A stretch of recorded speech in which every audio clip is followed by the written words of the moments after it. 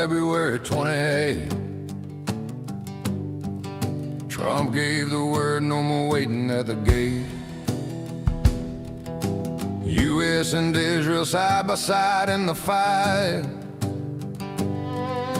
Launch them strikes deep into the Iranian night. Targeting the mullahs, the prayers and their crew, nuking their nukes before they couldn't brew. Tehran shaking with explosions in the air, smoke rising high, showing we mean business there. God bless America, land of the free and brave. With Trump at the helm, we're riding the wave, kicking ass when we must, no apologies here. Iran's regime's done, their end is near. Missiles fly back, but they won't break our steel. U.S. and NATO making the bad guys kneel. Trump's calling the shots, urging folks to rise up, overthrow the tyrants, fill freedom's cup.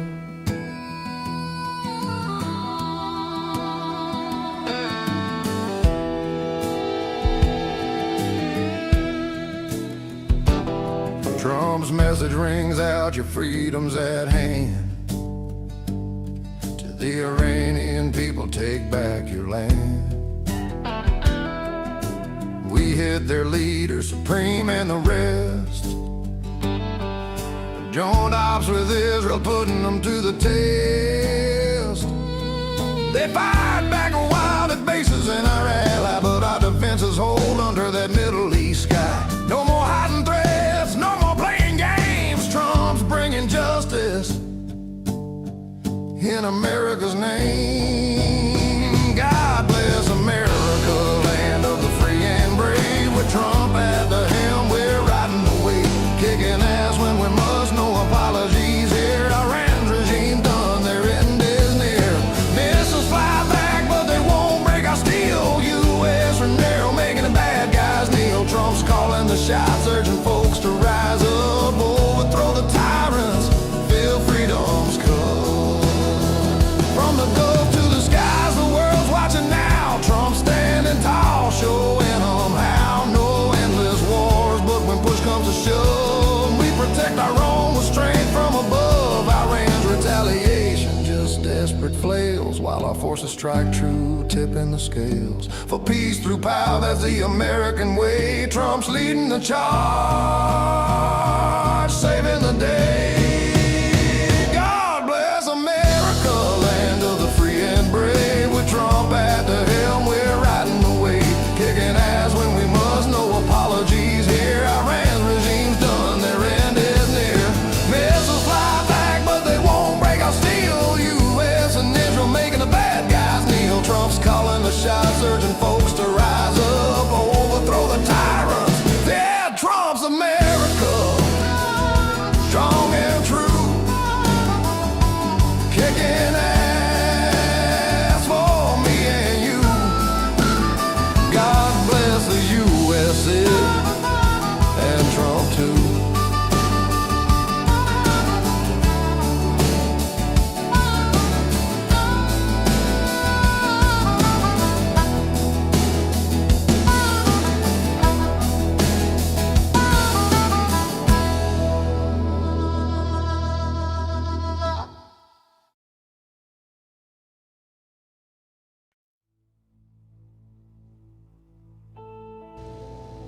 All right, good morning, everybody. This is the Sights and Sounds of Earth special wartime edition this morning. We are at war with Iraq this morning. Israel and with Iran. I said Iraq, didn't I? Iran. My God, I'm getting my wars mixed up. Historic U.S.-Israel strikes on Iran underway this morning as Tehran faces regime survival test. And that's where we're at right now. Operation Roaring Lion reportedly targets compound linked to Supreme Leader Ayatollah Khamenei in opening wave. This means he may already be dead. We don't know. They attacked him first this morning. Israelis awoke Saturday to news that Operation Roaring Lion had begun with joint American-Israeli strikes targeting military sites inside Iran. Within hours, satellite images circulated in Israel media appearing to show damage to a compound associated with Supreme Leader Ayatollah Ali Khamenei. The report reportedly it was struck in the opening wave. Air raid alerts were activated across parts of the country, and Iran launched missile barrages in response. According to the Israeli military official speaking on background, the incoming fire amounted to more in the dozens per round. Although no significant impacts had been reported at the time of the briefing, Homefront Command urged civilians to follow updated safety instructions and avoid sharing real-time locations of missile strikes.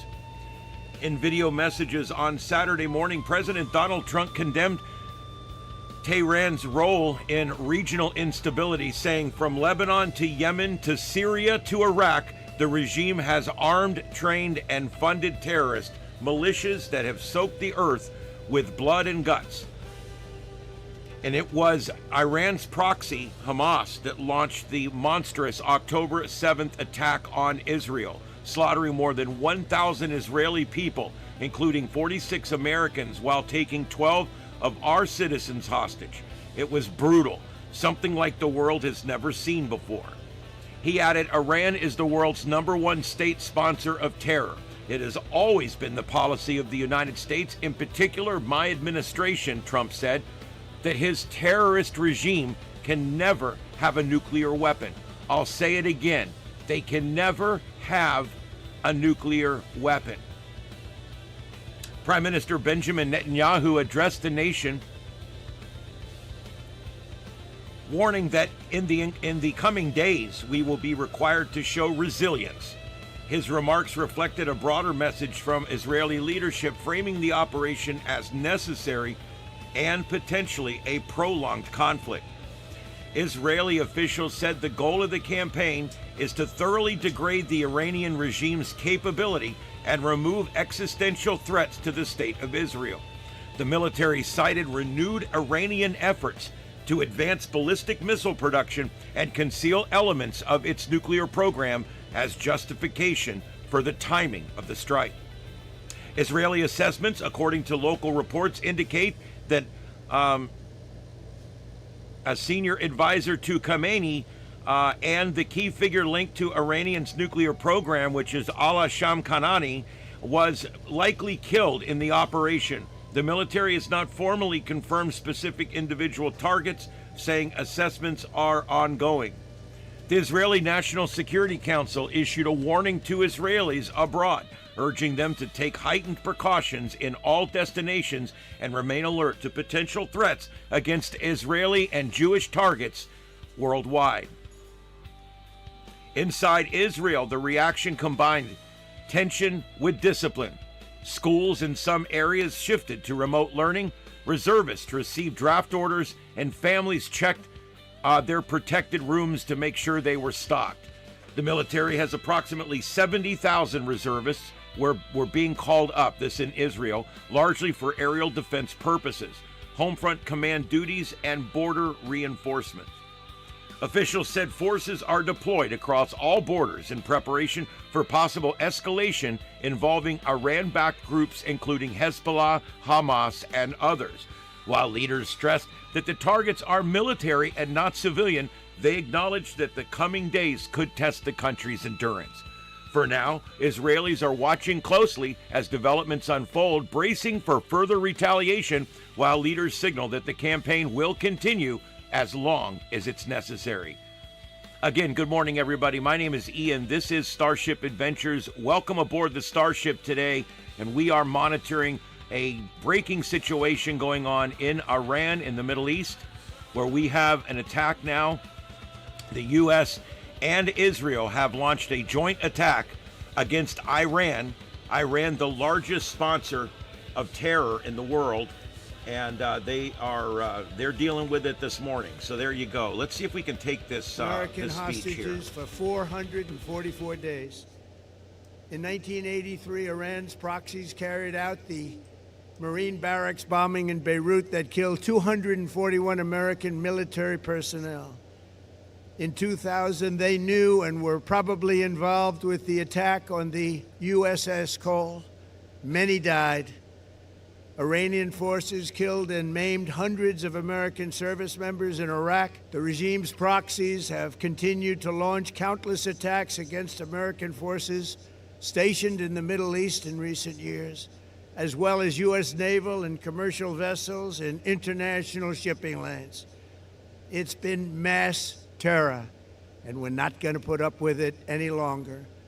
From Lebanon to Yemen and Syria to Iraq, the regime has armed, trained, and funded terrorist militias that have soaked the earth with blood and guts.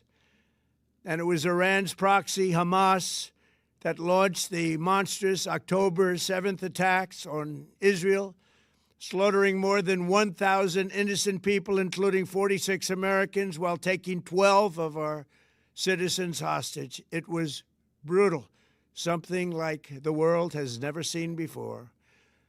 Iran is the world's #1 state sponsor of terror and just recently killed tens of thousands of its own citizens on the street as they protested. It has always been the policy of the United States, in particular, my administration, that this terrorist regime can never have a nuclear weapon.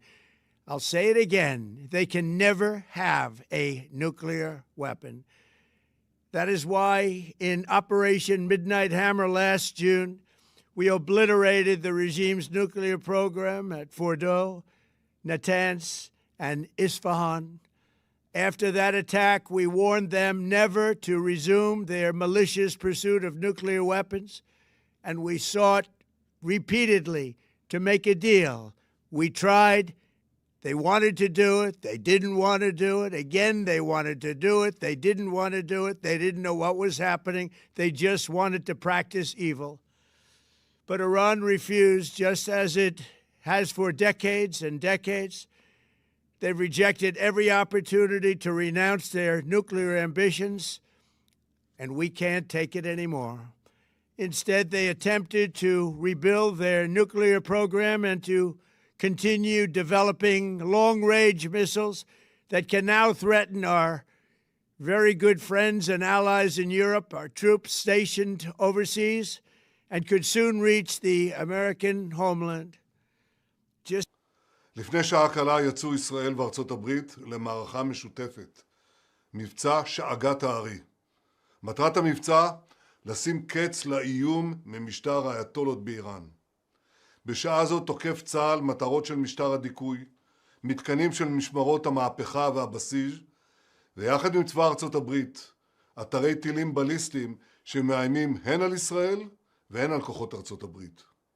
מבצע זה יימשך ככל הדרוש. בחודשים האחרונים הרודנים באיראן זוממים לבנות מחדש את יכולות הגרעין והטילים שלהם ולהטמין אותם מתחת לאדמה, ושם לא נוכל לפגוע בהם. אם לא נעצור אותם עכשיו, הם יהיו חסינים. ולשם כך, הנציגים שלהם במשא ומתן מנסים להרוויח זמן במשא ומתן עקר ושקרי עם ידידינו האמריקנים. ולכן יצאנו כעת למבצע שאגת הארי, פעולה שהיא עוצמתית הרבה יותר ממבצע עם כלבי, שהיה מאוד עוצמתי. אנחנו עושים זאת בשילוב זרועות מלא עם ידידינו בארצות הברית, תחת ההנהגה האמיצה של הנשיא טראמפ. יחד עם ארצות הברית, נכה קשות במשטר הטרור. ניצור תנאים שיאפשרו לעם האיראני האמיץ לפרוק מעליו את עול המשטר הרצחני הזה. כל מי שיניח את נשקו, כולל בקרב כוחות המשטר, יבטיח את שלומו ויבטיח את עתידו. העם האיראני על כל חלקיו, הפרסים, הכורדים, האזרים, הבלוצ'ים, האפחזים וכל שאר אזרחי האומה הנפלאה הזאת. זאת ההזדמנות שלכם, להקים איראן חדשה וחופשית. קחו את גורלכם בידיכם. So after weeks of build-up, Israel and the US have launched massive strikes on Iran. Tehran says it's retaliating. Israel is intercepting large numbers of incoming missiles. But can they sustain a long war? And how do their militaries compare? On paper, Iran looks strong. It has more than 600,000 active troops, plus about 200,000 people in the IRGC. That's the Islamic Revolutionary Guard Corps. But firepower is a different story. Iran's biggest weakness is in the air. Israeli strikes have exposed gaps in Iran's air defenses. Tehran's air force has around 300 to 350 warplanes, most of them bought before the 1979 revolution. Well, these are aging American and Soviet-era aircraft, several generations behind Israel and the US. So Iran can't match Israel in airstrikes, but Iran does have other options. Missiles and drones, including suicide drones, decide to crash into targets. Tehran has built up one of the largest missile arsenals in the region. The US says Iran has more than 3,000 ballistic missiles, most capable of reaching Israel, as well as US bases in the region. They've already developed missiles that can threaten Europe and our bases overseas, and they're working to build missiles that will soon reach the United States of America.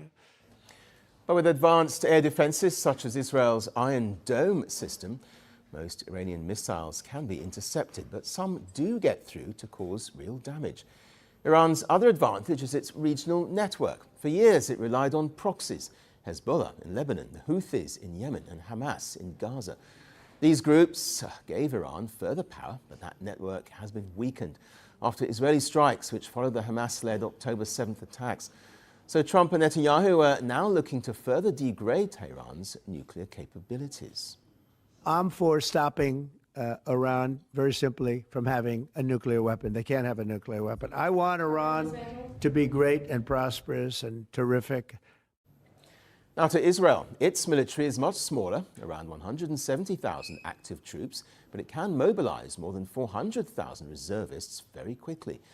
Israel's forces are highly trained and built for high-intensity war, but Israel's real edge is its technology. Israel has one of the most advanced militaries in the region. It operates more than 600 aircraft, including stealth fighters. Its air force can strike targets hundreds of kilometers away. Israel also builds many of its own weapons, from drones to missiles to air defense systems. Well, that gives it staying power in any long war. And Israel's biggest advantage is the United States. Washington provides Israel with weapons, intelligence, and massive financial support. And now US forces are positioned across the region. The US military presence is built around its base network in Qatar, the Al Udeid Air Base, the largest US installation in the region. In Kuwait, it has key logistics and air operations hubs. In Bahrain, the US Fifth Fleet headquarters, and in the UAE, the US base hosts fighter jets and drones. And in Saudi Arabia, Prince Sultan Air Base has air defense systems and fighters. Now, these bases provide the infrastructure for airstrikes, naval operations, and logistics. For now, American deployments are being supported primarily through these existing bases. And at sea, the United States has deployed major naval power, aircraft carrier strike groups, dozens of warships, and thousands of personnel. Well, together, more than 45,000 US troops are in the region. It's one of the largest American buildups in years, even as Israel says strikes will continue. Even at this very hour, Air Force squadrons and pilots are striking across Iran. We are all with them and behind them. The operation will continue for as long as required. So Iran has the manpower and the missiles, but Israel has the sky, the technology, and American support firmly behind it. Which makes one thing clear: overall, Iran is not fighting from a position of great military strength.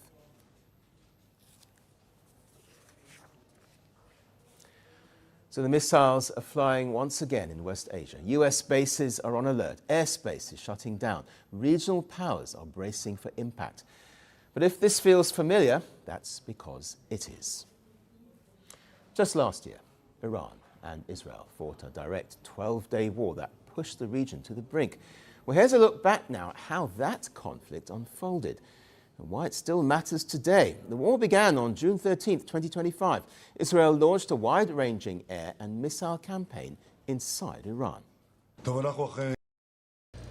Okay, so there you go. We'll go back to that in a few minutes once they put up some different videos. We're watching the different speeches that have gone on this morning from both Benjamin Netanyahu and also President Donald Trump.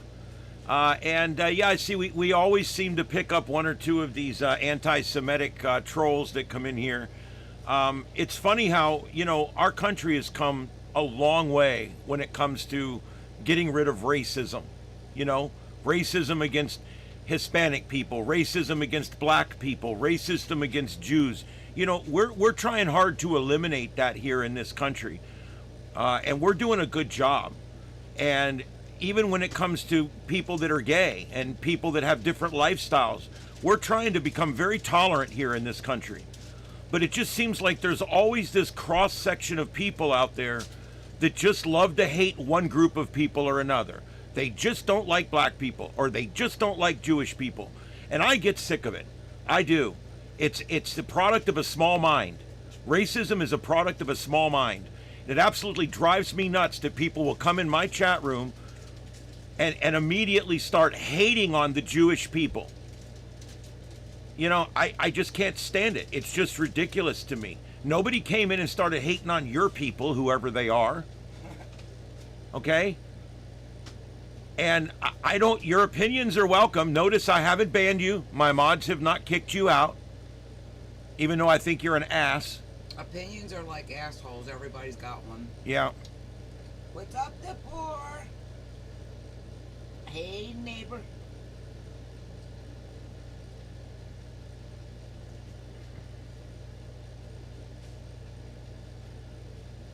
Okay, Brock, you may be asking questions. Other people in here were hating. All right? But sometimes when we keep asking the same questions over and over in the same way, we found a soft way to be racist. So I don't always agree that we're just asking questions. Yeah, that goes so far, and then all we're doing is we found a softer way to be bigots. Yeah, God bless America. God bless Israel. I agree. Israel they're great allies of the United States. They're good friends to us, and they deserve much better than the shit that they've gotten over the years.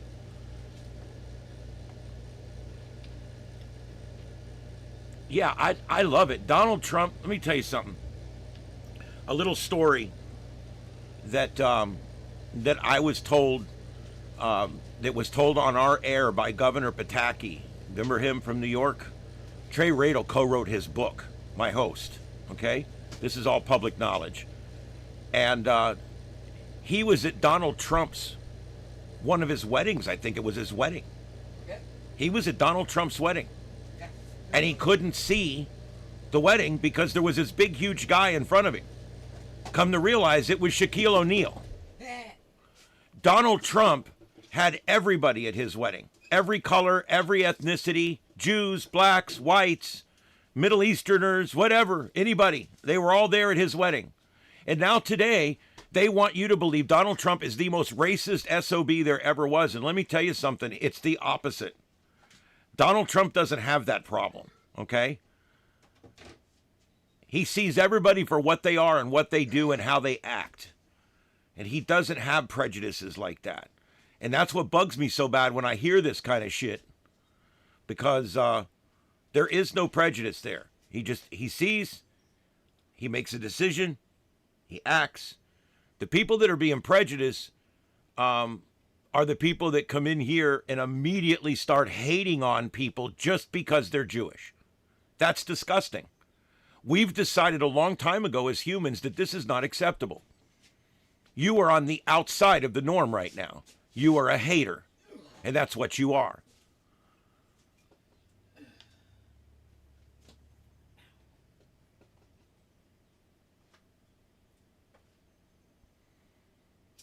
That's fine. I don't mind footing the bill. As a matter of fact, let me tell you something. After what they've been put through, after World War II, and everything before that, and everything after that, everything the Jewish people have had to go through and had to endure, I'd be fine with just giving them South Dakota. They need to just quit the snipping. I would be fine. I mean, literally, I'm fine with that. I'm sick of it. I'm sick of the way they're treated. They're constantly being bombed. They're constantly under attack. People hate them just because of who they are.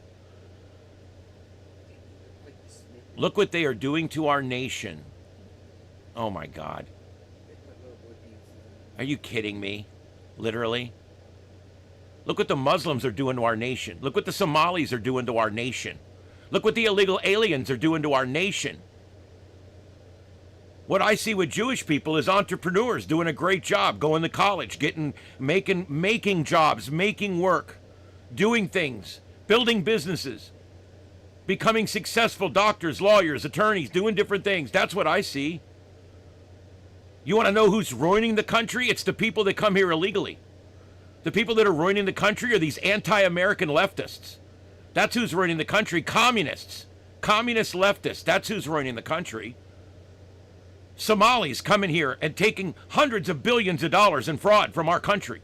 That's what's ruining our country. That's what's ruining it. So get it straight.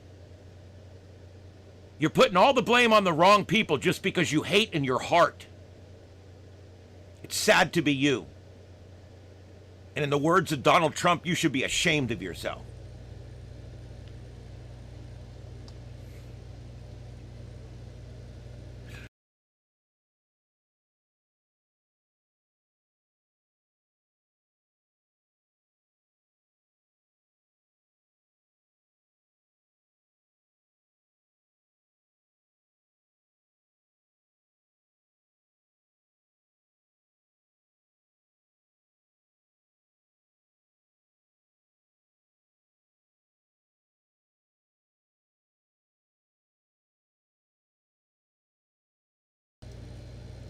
The Jewish people use very little welfare.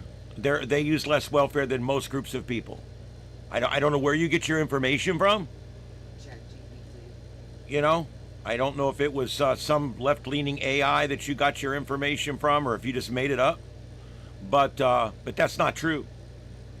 That's not true. As a matter of fact, other Middle Easterners use it up at 3 times the rate that Jewish people do. They come here and immediately go on welfare. I don't know where you get your information from.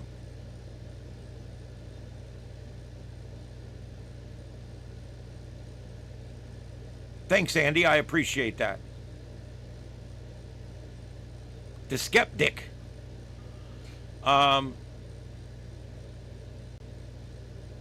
Yes, I completely agree with you, the skeptic. I completely agree with you. People who hate people just because they're different than themselves, they expose themselves. And they're generally people who have been manipulated by fear, people who have been indoctrinated in some way, people who have been taught by their parents or their teachers or by their friends or whatever to hate. Hate doesn't come naturally. We don't hate in nature. Hate's a learned response. And so you hate because someone's trained you to hate. You hate because that's your culture to hate. I just wish the rest of us didn't have to deal with bastards like you, because I can't stand people that just hate to hate.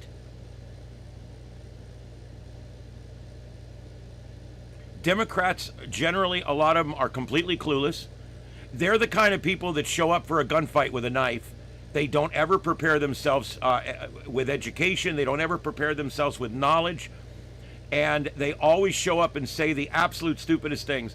You know, they can't even do a protest right.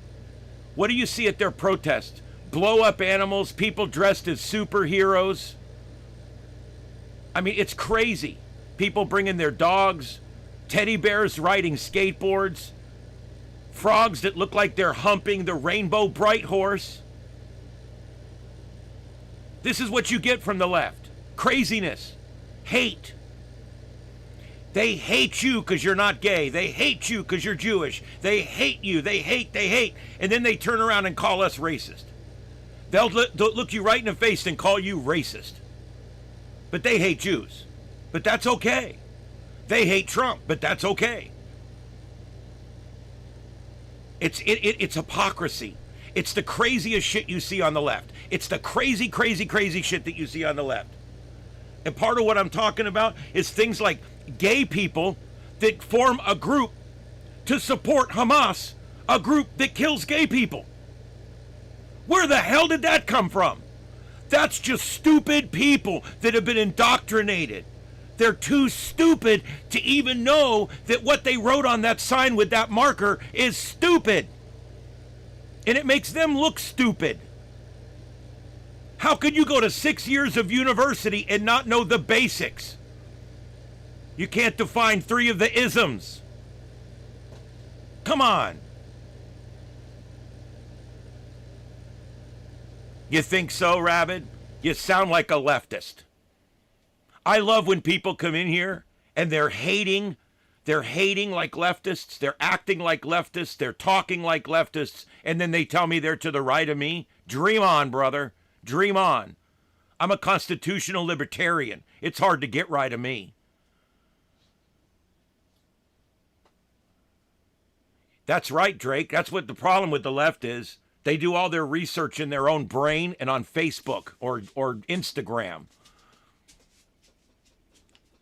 Or they watch the liberal media. They watch the Communist News Network and MSLSD. And they watch the weekend shows like Deface the Press.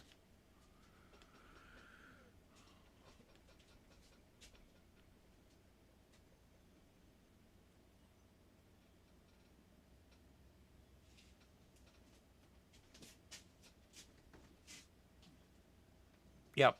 I try very hard to provide good programming, guys, and sometimes the screens go dark. Sometimes it's an old video. I know that the 4 in the big screen there that's looping at this point, and I'm already looking for something.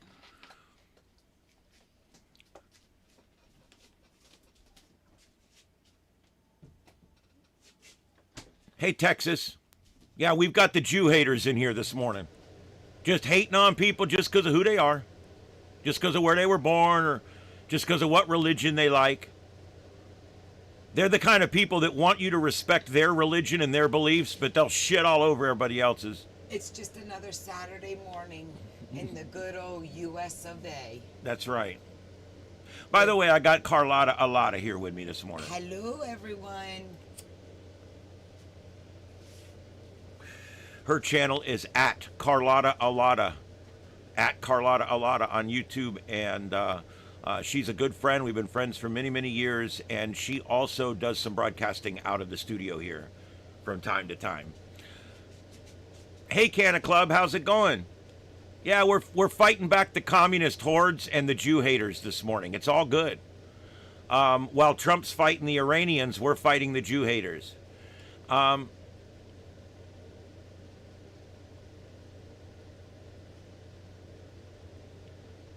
There you go, Andy. Yeah, I love when people always putting down Jewish people. Let me tell you something. I have Jewish friends. I have had Jewish bosses. I love them. They always pay my ass on time. And you may have been in a Jew. Yeah. Yeah, probably did 1 or 2. But yeah, I love Jewish folks. So I don't understand Jew hate. I'll never understand it. Oh, here we go. We're going to go back. We're going to go back hundreds of years now. Here we go. Yes, there's not a lot coming out of Iran. A lot of the streams I could find earlier are just now looping because there is no fresh video coming out. Should be going in the nighttime there. I think they're 6 or 7 hours ahead of us. So yeah, we'll be getting dark there in 2 or 3 hours. Yeah.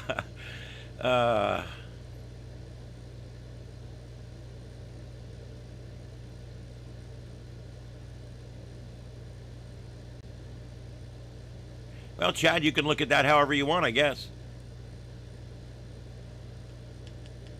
I mean, it is what it is. You know, I don't necessarily read it the same way you do. Do you know when the last time war was declared? Put it in the chat room. When was the last time war was declared by Congress? When was the last time war was declared by Congress? Put it in the chat room. Look it up if you have to. Put it in the chat room.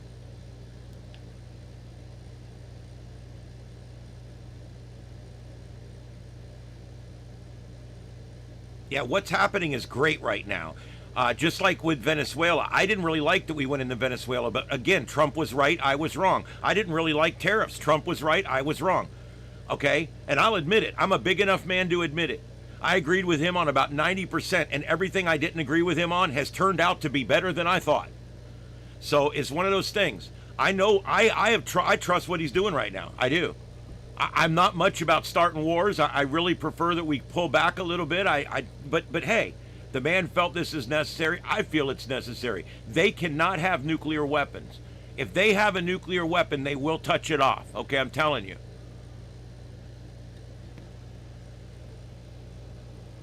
All right, neighbor, I'll check that one.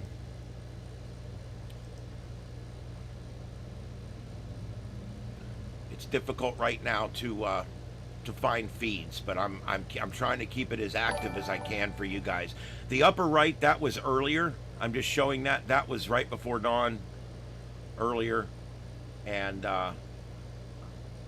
everything else is supposed to be live. But I know that the center and the bottom right, those ones over there, those four, I know that those are looping, and I'm working on getting that replaced right now.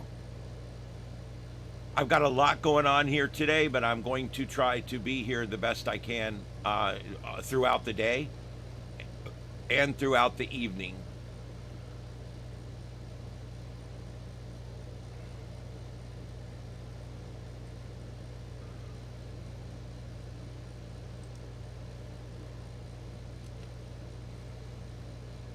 Okay, my question is let's see here.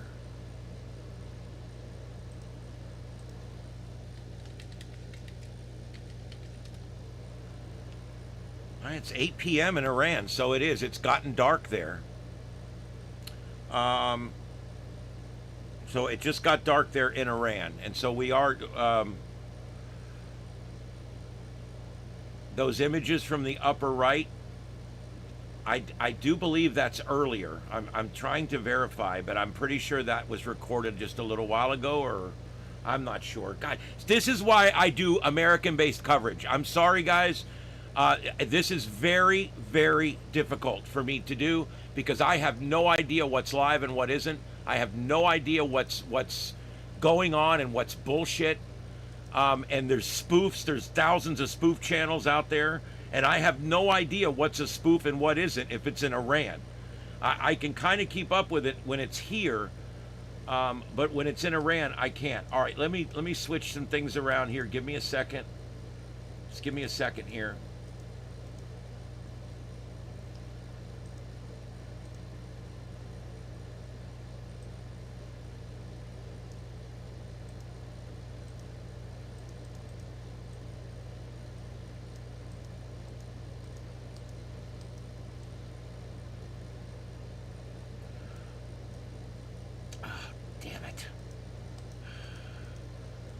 My OBS has gotten so full of all the different things that I do on my show that it's gotten very hard just to thumb through all the different layers because I've got about 70 layers right now. It's a little ludicrous. It's a little discombobulated. Oh my Lord.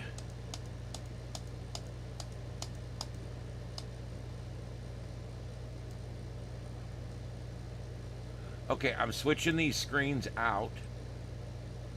All right, and I'm going to switch those out, and then I'm going to replace this one up here with that other one you just sent me.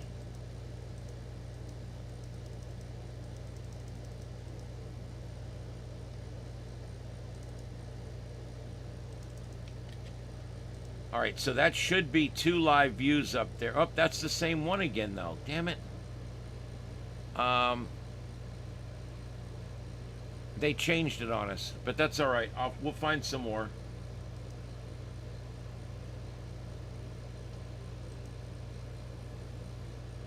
I was planning on going live this afternoon if the protests kicked up.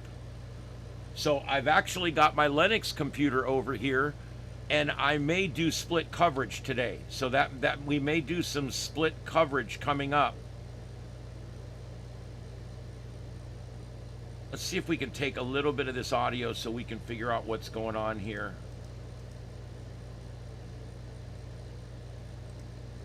all the live and latest updates. Remember, the situation is quickly spiraling out of control because this is no longer just between Israel and Iran. The US has been involved. These are joint strikes that we are talking about. Iran, of course, has vowed to avenge. They have been hitting all of those bases of the United States, whether it is Qatar, whether it is even, say, the UAE, which has shut down its airspaces. The situation is currently on tenterhooks. We will keep bringing you all the live and latest updates as we slip into a quick break. Stay tuned to CNN News 18.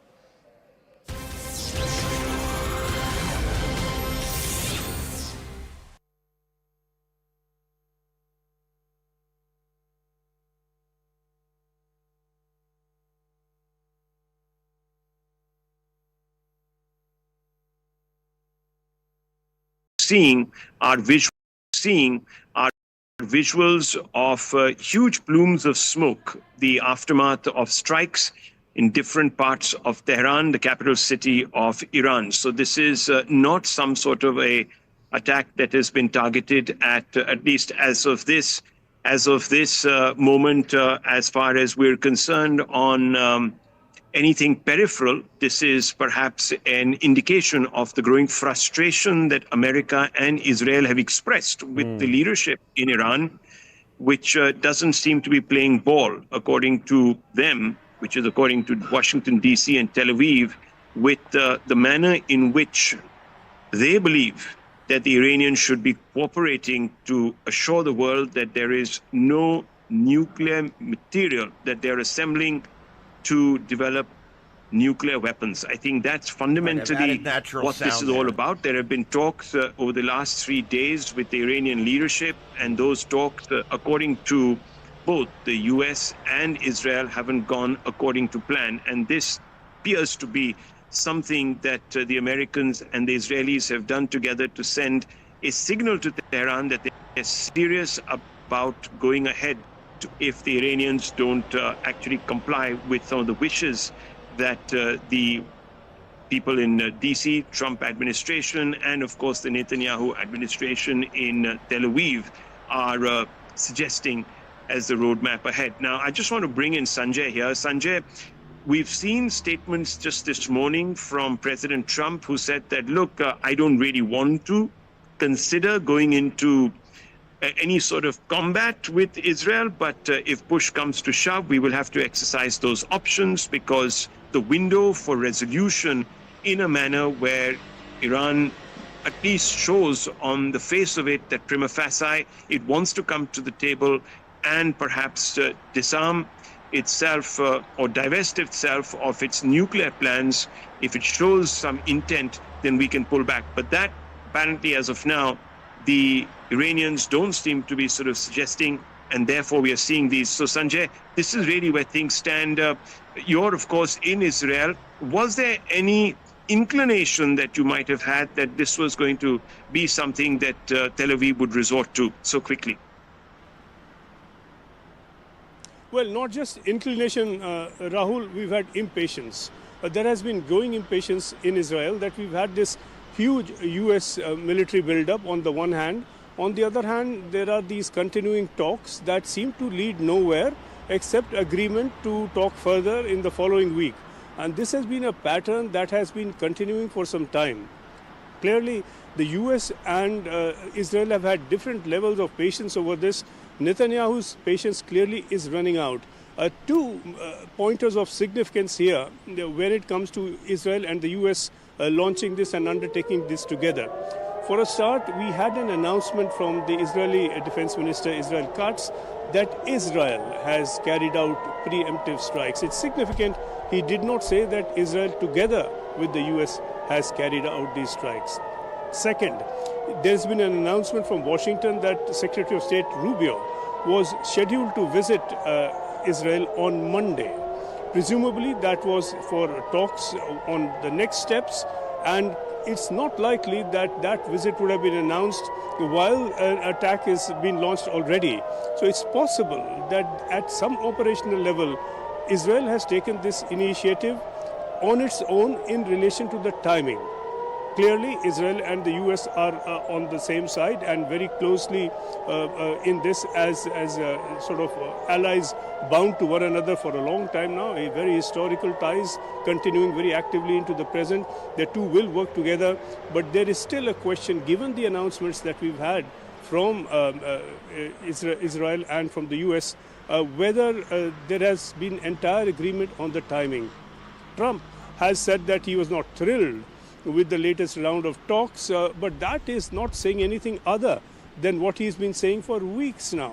There has been nothing new from Trump. Trump's fundamental position has been to keep warning, keep cautioning, while saying we hope talks will lead to something. They haven't, and Israel has acted certainly with the level of support from the US. Stay with us, Sanjay. Just cutting you short there. We're getting some more breaking update in this. Thousands of members of the Islamic Revolutionary Guard Corps have been killed or wounded following attacks on several military centers and positions.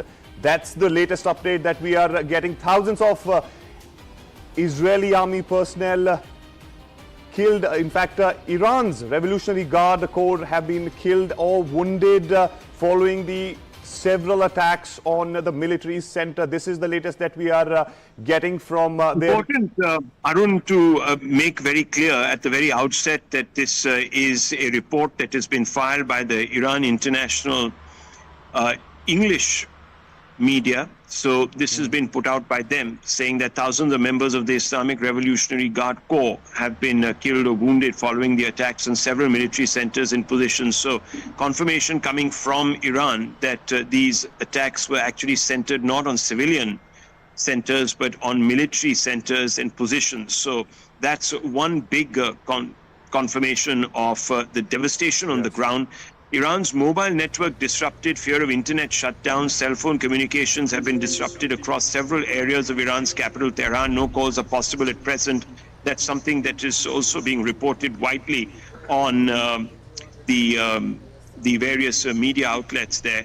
India has issued an advisory in view of the prevailing security situation in the region. All Indian nationals in Israel are advised to exercise utmost caution and remain vigilant at all times. Indian nationals are strongly advised to strictly adhere to the safety guidelines and the instructions issued by Israeli authorities and the Home Front Command. So we have some of those inputs also coming through. We're also being told that as of now, there is no information available on any basic official media of civilian casualties. So if Sanjay, if you can affirm that, or if you are getting to hear other information, if you could build on that. Israeli security sources to Reuters news agency have come out and said that the operation was planned over months and the date was set weeks ago. Of course, this won't be the first time that you have had these strikes conducted on. All right, guys, we are continuing our coverage here. My name's Ian. This is Starship Adventures. See you later, Skeptic. We'll see you when you get back.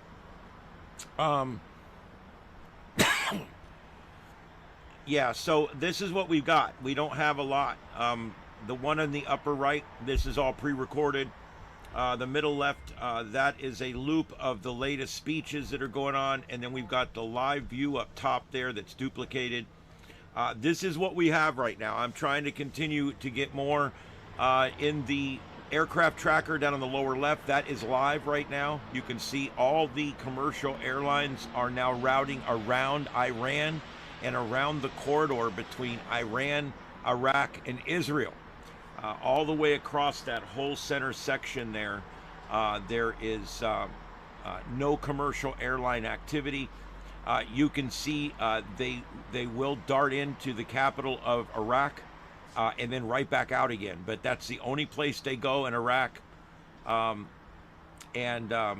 They'll go into Baghdad, and that's it. And then, of course, in Iran, there is no commercial air traffic over Iran right now at all. And so there you go. Hey, Cool Lurking. What's up, man? Thanks for coming in.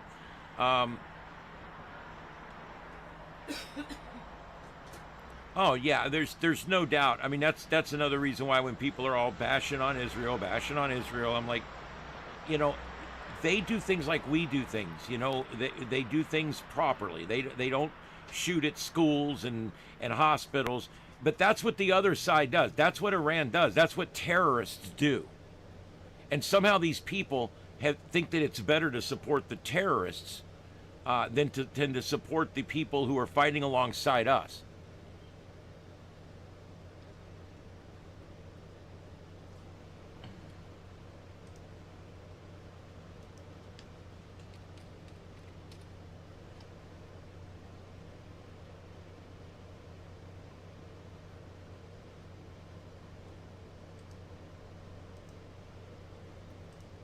Thanks for that link.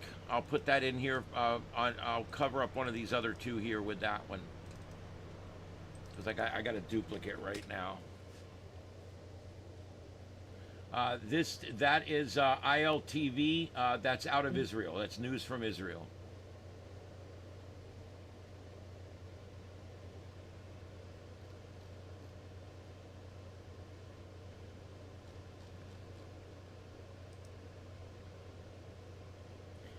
I mean, Iran is a state sponsor of terror. I think that's another thing that people are having a hard time getting around, is the fact that, you know, Iran is a sponsor of terror, you know, and that has to be dealt with. The war on terror, do you guys remember that? Do you remember all the things that have happened to us over the years with terrorism, and what just happened to Israel not long ago because of terrorism? People crossed their sovereign borders and kidnapped and killed their people on a scale much larger than 9/11 when you compare the populations of the two countries.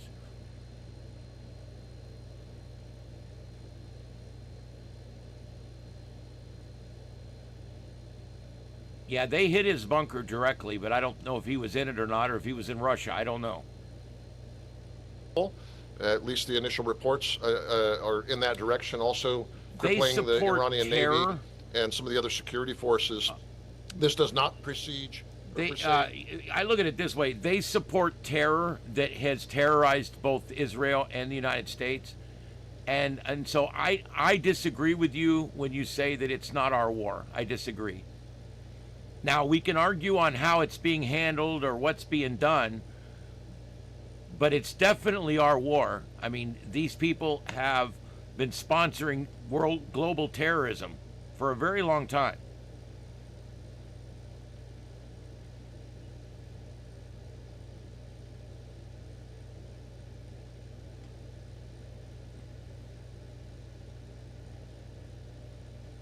I am no bootlicker.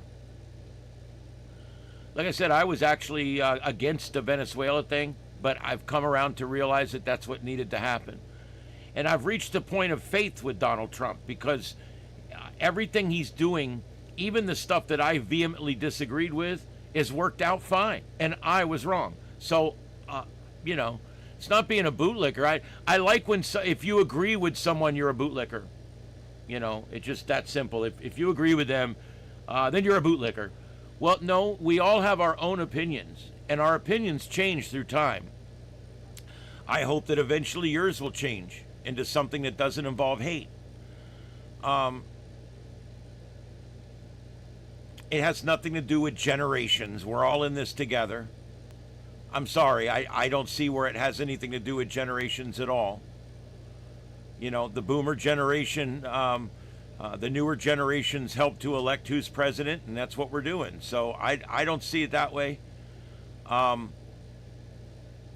I'm just glad the boomers aren't in charge right now, because they're a bunch of communists and a bunch of socialists and a bunch of Jew haters and a bunch of people that hate Donald Trump, regardless of what he does or how he does it or how well he does it or how he's kept his promises or how none of that matters. They just hate him. He could cure cancer and they would lay there and die.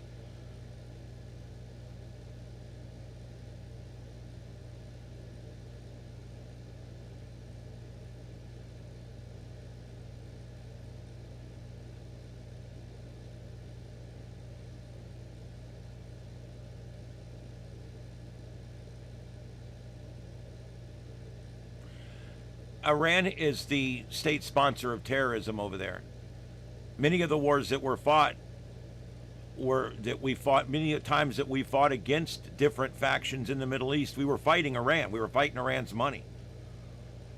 So you got to look at it that way. I mean, you can look at it however you want, I guess, but that's basically the bottom line.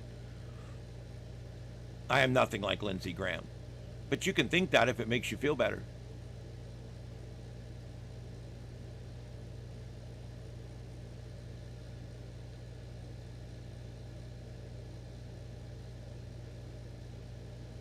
I actually, I think the Iraq War shouldn't have happened. I mean, that might surprise you. I agreed with the actions taken in Afghanistan following 9/11, but that's as far as I go. I don't think we needed to go into Iraq at all. I think that whole thing should have been left alone. I was against that. This is different, though.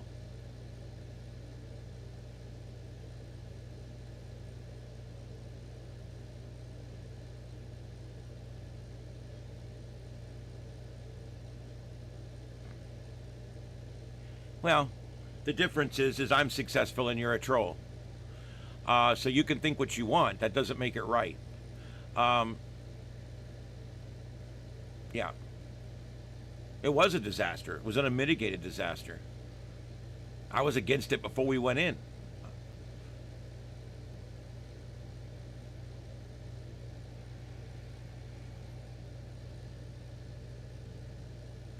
Well, comics, I agree with you. But that's their culture.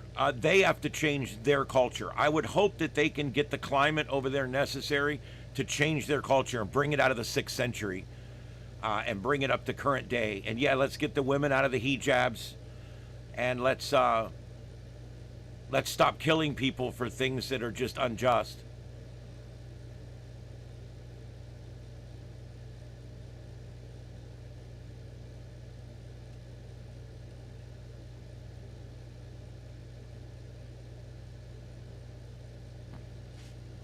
No, you're a troll because you came to my channel and specifically picked a fight with me very early on because you hate a certain group of people. And then you changed your stance 3 different times during the conversation. So you're obviously a troll. You're just trying to find angles to get under my skin. It doesn't work with me. I don't care what you guys say. I'm very secure in what I do. I'm a retired fire chief, former law enforcement officer, and I have been in commercial media for 14 years, and I produced the #1 talk radio show in Southwest Florida. It's conservative talk radio. And I know what I'm talking about. I've been talking about this shit for years. And just because you don't agree with me doesn't mean I'm ignorant. And matter of fact, it may mean that you don't have your head wrapped around things right sometimes. But you're not willing to even entertain that possibility, are you? Yeah. Well, you're a leftist that says you're to the right of me. That's all I need to hear to understand that you're pretty messed up. That's right. I agree, Sal. If people spent the time studying and looking at things and actually researching from a neutral point of view, turn off the Communist News Network and MSLSD, turn off all these far left extremist things, and actually look at the world for what it is. Actually read one article from here and one article from there and compare the two. You know something I'm doing? I'm using Grok to take an article from the left. I take an article from Fox and an article from CNN, and I have it outline the differences in the articles. And that's how I take a topic and go in depth. Okay? That's where I start. And then I go in and I find why would one say one thing and one say the other? That's where you start. That's where the difference is. And what you find is that all the media sources now, they're all out just pushing their agenda. And so you have to go beyond that. You have to study beyond that. And you have to remember, even the history books now, even the history books that your child uses in school, heavily influenced by the left. The history books, the science books, everything they read in school, heavily influenced by the far left, by the extremist left educators. So no matter what, you're always going to end up in a situation here where people are going to call you ignorant. People are going to call you stupid just because they don't understand it and they have a different opinion of it. and they don't like the truth, whatever it is. You're so stupid.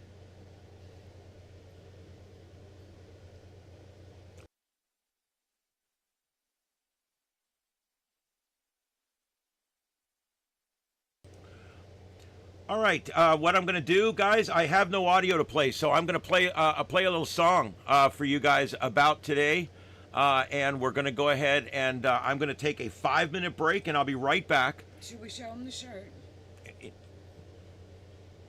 So I'll be right back in just a few minutes, and 5-minute break, guys, 5-minute break. I'm leaving all the screens up. We'll be back in just a few minutes. This is the Sights and Sounds of Earth here on Starship Adventures.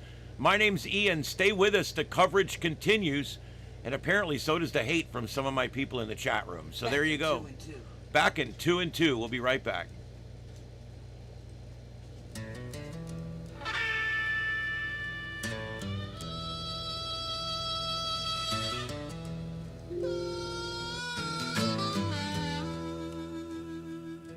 Well, dawn broke early on February 28th. Trump gave the word, no more waiting at the gate. U.S. and Israel, side by side in the fight, launched them strikes deep into the Iranian night. Targeting the mullahs, the press and their crew, nuking their nukes before they could brew. Tehran shaking with explosions in the air, smoke rising high, showing we mean business there. God bless America. God bless America.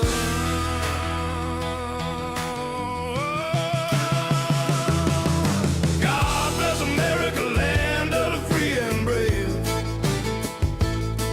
With Trump at the helm, we're riding the wave, kicking ass when we must, no apologies here. Iran's regime's done, their end is near. Missiles fly back, but they won't break our steel. U.S. and Israel making the bad guys kneel. Trump's calling the shots, urging folks to rise up, overthrow the tyrants, fill freedom's cup. Trump's message rings out, your freedom's at hand. To the Iranian people, take back your land. We hit their leaders, Supreme and the rest, joint ops with Israel, putting them to the test. They fired back wild at bases in our alley, but our defenses hold under that Middle East sky. No more hiding threats, no more playing games. Trump's bringing justice in America's name. God bless America, land of the free and brave. With Trump at the helm, we're riding the wave, kicking ass when we must, no apologies here. Iran's regime's done, their end is near. Missiles fly back, but they won't break our steel. U.S. and Israel making the bad guys kneel. From the Gulf to the skies, the world's watching now. Trump standing tall, showing them how. No endless wars, but when push comes to shove, we protect our own with strength from above. Iran's retaliation, just desperate flails, while our forces strike true, tipping the scales for peace through power. That's the American way. Trump's leading the charge, saving the day. God bless America. God bless America, land of the free and brave. Land of the free and brave. With Trump at the helm, we're riding the wave, kicking ass when we must, no apologies here. Iran regime done, their end is near. Missiles fly back, but they won't break our steel. U.S. and Israel making the bad guys kneel. Trump's calling the shots, urging folks to rise up, overthrow the tyrants, fill freedom's cup.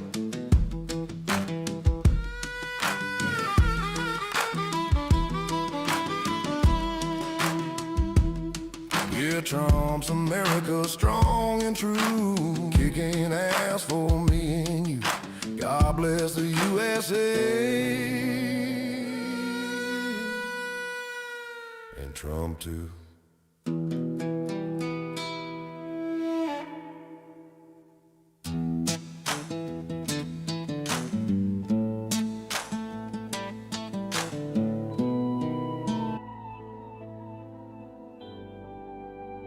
All right, welcome back to the next segment here. This is the Sights and Sounds of Earth, a special wartime edition today on Saturday, February 28, 2025. It's 11:56 a.m. on the East Coast, 7:56 on the left coast. And right now we are covering the conflict in Iraq that started this morning during daylight hours in Iraq. And we are we're fighting two wars today. We're fighting one in Iran, where Israel and the United States are fighting against the worldwide sponsor of terror, Iran, and their continued attempt to get nuclear weapons. And apparently people keep forgetting about that. And the second war we're fighting is in the chat room against the Jew haters. We're having a great war in there against people that hate just to hate because they're racist bigots. But that's okay. Yeah, you're not used to being called that, are you? Because the left always calls us bigots. But you know, the truth is the bigots are the people who hate for no reason. And that's the Jew haters. So there you go. All right, so we are back. This is live continuing coverage. We are on... Yeah, there's the shirt. Can you see it? Yeah, there's the shirt right there. Yeah, so there you go. Anyway, I got some real trolls in today, and I love that because it helps my algorithm. So a special shout out to all you trolls out there that have helped me get the word out, the conservative word out, farther and wider than I've ever been able to do before because of your trolling helping my algorithm. So thank you very much. I really do appreciate it. I hope that you guys understand just how much you've helped get out the conservative movement today on this channel by helping my algorithms. Also, I want to talk a little bit about today's show sponsor. Today's show sponsored by Trump and All. Trump and All. For people who suffer from Trump derangement syndrome, Trump and All is a great medication that you can take. It's over the counter, and you can just take that medication, and you won't be such a crazy libtard all the time, and you might get a little closer to reality. And you can try that today. It's not that expensive. Trump and All, an amazing medication for libtards suffering from Trump derangement syndrome. That's Trump and All. And if it doesn't work the first time, you probably need extra MAGA Strength Trump and All. MAGA Strength Trump and All by the makers of Trump and All. MAGA Strength Trump and All will have you waving a flag before you know it. Warning, taking extra strength Trump and All for an extended period of time will make you actually get off your ass and get a job. It might make you actually create a nuclear family and feel a little bit better about yourself, your country, and your president. Trump and All, MAGA Strength Trump and All, trying to keep these deranged individuals normal for many, many years. Next, a new suppository from Trump and All for people who just can't keep food down because of bad orange man. There you go. It's fast-acting Trump and All suppositories. These fast-acting suppositories, when rammed up your ass, will make you feel much better about your country. Again, making you feel good, wanting to have a good life and a good family just because of something you put up your rear end. So there you go, suppositories. And if you miss putting it in, or you missed another, or you have a really bad day at another election, we have another great product here called Butthurt Cream. From the makers of Trump and All, Butthurt Cream. When life's a real pain in the ass, liberally smear on some Butthurt Cream and you'll feel much better. That's Butthurt Cream for you stupid liberals whose ass burns all the time. That's Butthurt Cream. Try it today and see if it works for you. And if you're just not seeing straight and everything you see is terrible, what you need is Trump Drops. Trump Drops, the new amazing eye drops from the makers of Trump and All. Trump Drops for when you just can't believe your eyes. Trump Drops will bring reality back into your vision. And be careful, the use of Trump Drops on the first couple of times will be scary. You'll actually see reality as it is for the very first time in your life. So, Trump Drops, try those today. Get reality back in focus. And if what you're hearing's crazy, well, you need MAGA ears. MAGA ears is great. Just a few drops, and you'll hear that shit on CNN for exactly what it is. Trash. So MAGA ears, it's really great. Just a few drops in there, and you'll be all set to go. Hear the truth for the very first time with MAGA ears from the makers of Trump and All. That's right, MAGA ears. And if sleep's your problem, you can't be a patriot unless you get a good night's sleep, right? So you need Trump PM. Trump PM is an amazing medication. One little purple pill at bedtime, and next thing you know, you'll be doing great. You'll wake up at 3 in the morning and piss red, white, and blue.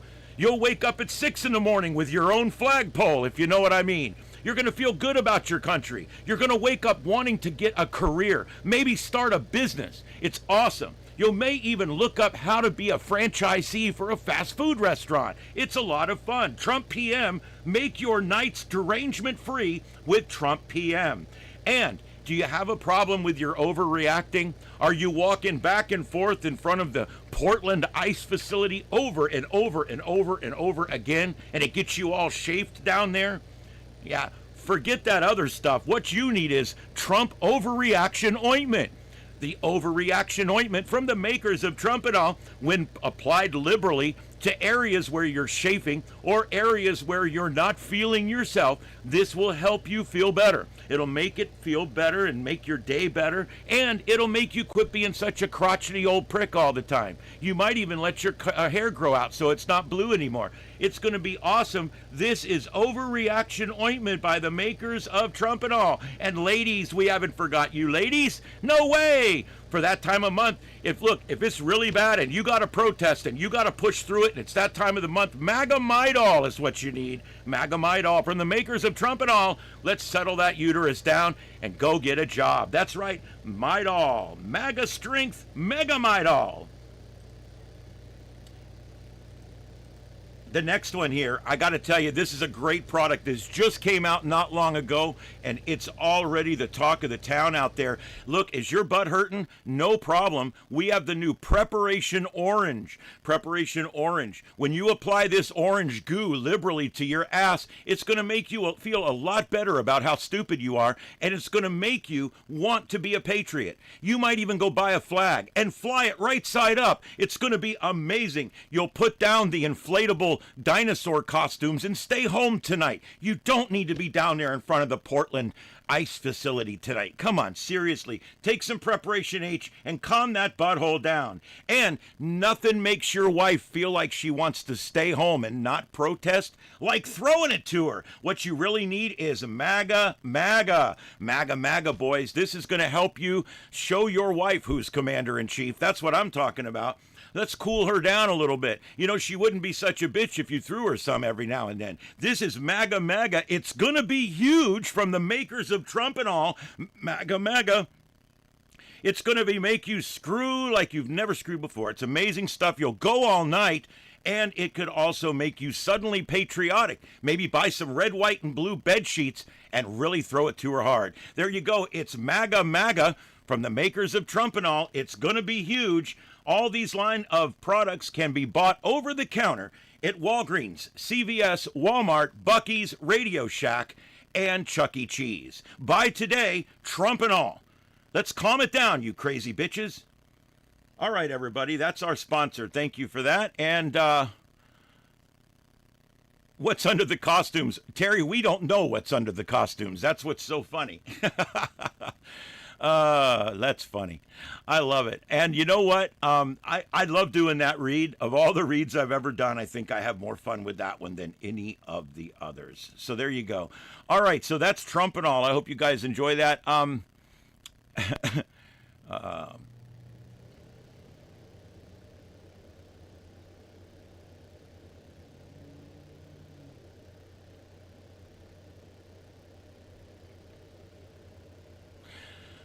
All right, let's see here. What else do we got?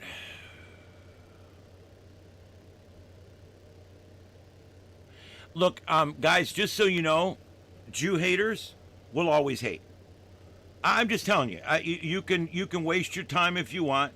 I've kind of stopped. I've kind of stopped trying to get through to these people because they're just. It's just kind of ignorant, really. I mean, they just hate. You know. Go back 100 years and try to convince some guy not to hate black people. You know, go back 50 years ago, try to convince some guy not to hate Mexican people. It's difficult because some people just like to hate. And whatever time you live in, there's someone to hate. And I think that's kind of the way these people are. They're like, well, it's 2026. Let's hate the Jewish people now. Oh, Jesus, here we go. The Jews have pushed degeneracy, really?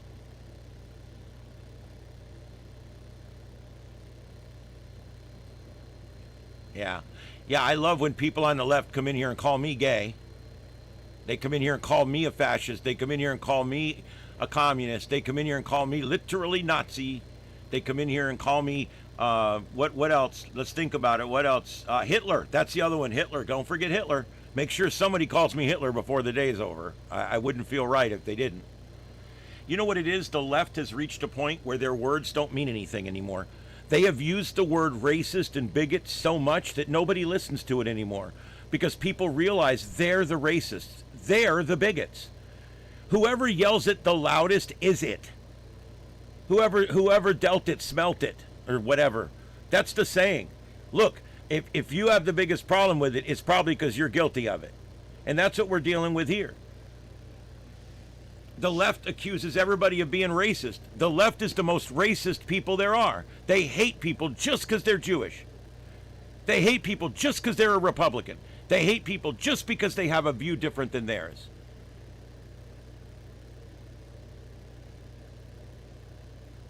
Yeah, it's just before nap time. That's why all the trolls came out.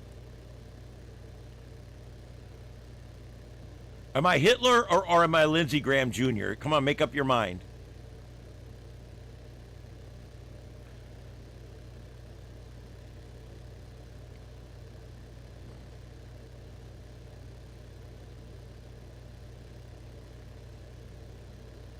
I can't grasp the far right spectrum.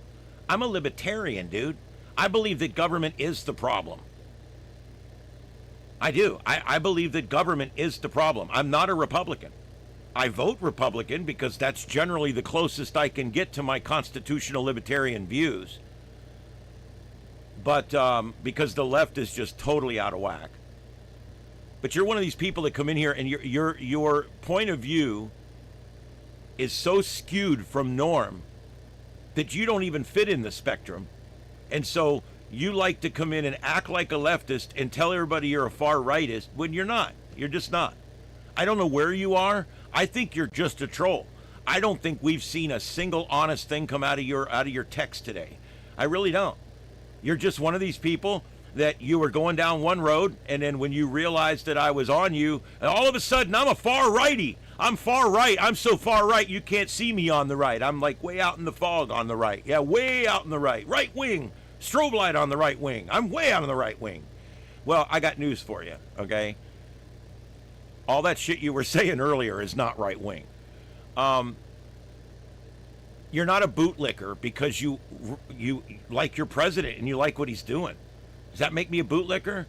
If the next president comes along, are you going to like him? What if have you ever liked the president? Did you like Joe Biden and the auto pin? Huh? Did you like Barack Hussein Obama? Did you like him? What president have you liked? I bet you're one of these anti-government malcontents that just hates everybody. You don't trust anybody. You hate everybody. You haven't changed any of your stances from the beginning. Okay, all right, whatever. We got the transcript, buddy. Yeah, the left showed their authoritarian nature during COVID. That's absolutely correct. That's absolutely... The left and the right both showed you how willing they were to take away your rights. And the left is certainly willing. They're willing to censor your speech, and they did actively censor your speech. They're willing to force you to put chemicals in your body, and they did actively force people to put chemicals in their body. The left is disgusting for that and what they did. Yeah, look, Trump's doing a great job. And the more people talk shit about him, the more people hate him, the more people, go out and protest and everything. I know he's doing a good job. Because if they're this mad, he's doing a good job. That's the bottom line. All right? If he was doing a mediocre job, they wouldn't be this pissed off. These protests keep going on with these 20 or 30. There was about 40, 50 people at the most last night during the protest. We carried it live here, of course, on Starship Adventures. We carried it live, and we had the usual blow up dinosaurs, blow up horses, blow up frogs. We had the skating bear. We had the washed up wedding singer. We had the what else did we have out there? We had the superhero guys, and we had the guys that roll up on a bicycle and just sit on the bicycle and watch. We had the whole crew of YouTubers. We had the anti-protesters. They were all out there, and the truth is, when you added them all up, there was about 60 people out there total. And then the law enforcement came out at one point and made them all back off, and then they went back in, and that was about it. But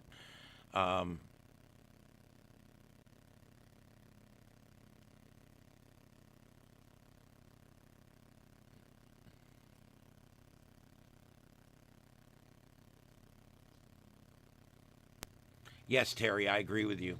Hate is ugly, and Biden not taking care of business is why we're where we are today. Biden had he had inflation up to almost 10%. Trump's already got it back down to 2%. Hello, if you can't see the difference there, you know, I know it sucks because you have the moral low ground, you have the intellectual low ground, and you have the moral low ground. I'm sorry. I love having the high ground on all three of those. Yes, Tommy was attacked again. This group is constantly being attacked by liberals. Liberals go immediately violent. That's one difference between the left and the right. You know, they tried to call it in. A guy went and smoked a cigarette in Nancy Pelosi's office. One window got broken. The only violence was committed by police. And somehow that was an insurrection against our country. Yet they stormed the Capitol building in Minneapolis the other day. Nobody used the word insurrection one time. It's a double standard. It's an absolute double standard that we live with in this country every day. Minnesota, I mean, what an absolute wreck. Blue cities, in blue counties, in a blue state, with an ultra blue governor that ran with the moron to be president. I want you to think about that for a minute. This is about as blue as you get, Minneapolis. And it's wrought with fraud. I live in Florida, the free state. I live in a Republican city, a Republican county, and a Republican state. I pay no income tax. I pay some of the lowest taxes in the country. And you know what? We don't have this problem here because this money goes through the state. It's federal money and it goes through the state. We don't have this problem here. Why? Because we have a conservative government and we watchdog our money. And this shit doesn't go on in Florida. Not near to this degree. It probably a little bit of it goes on everywhere, truth. But in Florida, this is not a problem. They're going to find less than 1% of this fraud in Florida. Where you're going to find it is Illinois. You're going to find it in LA for sure, Oregon, Washington State. You're going to find it all over the place. And we're talking probably going to be, it's going to top $1 trillion, which is more zeros than most of us can see. And it's all because of leftists. It's because of leftists.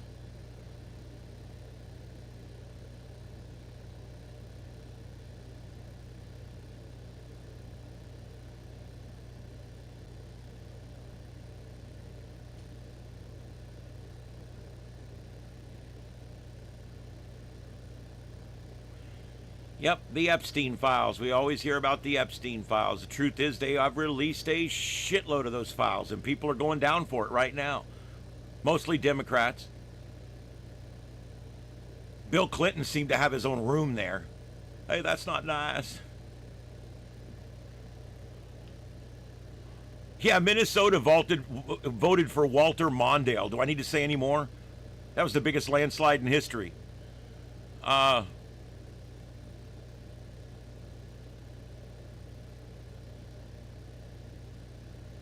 Yes, I agree with you, Deploribus. Had his mental decline, had anybody been honest in there, then he would not be president. But when he's president, they literally just kept things going. They just kept it going and kept it going. because that's literally what they do. That's what they do as liberals.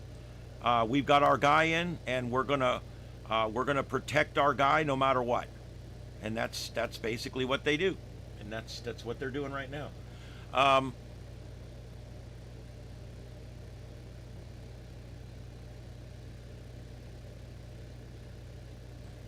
Trump is a pedo.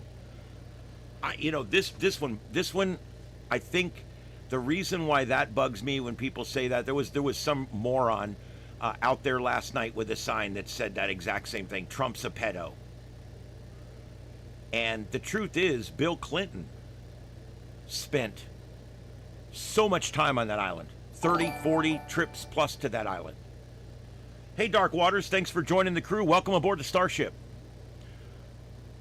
Bill Clinton lived on that island. Donald Trump ejected him from a party in Mar-a-Lago many, many years before most of this even happened. And he never went to his island, and he never traveled with him, and he never did anything with him, and all this is proven. Besides, Biden had those files. Biden had those files. Don't you think he would have released anything out of those files if he could have? He knew he was about to get his ass beat by Trump in the next election. Don't you think he would have taken that and used it against Trump if it existed? That's why you can keep saying it all you want, but it doesn't make it true. I can't stand people that literally, it sounds good, Trump's a pedo, that sounds good. So you just keep saying it over and over and over, even though there's absolutely no truth to it. What if someone called your child a pedo? What if somebody called your father a pedophile? I mean, do you think it's worth it? I mean, to lie like that and to be a complete shill for the left? If that's the way you want to live? Instead of letting a little truth and light come in? Jesus. It's just stupid. It's stupid.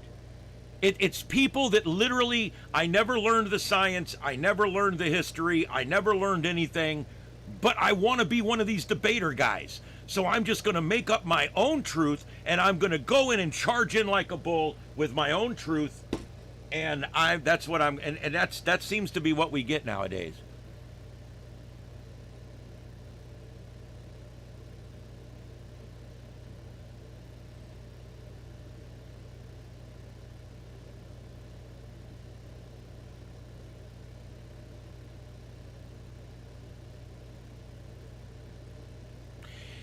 Yes, boomers and conservatives. People hate boomers and conservatives, but that's who's running the country right now, and they're doing a pretty good job. Yeah, I don't believe I don't believe anything these days until I research it. I can tell you that.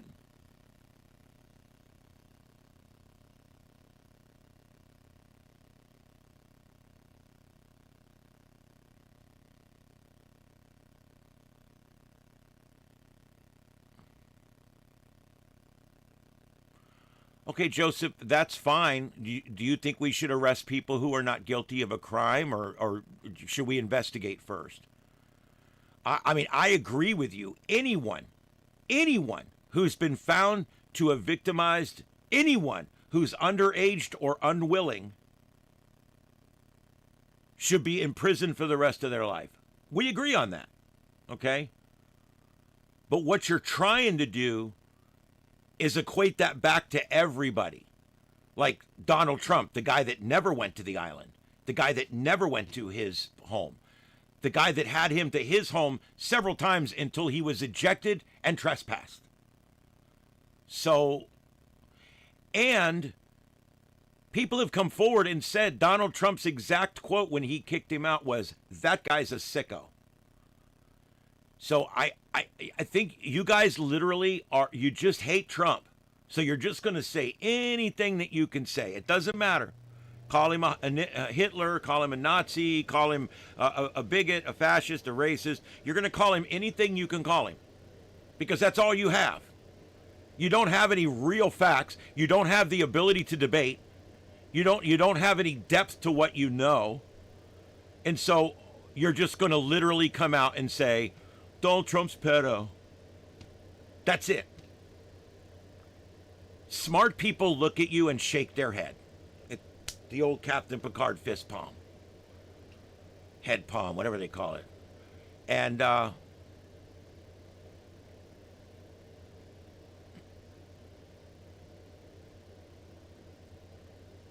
yeah, anybody that voted for Donald Trump because of what he said he was going to do should be happy right now. He's done really well.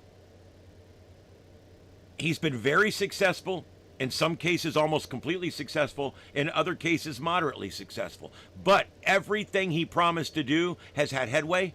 Everything he's promised to do has been made somewhat better.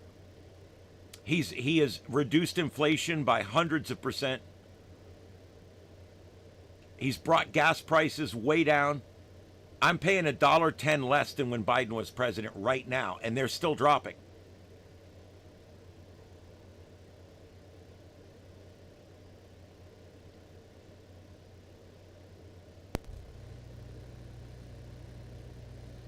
Okay, but if you understand the truth, you would know that Donald Trump's not a pedo because he never went to the island. He never went to his home, and he rejected him from being one of his friends and kicked him out of his home. So the evidence is overwhelming that Trump didn't like the guy, Trump didn't get along with the guy, and also they have investigated every single thing Trump has ever done 100 times. They have had the best private investigators, the best researchers, the best smut people, dirt folks, everybody that they can find. Look at everything on Donald Trump, and there's nothing. Why? Trust me, they would have found it if it was there, but there was nothing. Everything they found on him's already come out, and he's not a pedo. And if he were, Joe Biden would have brought that out of those files. Trust me, he would have. I'm telling you. That's the clearest thing. We keep hearing it down here about Byron Donalds. Byron Donalds is our congressman down here. He's running for governor. The rumor's going around that something big's about to come out about Byron Donalds. You know what? The same rumor went around the last 2 times he ran. The bottom line, there's nothing. If they had something, they would have used it by now. Nobody holds on to stuff like this. No one would have held on to information that would have damned Donald Trump if they had it. People would have given their firstborn child if they could have got Donald Trump. But they didn't. Why? Because there's no there. There has to be a there. So when you guys come in here with your uneducated asses, and you come in and you just start saying the stupid shit over and over, Trump's a pedo, Trump's Nazi, Trump's pedo, it doesn't make sense.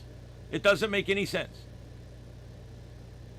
Because of all the people that are in those files, Trump had no dealings with him. Trump never went to the island and never went to his homes. But a lot of other politicians did, and most of them are on the left. That's fact. Yeah, I mean, you got Joe Biden, the hair sniffer. Yeah, Joe Biden smelling babies and sniffing hair and touching women and being very inappropriate. Donald Trump doesn't do those things. You had Bill Clinton getting a BJ in the White House. It was pretty cool. I'd admit it was fun. I mean, you had him getting a beach in the Oval, which kind of sounds double dirty. Anyway, the point is I love how if they're a Democrat, they get a pass. You got a Democrat, he's got hundreds of thousands of dollars of Saudi gold in the pockets of his coats in his closet. But he's a Democrat, he gets a pass. Republican gets arrested with a bag of weed, he's done. The double standard is absolutely crazy out there. Trump's a pedo, having never done anything with Epstein or any of his people or anything. Yet nobody brings up Bill Clinton, who practically lived there. I had like my own room. It's pretty good. I mean, come on.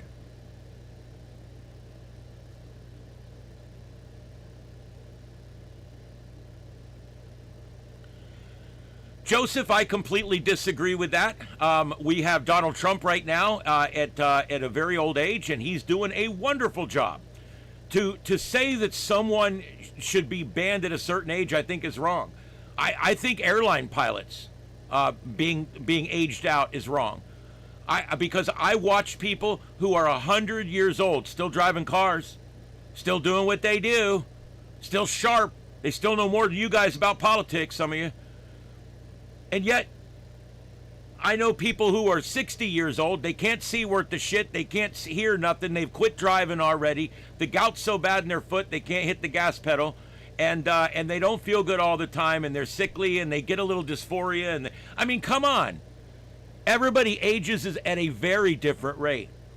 There is absolutely zero signs of any kind of problems with Donald Trump. As a matter of fact, after that speech Tuesday night, I would venture to say he's on his game. He's about as good as it's going to get. That's on it, guys. That's on it. He made them eat the crow the other night, man. You know, when he says, I want you to stand up, da-da-da-da-da, and those idiots did what they did, oh, my God. It could not have been better for Donald Trump. That could not have been better. No matter what Trump did, I don't think he could have done anything better than he already did. What is wrong with this thing now?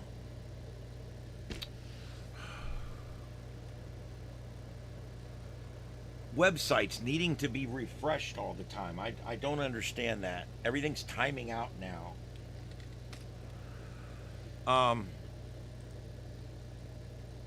Yeah, I mean, I want you guys to hear this. The other night, and I'm going to play this whole thing. I think it's important.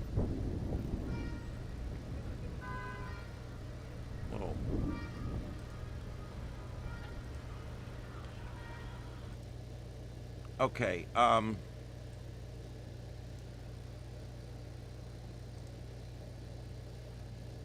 So the other night he's in there and he's like, hey, if you agree with me on this, I want you to stand up and applause.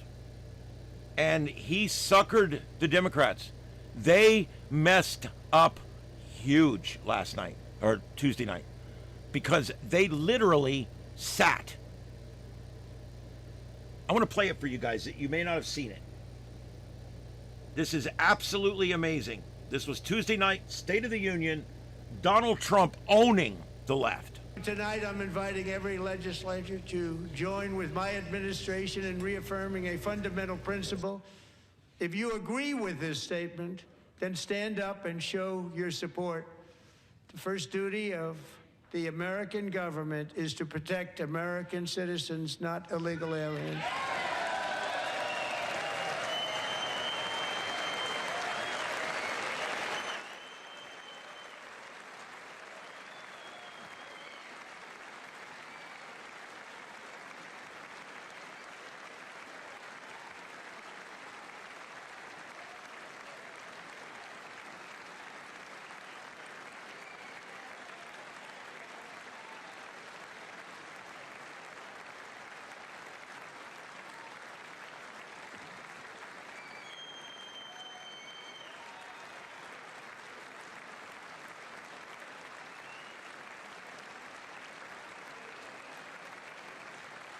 Every one of these, what I was saying, every one of these, this has absolutely given the left their commercial. This has given the left their commercial. There it is right there. That's how stupid the left is. These petulant children sat there. Pocahontas, Nancy Stretch Pelosi, Schmuck Schumer. They sat on ass. He asked if they were going to put us first over illegal immigrants, and they sat. This is probably the biggest mistake the left has made since they put Kamala Harris on the ticket.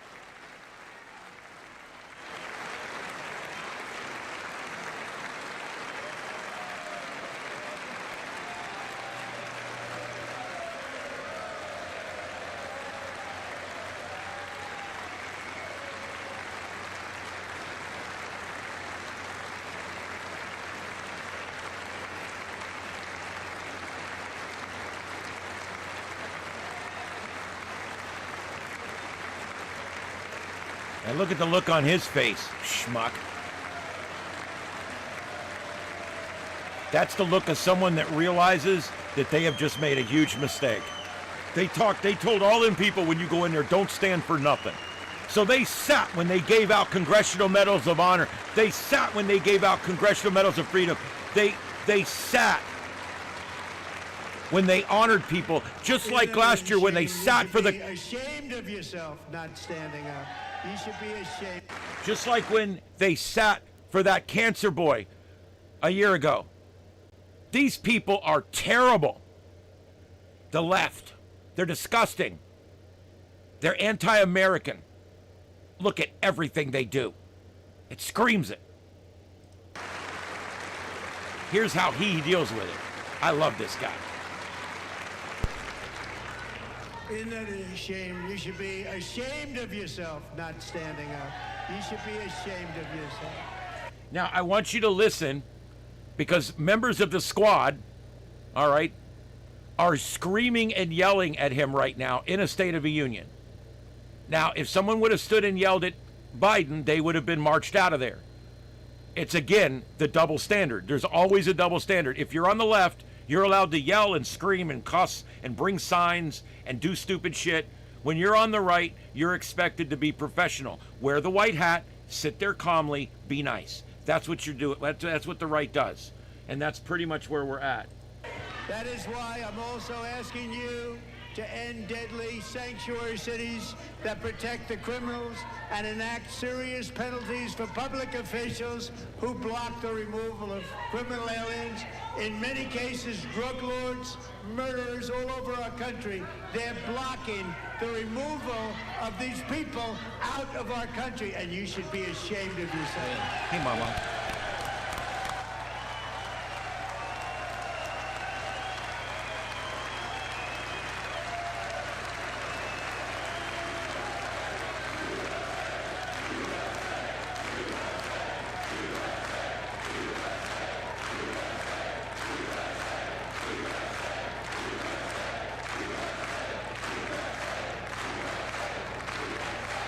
And perhaps most importantly, I'm asking you to approve the Save America Act. The Save America Act is the act where we are going to require that you prove that you're a citizen before you can register, and that you will require that you bring a government-issued photo identification every time you vote. This will probably end the left winning elections. Terry, that's what I don't understand. These people will tell you that Biden was doing it better than Trump is doing it now. And it's like Biden ruined our economy, Trump saving our economy. If you can't see the stark difference between a year ago and today, some prices have even started to drop. Gas is down over $1. Everything's starting to come down. You're going to see more and more of that as we go into the next couple of years. But it doesn't matter as far as these people are concerned. They could walk in and eggs could be $1 a carton. They could be paying 50 cents for gas, and Trump's still a Nazi.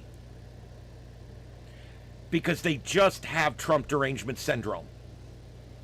And anytime these people, they just have Trump derangement syndrome.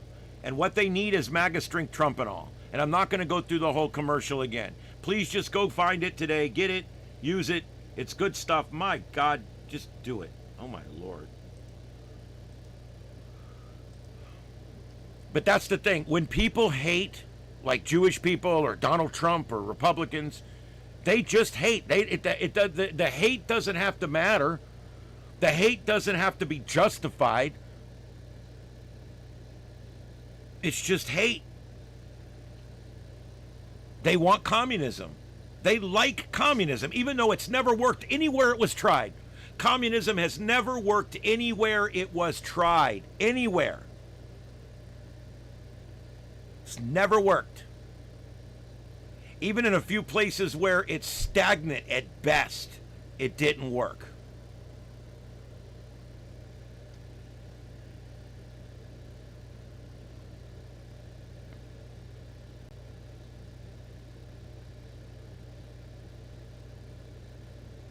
Yeah, maybe the Trump and all PM would be better because they can shut up for a while.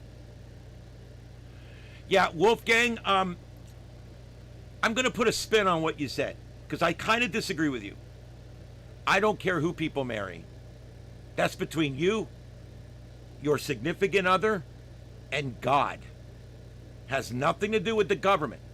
So I'm not going to say whether I agree or disagree with gay marriage because guess what? It doesn't matter if I agree or disagree with gay marriage because the government never should have been involved in gay marriage or marriage to begin with. Why do I have to go ask my county if I can marry somebody?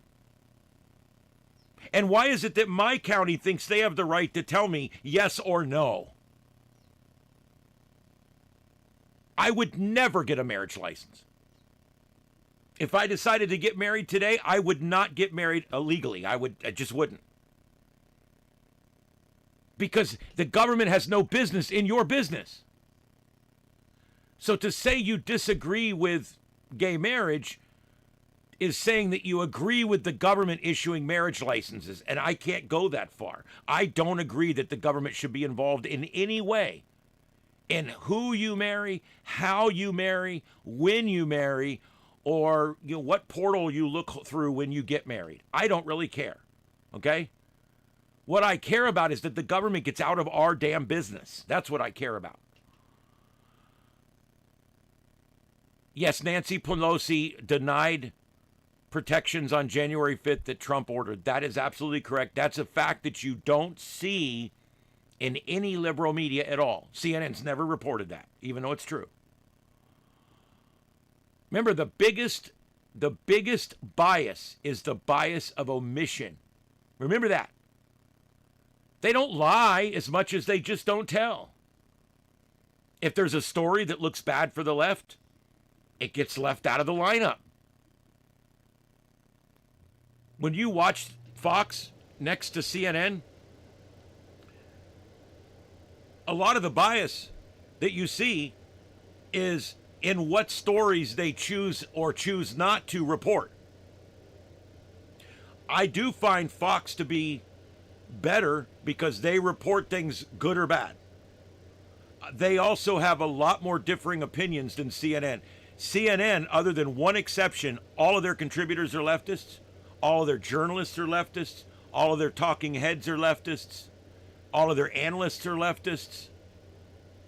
At least with Fox, you do get a little bit more of a fair and balanced nature. It's not fair and balanced, but it's more of a fair and balanced nature.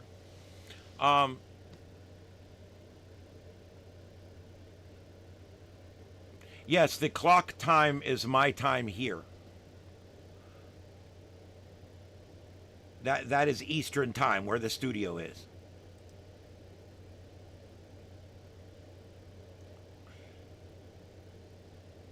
If I have some time later, I'll endeavor. Maybe I can put a second clock up with the time in Iraq. That would be cool.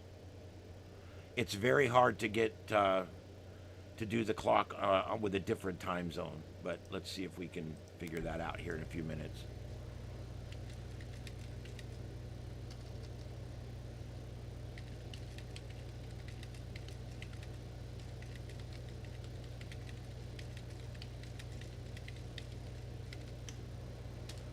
I don't know if they make something like that. Let's take a look.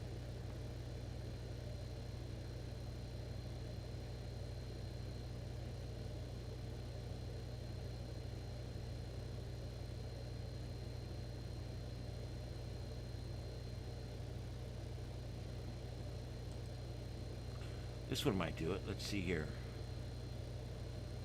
Set time zone.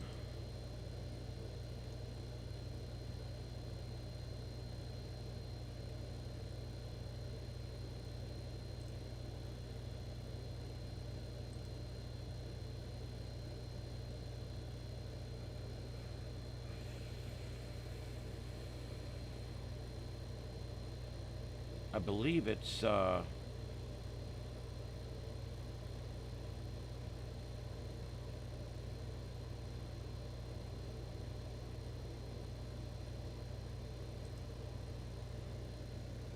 it's 8:40 p.m. there. Can you guys check me on that? Is it 8:40 p.m. in Baghdad? I do think so. Let me see if I can get this on here real quick. Oop, wrong one.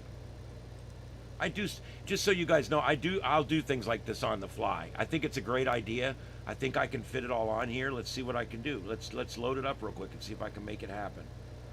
I'm going to do a browser capture.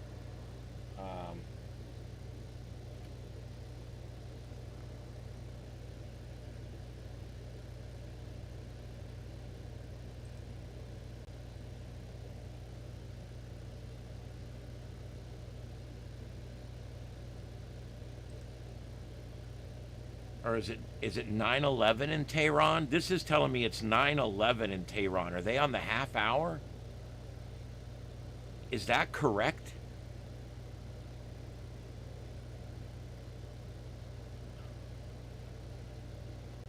Yeah, in Iraq, but we're actually in. I'm looking for Tehran, Iran.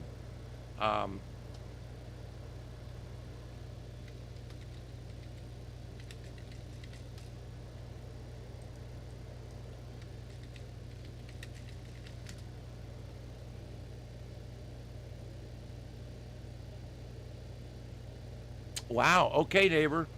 All right, I've got it. Let's see if we can get this going here. I just like to make sure, you know, I don't look like a dumbass.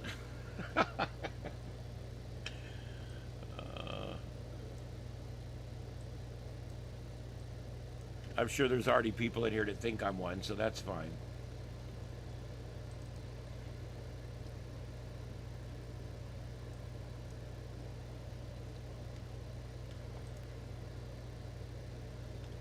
I love the trolls, man. Trolls, you know what? I used to hate trolls. I would get all pissed off and I'd be like, oh man, these trolls are ruining my show. You know what I found out? They're really not ruining my show. They're helping my algorithms.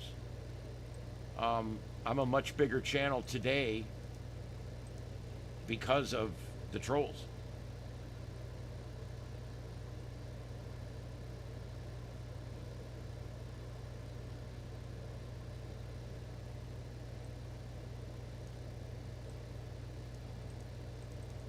And I'm happy, you know, if that's what it takes, somebody yelling and calling me names, if that's what it takes, no problem. I'm a big boy. I can handle it, you know.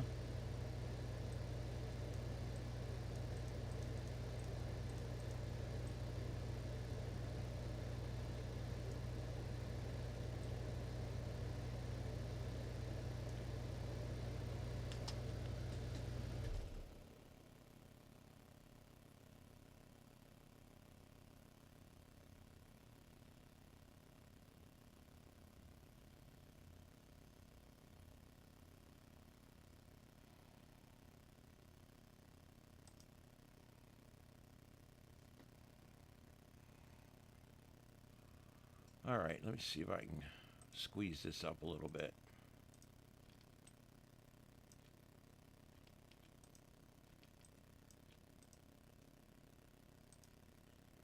How's that?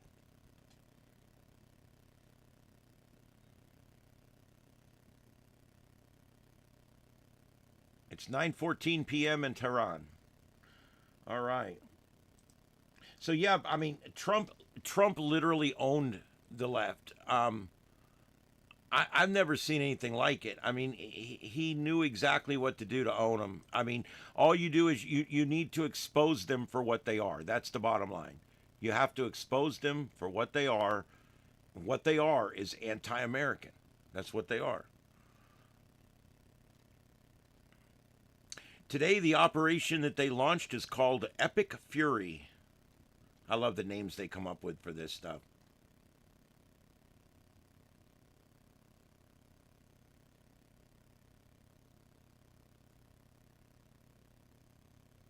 Yep, and the military, Pete Hegseth and the military has announced today that they're now going to ban troops from attending these ultra-left-wing colleges.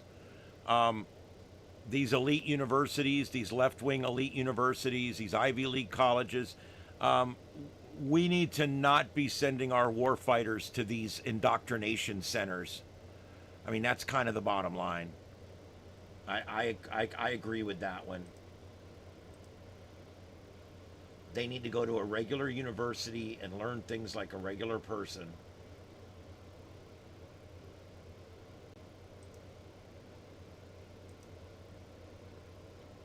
All right, I'm looking for more video. Seeing what I can find coming out of Iran.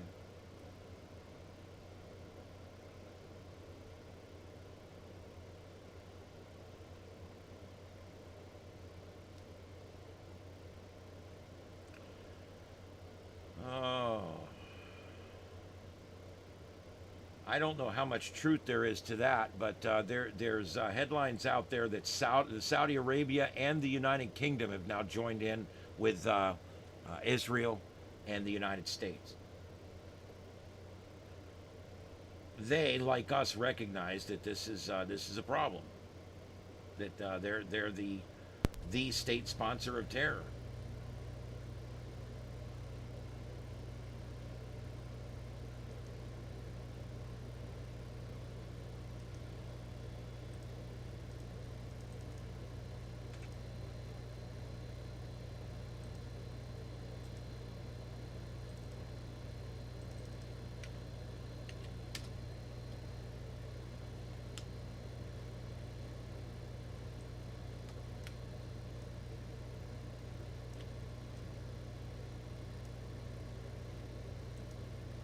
All right, we got a bunch of live views now. This came back up. This was down earlier.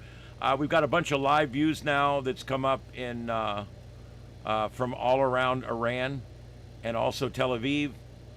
There's some different shots there, so we can keep an eye out.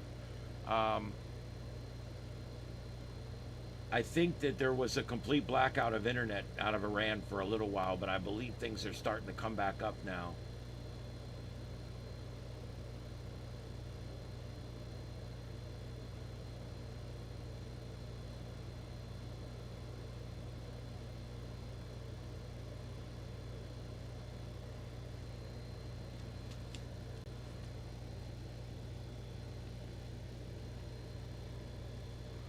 Oh, well, thanks, BN. I'm glad that you tuned in. We're on every single night at 9 p.m. Unless I'm sick or something. I'm on every night at 9 p.m. for a 2-hour show. And we do this same exact thing at night. We do multi-screens. I'll cover everything that's going on around the world. If there's nothing going on, then we put up bar cams and we laugh at people. But one way or the other, we do something in here.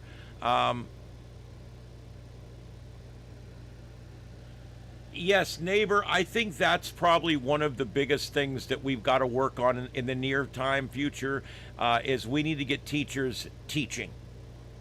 That's what they need to be concentrating on, is teaching. But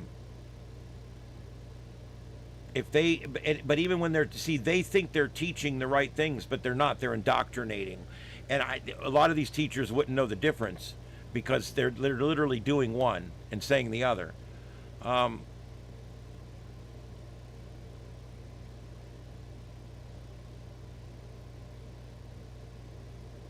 Well, you can always talk about Star Trek. What's going on? Are you talking about the Kurtzman Trek, Woke Fleet Academy? That's the Kurtzman Trek, Woke Fleet Academy. Yeah, we're talking all about that. I love talking about that. Here's a matter of fact, here you go. Kurtzman Trek. Yay, it's Kurtzman Trek where everybody's gay. Everybody's gay. It's Kurtzman Trek. Yeah, that's Kurtzman Trek. Everything's crazy. You know, I don't have a problem with gay people. I have a problem with everybody being gay. Oh, my Lord. Yep, so there you go. So don't say I don't talk about Star Trek.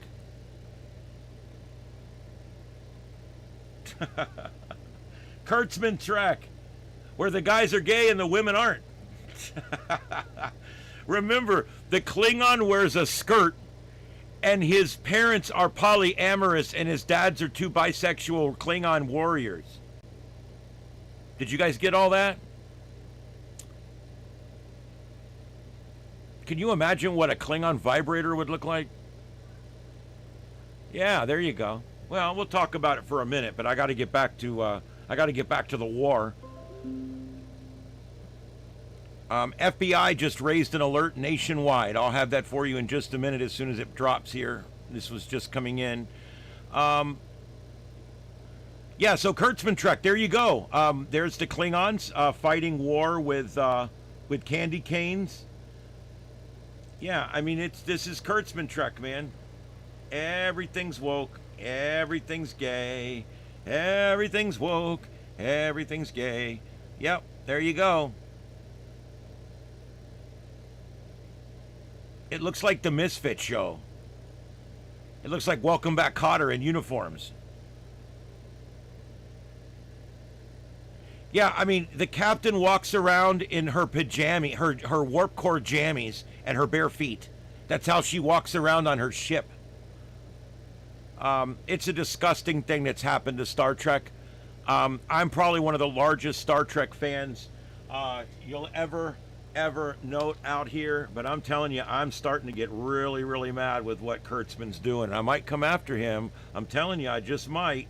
We'll have to see, because I'm not happy right now with what this guy's doing with my Star Trek. You know, Discovery was dismal. The last 2 seasons were mildly interesting, but it was all dismal. It was a story about a captain that was a criminal. And the thing is, I liked the woman that played her, but I didn't like the character at all. And then Burnham, and then all the cartoons. I don't watch cartoons. And then all the Strange New Worlds come out. All they could manage was 7 out of 10 in the first season, good episodes. 7 out of 10 in the second, with 1 episode that should disqualify them from ever making more Star Trek. And now the 3rd episode of Strange New Worlds come out, and it is complete shit. It's complete shit. So Kurtzman, I'm coming for you, buddy. I'm really not happy with what you've done to my Star Trek. And I'm kidding, of course. I'm not going to chase him down with a fake phaser or anything. But I'm really aggravated. I really don't like what they did to Star Trek. So there you go. And that's what and how's that? That's my Star Trek minute.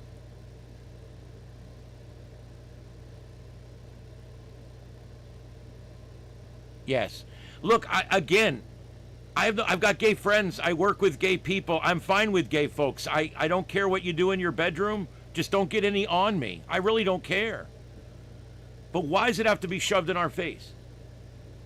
Why does everybody on the show, all the guys are muscle-bound, physically fit, and almost all of the women are overweight? It's just weird things that Kurtzman does. You know, little fetishes here and weird things there. The guy's a freak. And the show has been terrible. This Academy has been the worst episodes ever. Every one of these episodes is worse than Spock's brain, okay? I'm just putting it out there. And don't tell me you're one of the ones that likes Spock's brain.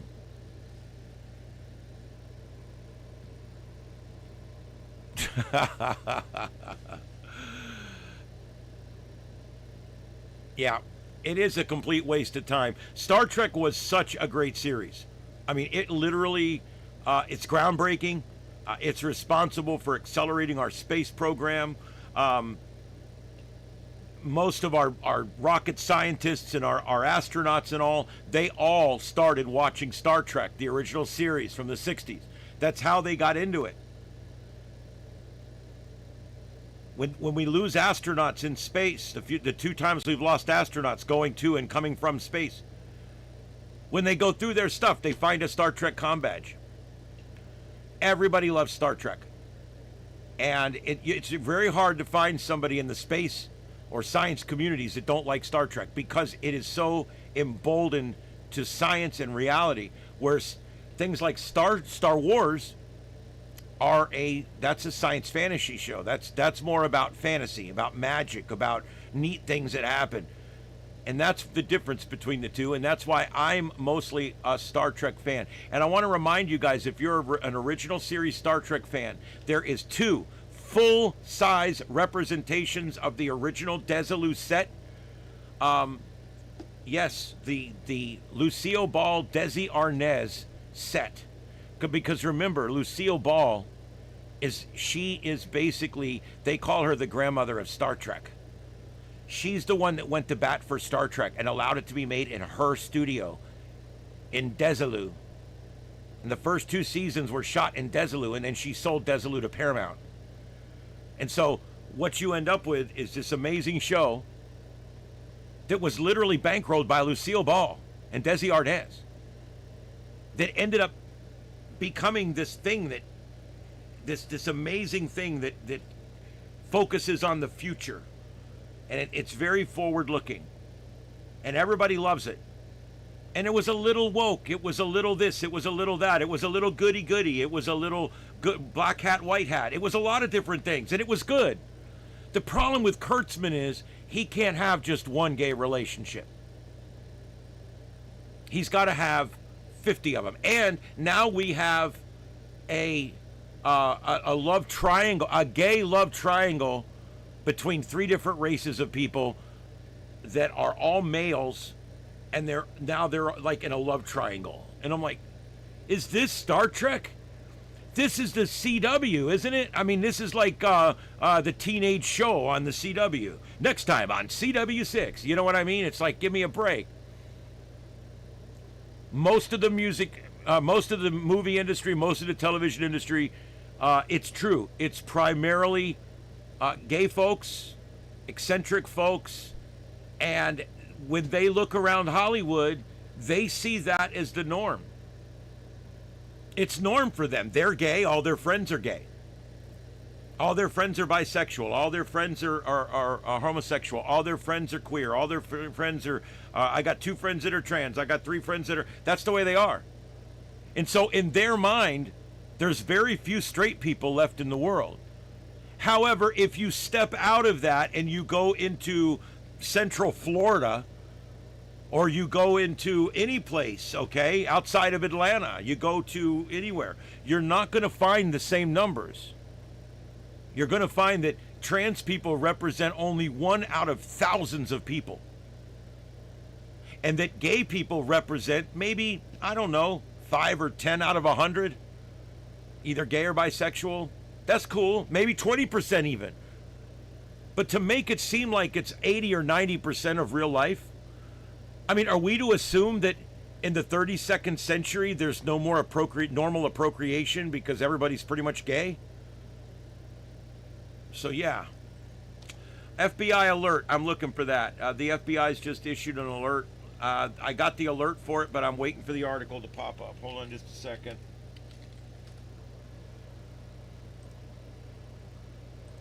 Nope, that's not it. You guys remember they break news and then somebody has to sit and write what actually happened. So, okay, here we go. The Daily Mail. This is issued from the Daily Mail, U.S. edition. Terror fears skyrocket after Iran strikes as FBI issues chilling alert. The FBI has issued a chilling warning to Americans as fears grow Iran will strike the U.S. with its terror proxies. FBI counterterrorism and counterintelligence teams are on elevated alert across the country, according to an agency official. Terrorism fears have skyrocketed in the wake of Donald Trump's military strikes on Iran, with reports circulating that Islamic regime Supreme Leader was killed. This is a developing story, and that's it. Pretty much that's all we have. And there's a chance that the Supreme Leader was killed. So we're going to have to watch that. That's interesting. All right, so we're trying to continue with our live coverage here. The top middle screen, that's live news out of Israel. And the left one there, that's First Post. This is another news another more of a global news source. And then the large screen on the right is a large composite screen. I don't know why it keeps cutting itself off. Let me see if I can fix that. But that's a large composite screen of what's going on over in the Middle East right now. Here we go. Nope, that's not it either. God bless America. I love OBS, but there's a few things it does that I just don't understand.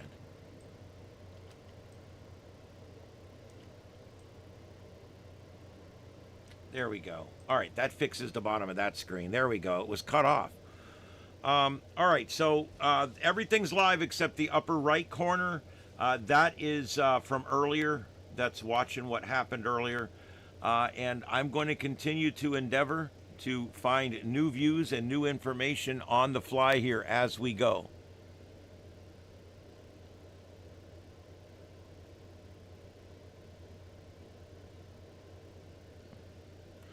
I'm going to look him up. I'm currently doing my own, a few of my own videos about that Star Trek, but I'm going to, I just pulled that up, what you just gave me, and I'm putting it on a tab right now so I can come back to it.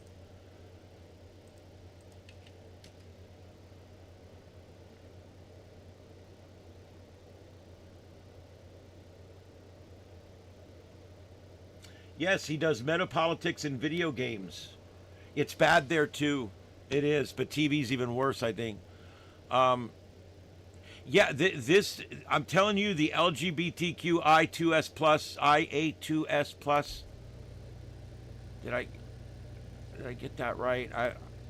I don't want to mess it up. Did I get that right? Did I get that right?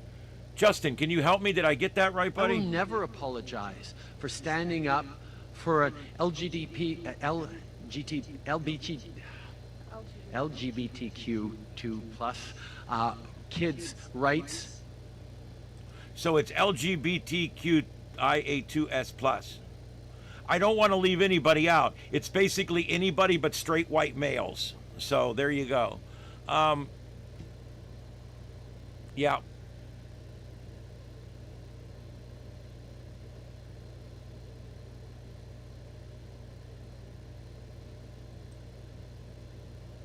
Yeah, and you know, with Star Trek, you've got shills out there, like Trek Geeks and not Trek Geeks. Oh, what is it? The other one I watch that's always doing the ups and downs.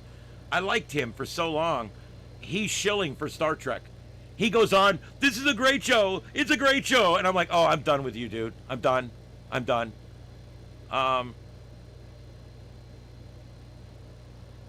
Well, yeah, they're constantly adding letters. They're constantly adding letters.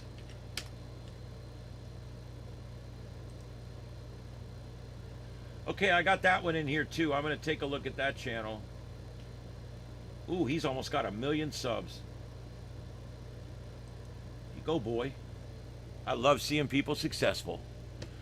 That's the difference between me and so many other people. I love seeing people gain success. Other people have more of a Schadenfreude attitude where they prefer to see people not doing well. Let me just put it that way. LGBTQ. That's funny.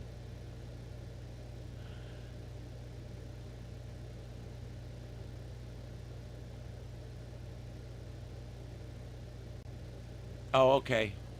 Yeah, I mean, I think I like the original series. I like Next Gen. I like Voyager. I like Deep Space Nine quite a bit. I like Enterprise. And I even kind of like the J.J. Abrams movies in a alternate universe sort of way. But then after that, Kurtzman got involved. And once Alex Kurtzman got involved in Star Trek, it started circling the rim, ready to flush. And I've literally just got to where I can't, oh, geez, I just can't stand it anymore. Ever since Kurtzman got in there. Bye-bye, Star Trek. Bye. Hey, Don, welcome aboard the Starship. Grab your uniforms. We'll meet you in the mess hall. Hey, Noble Aquarius, how you doing?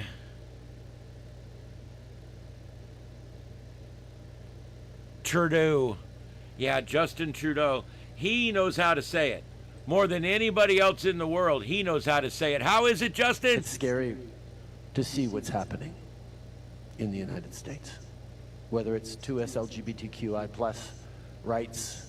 There you go. It's LGBTQ2AA plus S rights. Where'd all the trolls go? I guess I've got something good. I have a way of running off trolls, which is something a lot of people can't do. So that's pretty good. I think that's I should list that on resumes. So what do you do on your resume? Well, I'm a radio producer. I do video editing. I also run off trolls like you wouldn't believe. I mean, I can run them right off.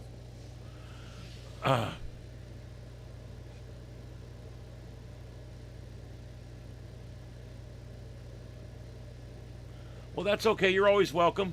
We're here every night at 9, as always, and we're also here anytime news breaks.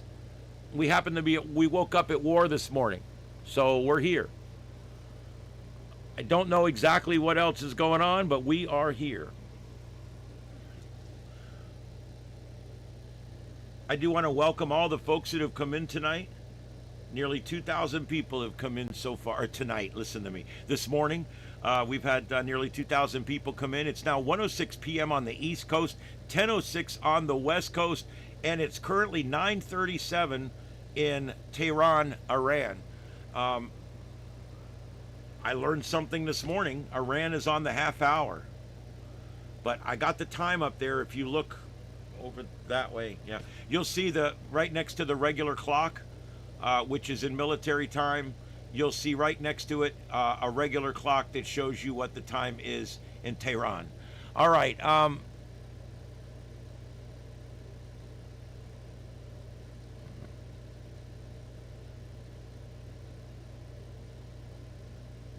No, we do call-ins on my conservative talk radio show on the local radio channel. But no, when I'm on here, I don't. I do have a chat room. I'm very responsive to the chat room. Oh, really? Well, that's interesting. Hopefully the numbers will come way up then.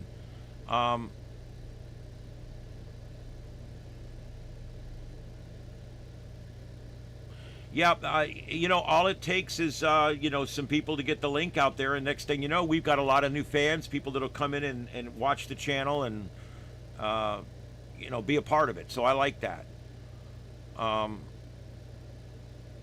That's true, Deploribus. I mean, the trolls that come in here a lot of times, I mean, that one troll, he was the third texter, I think, in today's broadcast. And it was right off the bat. I hate Jews, they suck. Well, there, set the tone for the whole day there, jerkwad. I just love it. Come right in, and the most important thing in your life is that you hate this group of people. What a sorry-ass existence that is. Hello from Denmark. How's it going in Denmark? Blind dog leading other blind dogs. I love the screen name. I love that. Yeah. All right, we're continuing our coverage here. We've been live now for 2 hours and 18 minutes. And it is Saturday, February 28, 2026. And we woke up this morning basically with a conflict with Iran. We knew this was coming. Iran has been snuffing us on talks for a while now. And Donald Trump, true to his word, told them, if you don't step up and deal, I'm going to do something crazy. And guess what? He did. He attacked them right in the middle of broad daylight. And you know why he did that? Anybody know? This is kind of a neat thing.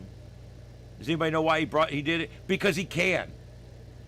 Our shit's so fast and so high and so good, they have nothing that would even touch it. We just attack their shit in broad daylight. We don't care.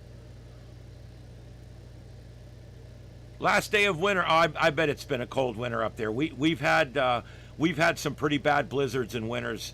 A winter down here this year. It's been pretty bad. So yeah, I can only imagine.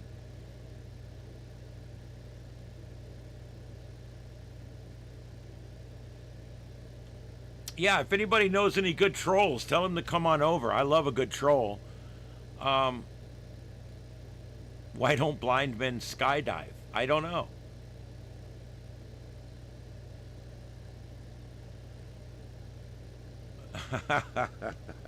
That's funny. Because the answer, Texas Mouse, the answer, why don't blind men skydive? Because it scares the shit out of the dog.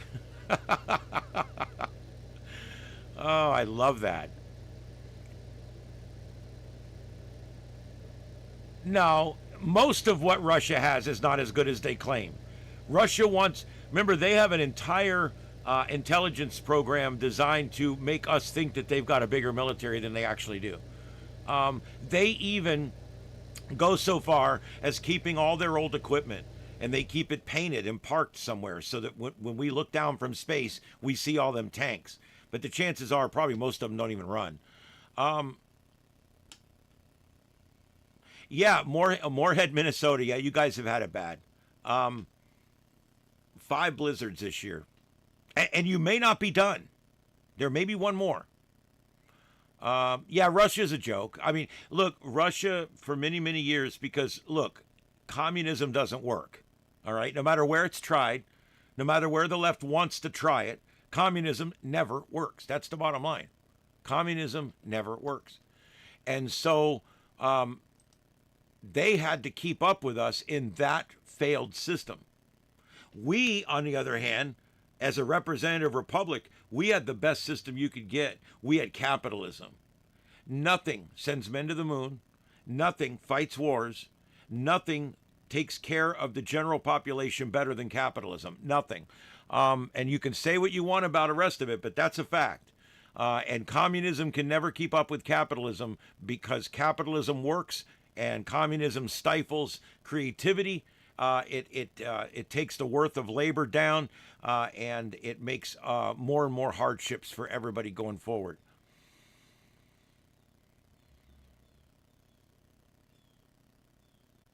Yeah, and yeah, fascism the same way. Fascism is not a viable way of doing things. Look, people make the best things when they're free. Do you think Thomas Edison would have had over 1,000 patents if he was in a communist country where he was being told every day some guy would come visit his lab and say, "What did you make today?" I mean, do you really think that would have worked? Do you really think Thomas Edison would have invented all these wonderful things that we have today? Or any of these other inventors? Do you think in a communist country we would have Tesla motors right now? Do you think in a communist country we'd have SpaceX? It's funny, there's been no Russian companies going to space. It takes freedom, democracy, liberty. Those are the things that build growth. Those are the things that create the environment where inventors invent and workers work and creators create and musicians make beautiful music. That is done when people are free, not when people are oppressed and freezing and living in government housing. And they're told to work, and they're told what to do. That never works. And people dying on waiting lists for treatment.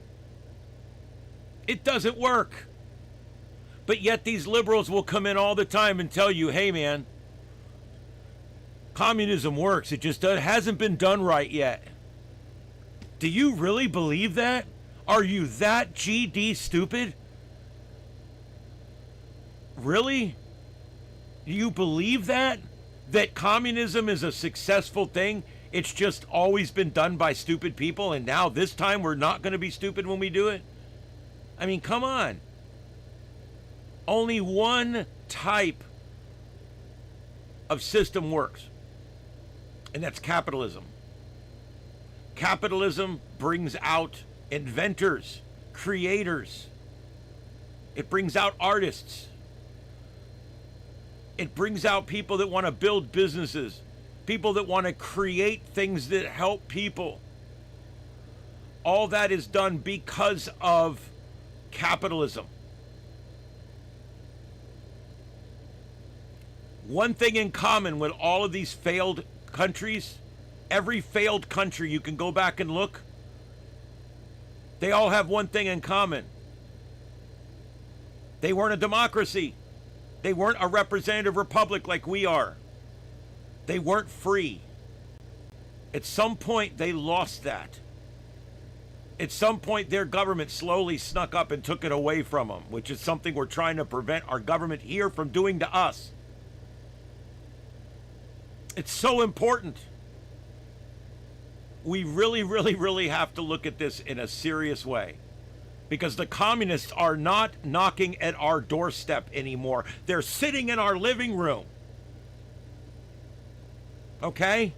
The communists are not on the other side of the water. The communists live next door to your house. They're here. It's surprising to me how many leftists are socialists and communists.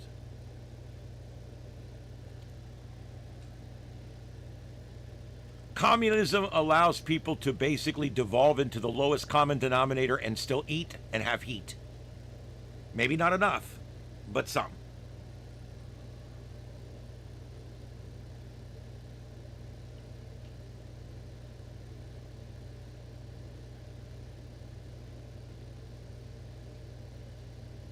Yep, fascism's no better. Fascism is simply the government controlling the means of operation. It's basically the entire country becomes a public-private partnership.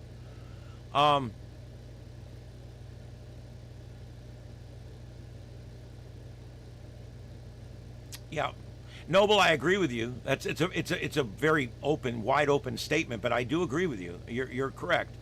I do believe a lot of politicians get into it for the right reasons. I'm currently friends with 2 former congressmen. So, no big deal. They're just a couple of guys that were congressmen. My host, Trey Radel, was a congressman. And I actually know 3 or 4 congressmen on a first-name basis, and I actually speak to 2 of them almost daily. And what I find out is that I don't think they all are simply in it for power and money.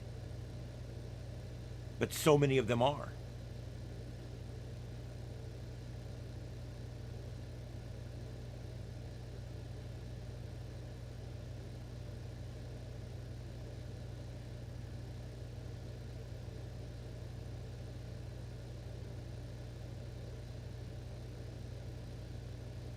Yes, eugenics is done under socialism, and it's been done under fascism. The Nazis were working in eugenics as well. Because no matter which way you go, communism or fascism, no matter which way you go, individuals become less important. Finally, so less important that it doesn't even matter if they live or die.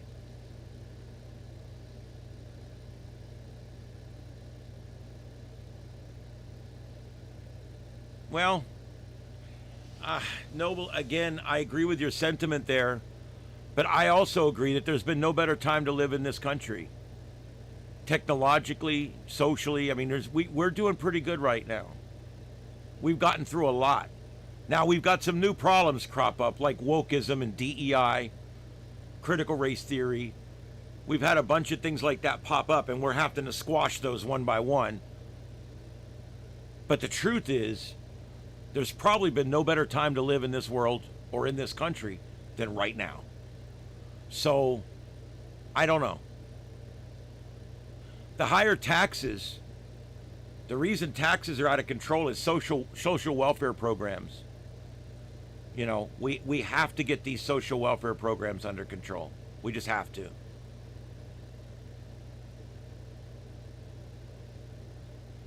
All right, guys, I need to walk around for a minute. I'm going to take a 5-minute break.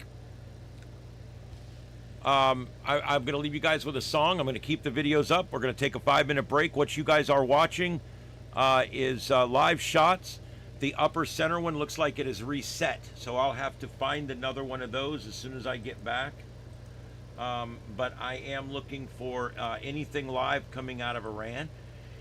If anybody finds anything that I don't have yet, please throw in the link, or if you're not a moderator, then you can just put in the name of the channel and I'll find it.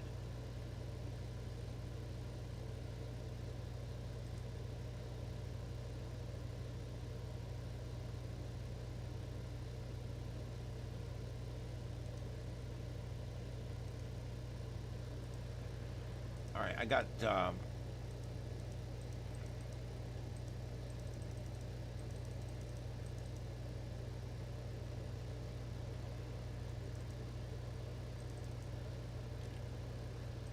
All right, let me switch that one out real quick. This is Sky News. I'm just putting Sky News on there for right now till I can find something else. Oh, what the hell? It may not play. Oh, there it goes. All right. Guys, I'll be back 5 minutes. Please don't go anywhere. I'm just taking a break. I've been sitting here for 2.5 hours, and I do have to get up and walk around a little bit, so please stay with us.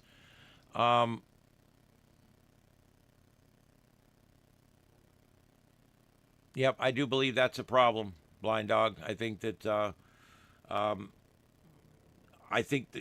going forward, the loss of social interactions, the loss of playing in the neighborhood with the kids and building forts, the loss of a lot of these interactions and stuff where now the kid just sits in his phone all the time. I find kids texting each other sitting in the same room. I think they're going to lose social skills. I do. Absolutely.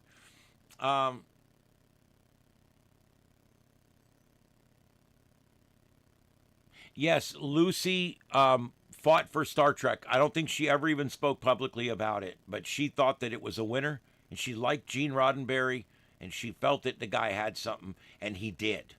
And so that worked out very well for everybody involved. Even though it was canceled after the, something people don't realize, and I'm going to take this break.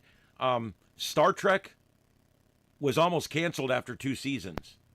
And Gene Roddenberry artificially stimulated a letter writing campaign that actually took and spread like wildfire. And they got like 1 million letters, and they put it on for a 3rd season. Unfortunately, they cut the budget and put it in a bad time. That's why the 3rd season of The Next Generation is the worst, or the 3rd season of the original series is the worst. And that's why. I smell smoke. I'm really hoping we don't have a brush fire burning here, because we are in a major drought right now, and I smell brush fire. Take a look at that. Lucille Ball and Desi Arnaz, they started... Is it Mangan? Welcome. Thank you for being here. Thank you for joining the crew. Welcome aboard the Starship. Yes, she started it. She fought for it. In fact, one of the stories that I think it's Bill Shatner or Leonard Nimoy, one of them, they tell a story. They went back one night to get something they left in the studio and ran into Lucille Ball sweeping the bridge set. This is an actual story. So look this stuff up. It's fun. Yeah. Status Quo News. That's a good name. I like that.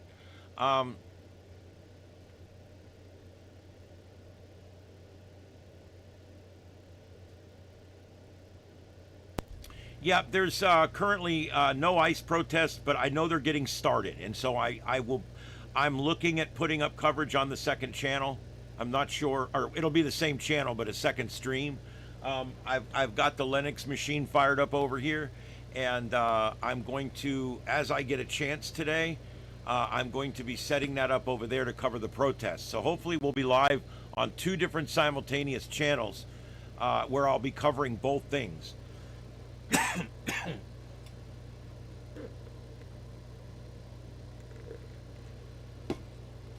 There is a lot going on today.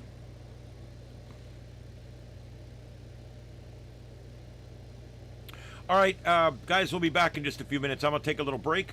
I'm going to leave the videos up. The chat room will stay open. I'll be back in about 7 minutes. I'm going to take a little break here. We'll be back in a few minutes. This is Starship Adventures. My name's Ian, and we'll be back.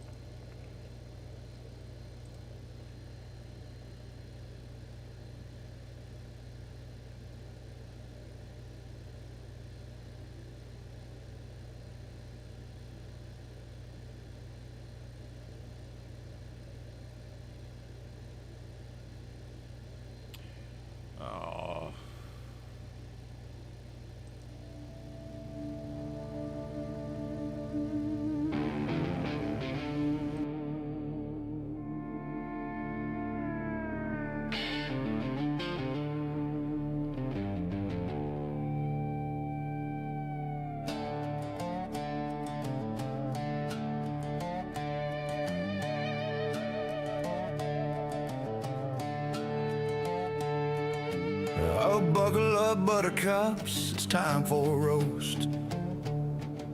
In this 6-minute saga, we'll skewer the most. Absurd liberal circus that's clogging the streets with snowflake parades and hypocrisy beats. From NYC to LA, they're wailing and whining about us doing jobs while they're virtue signaling. Picture the scene, bad SNL skit where the punchline's defund but they can't commit. Hey, hey, ho, this protest gotta go. Upside down flags and frog suits in the snow, screaming about fascists while ignoring the facts. Liberal lunacy, it's all just an act. Abolish the ice but keep the lattes hot. Ranting in rain while their signs turn to snot. Absurdity reigns in this clown show parade. Smart ass alert, y'all just got played. NYC's flag fiasco, what a sight to behold. Over 2,000 fools in the rain and the cold, waving inverted flags like it's deep and profound, equating border cops to the Klan lost in unsound. March past Trump Tower with Mariachi in tow, fighting oppression with tunes from a bad burrito show. No ICE, no KKK, no fascist USA, but if jobs were the chant, they'd all run away. Hey, hey, ho, ho, this protest gotta go.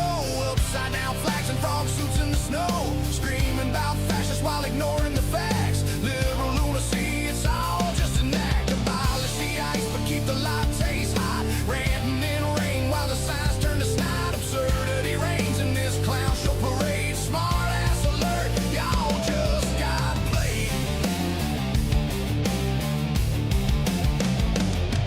Minneapolis mayhem, ground zero for tears. Thousands in snow, braving blizzards and fears. Banging pots and pans like a kitchen gone mad. Outside ice hotels, man, that's just sad. Demanding justice for Renee Good's wild ride. She clipped an agent, but that's brushed aside. Illinois block, though the tyranny wail, but bureaucracy's fine when it's not in the tail. LA snowflake surge, suburban and woke.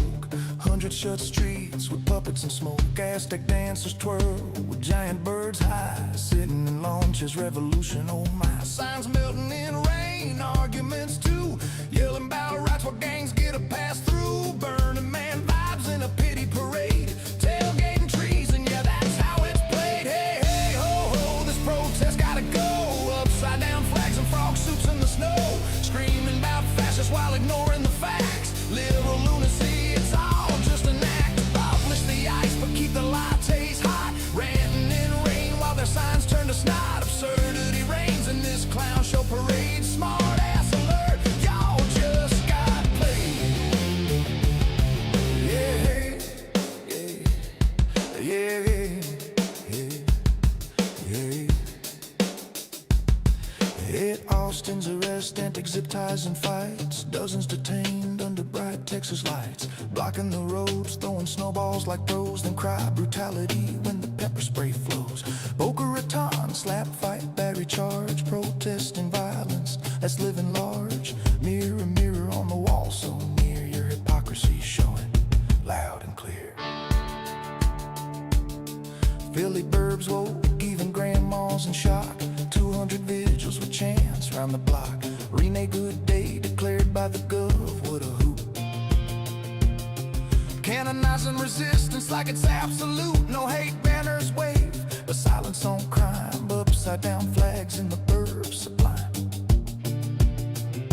Raging at firemen for dousing their blaze. Liberal logic in a hypocritical haze. Now nationwide nuttiness over 1,000 strong. From Atlanta's marches to Portland's frog throng. Source funded scripts, AC Luke Q's, marching bands blaring, spotlights harassing the crews. Emotional silences, then I screams. Kid with a snowball gets the pepper dreams. All outrage, no fixes, theatrical flair. Lopping rebels from heated car air. And Row 6 DC's White House weeping the pouring down rain. Silence poignant, then chaos again. Frog suits ship nationwide, mean war revive. From outright roots to lefty survive. 1,000 events in all 50 states. Tiny towns joining the busting threats in the night. These clowns play pretend and feel good fight.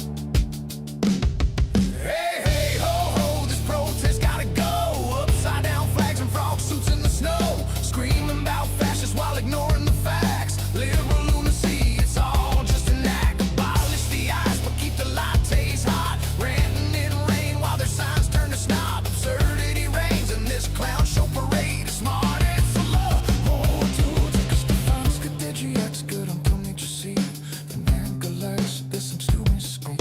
If resistance is this, was so fair for the game.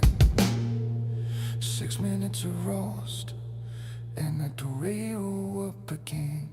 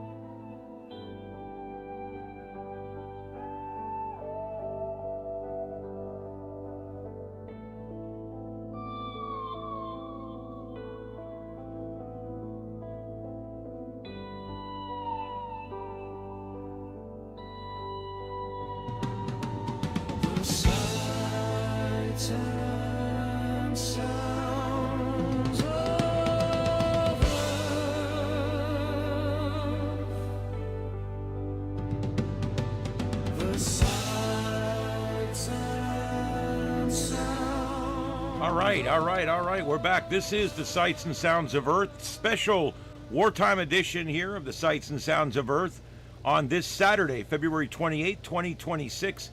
My name's Ian, and this is our broadcast live from Starship Studios in Southwest Florida, broadcasting worldwide on YouTube, the world's largest broadcast platform.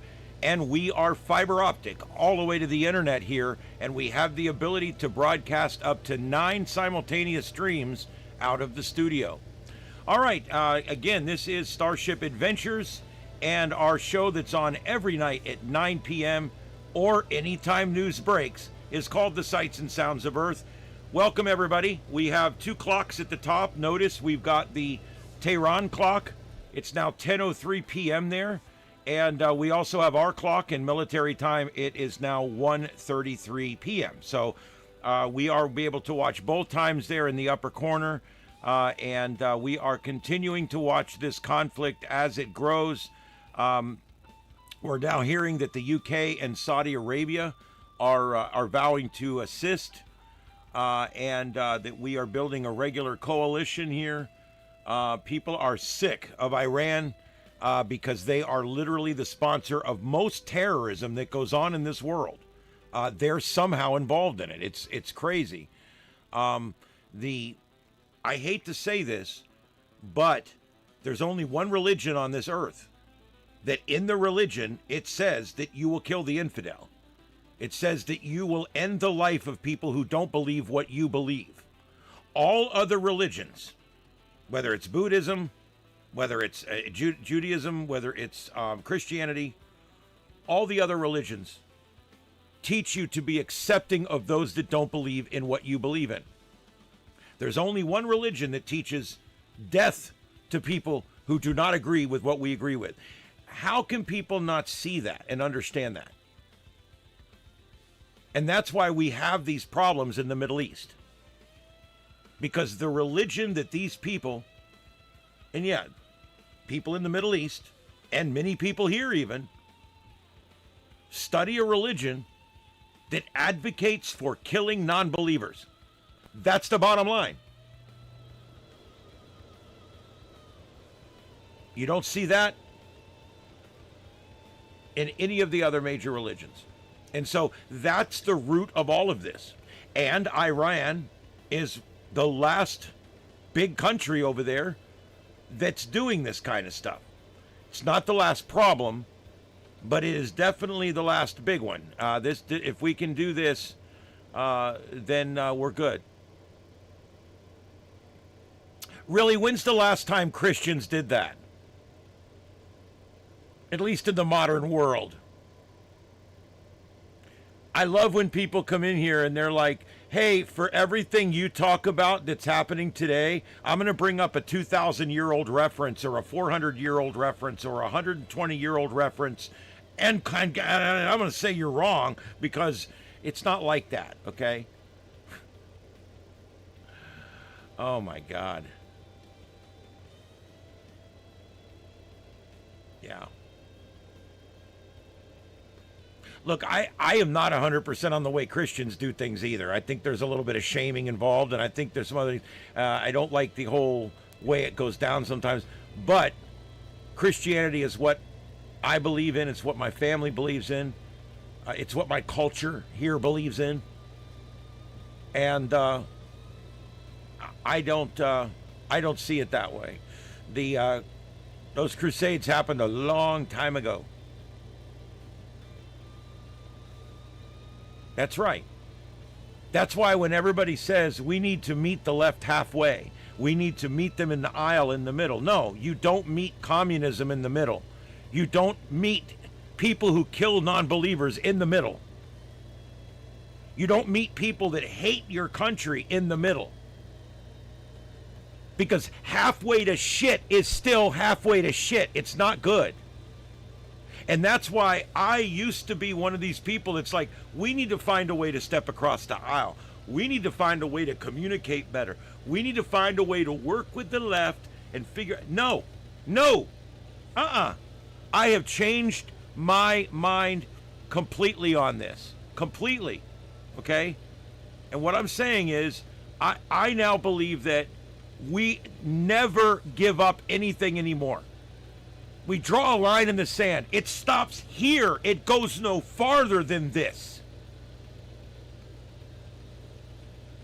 And so I'm no longer for meeting in the middle, because halfway to communism is still something I don't want to live. So forget about it.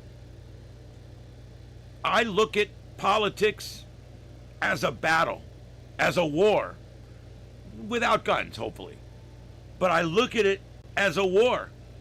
They're fighting for their side. I'm fighting for my side. My very way of life depends on me winning.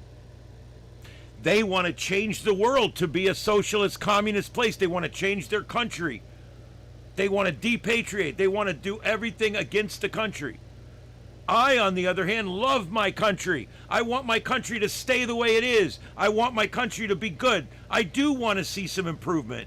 But I fundamentally like the way it is. And I don't want to completely change everything. And that's the difference between the left and the right. It's because one side wants to keep things the way they are, the way things they've been working. The way that's giving us the most prosperous life ever for a human in the United States right now.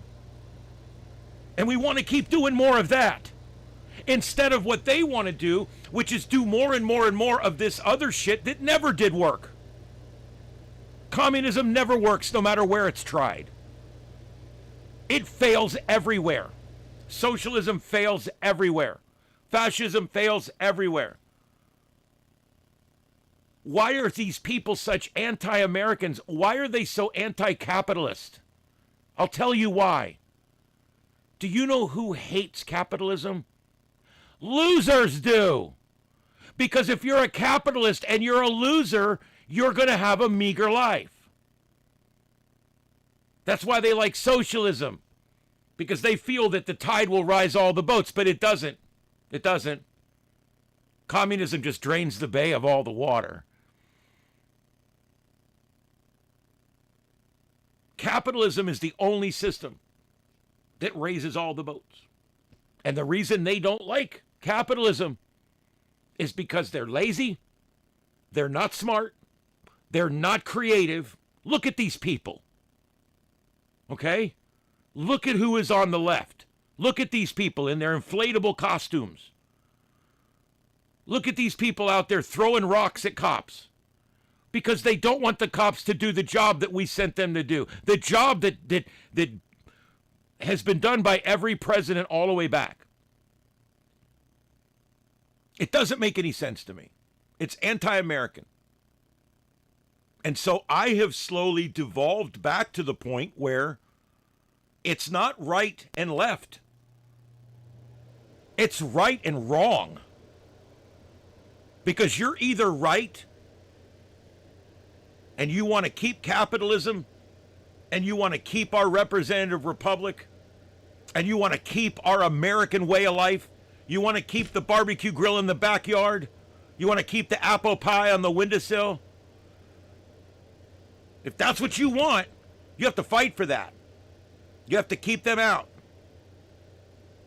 When I say them, I mean communists, fascists, socialists, and anybody else that wants to end your life or end your way of life. We have to fight for this or we're going to lose it. And the fight goes on every day. And the fight's not between right and left. The fight's between right and wrong. And you're either for the best country that's ever survived in the history of human, or you're not. You're either for capitalism, the system that's always worked, or you're not. Look at the left. Look at the things they do. Gender-changing children. Gays for Hamas. They have a No Kings rally, and 3 weeks later they're rallying for Maduro, the king of Venezuela. Look at the left. Look what they are. Look what they stand for. It's good versus evil. It's right versus wrong. And that's the way you have to look at politics. You can't look at politics as, we've got to find a way to work with these folks. We've got to find some common ground. We're going to find some common ground, and we're going to get on that common ground, and we're going to sit there. It doesn't work anymore. They're anti-American. Halfway to hell is still the road to hell.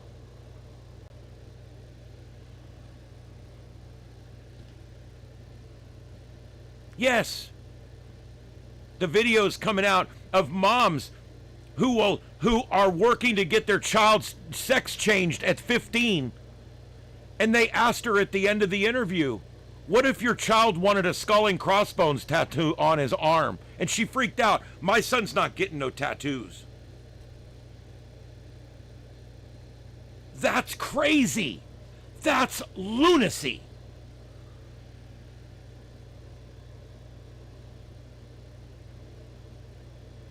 Noble, I agree with you. It would be great, but the system is always going to be built on money, because money is the representation of labor and skill. Okay? If we want to not give free shit to people that are too lazy, we need money. Money is what keeps the world fair. Okay? You got to look at money from a good standpoint, not a bad standpoint. Does money corrupt? Yes. But it only corrupts because people want more of it that they didn't earn. Because what money represents is labor and skill. That's why these communists, they want away from all that. They want away from all that. Why? Because they are losers, they have no skill, and they don't want to work. But they still want to have the heat on. They still want to have food in the fridge. So this is what they become. It's crazy.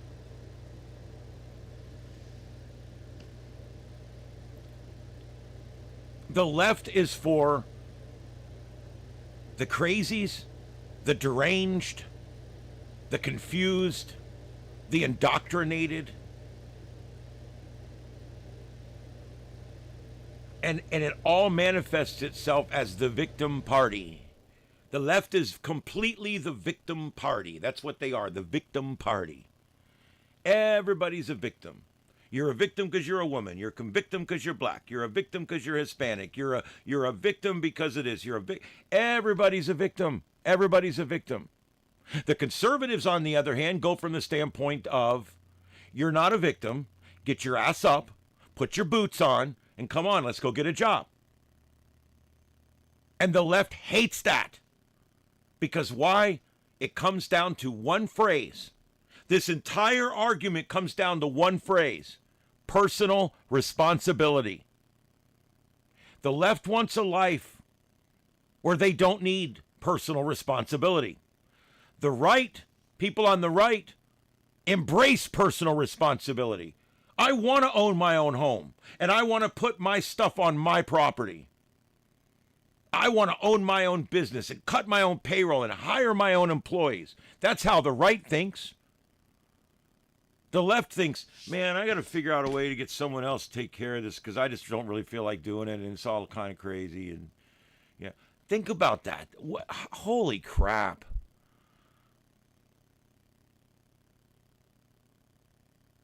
Blind dog, boy, you know, it's a distinct possibility.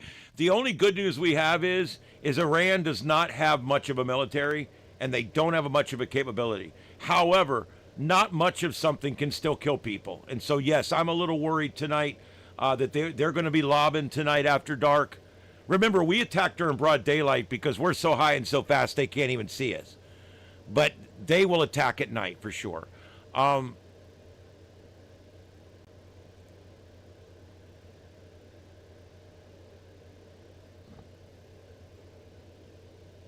I had a boss one time, Brenda, I had a boss one time. I love this guy. He was a great guy. And he would tell me, never come in my office with a problem. Walk in and tell me how you're going to fix it, and I'll let you do it. He says, I don't want problems. I want employees that have solutions and a plan. And if I had a problem, if I didn't like the phone where it was on the wall, as an example, a stupid example, I'd walk in and say, Chief, I don't like that phone there. It needs to go there because I can't reach it from the bed or whatever. It's the red phone for dispatch. I need to move this phone, okay? I want to move it down the wall and put it next to the bed. If I went in there every day and just said, I want to move this phone, I don't like where it is, he would never done it. But I walked in there one day and I said, this phone needs to be here. Professionally speaking, this phone needs to be here. I'm a professional. I need that phone where I can reach it quicker.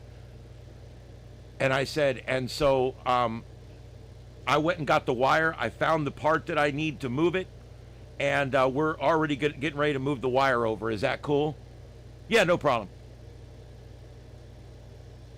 So that's how you deal with things. When you're a capitalist, when you believe in a representative democracy, and you want to live free on property that you own, working at a company that you started, that's the kind of mindset you need. You don't ever walk in with a problem. You walk in with a solution already ready to solve. Try it with your boss. You might be surprised. You might get to start doing things that you never would have imagined he'd let you do. I go to my boss, I research this is what I got to do, I make these 3 changes here, and then we'll be able to do this and all that, and I can do the changes today, I'll let you know when it's done. Okay. But if I had to put a ticket in and wait for engineering and talk to 3 guys in engineering about what, it never would have happened. The best thing to do is to own the situation. You own it with knowledge, you own it with experience, and then you own it because you got out there and you did it. You showed him that you were ready to act. You knew what to do to fix it, and you fixed it. Liberals don't think like that. Liberals think there's a problem, and there's the same problem as yesterday. I mean, come on.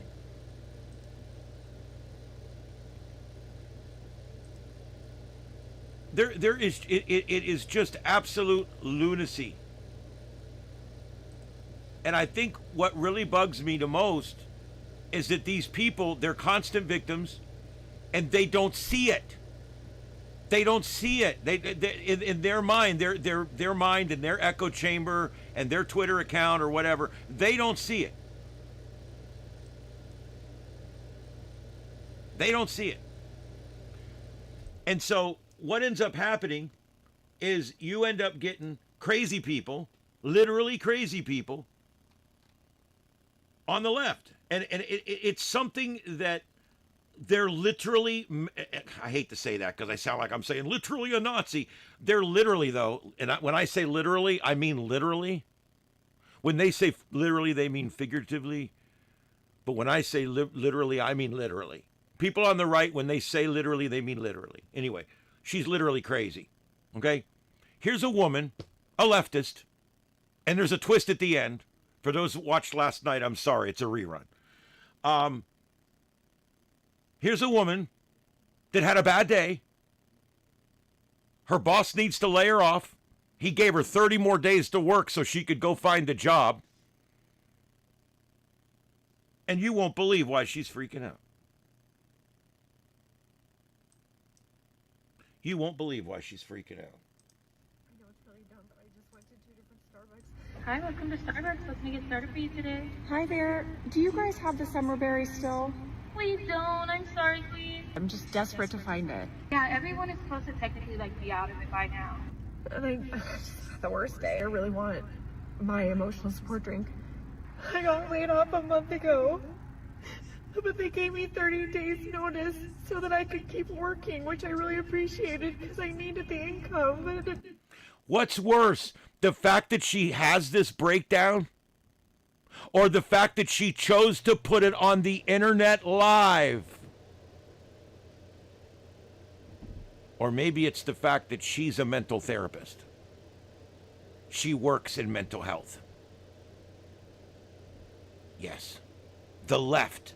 They're nuts. My last day is on Friday, and I'm having to go to work every day this week at a job that I'm already laid off from. I worked at this place for 5 years. It's just a small thing, but it's business, lady. I was just gonna comfort myself tonight. I don't drink. I'm sober, so I don't, Maybe I don't that's go to your the problem. bar when I don't feel good. I go to Starbucks, and it just feels like we should. Maybe get you need some something stronger than coffee. When something's gonna be disappearing, because some of us depend on it. And they were asking me, "Do you want?" She's talking about this like it's a prescription drug that Pfizer just discontinued, and now diabetics will be falling dead everywhere. What is she talking about? It's a freaking berry coffee drink, for Christ's sake. Anything else? They were like, "We still have the puppy boba, we can put it in something else, but I don't want it in something else. I only want it in the summer berry." And so I just told them I didn't want anything, and I drove away. And so now I don't have anything. I don't know what to do. I'm right at Whole Foods, so maybe I'll go into Whole Foods and try to find something. I got an idea for something you can do, lady. It's called grow up. Grow up, put on the big boy pants, put on the boots, go get you another job. You just had 30 days to find another job, and I bet you that chick didn't turn in one single resume. You know why? She was too busy being a victim. She was way too busy being a victim to go and actually put in a job application. Are you kidding me? I mean, come on. Seriously? Come on. Way too busy for that shit.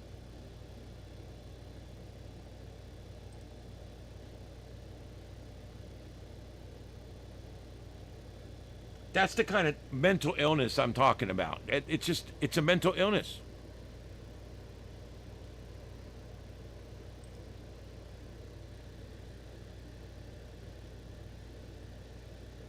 All right, I'm checking that stream out right now. Let me get it on here.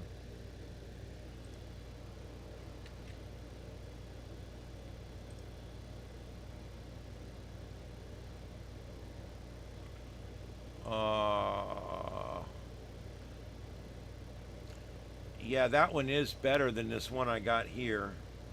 Let me switch them out. I'm going to put this somewhere else, and then I'm going to switch them around. So let me do this real quick here. Let's hear BB. What's he saying?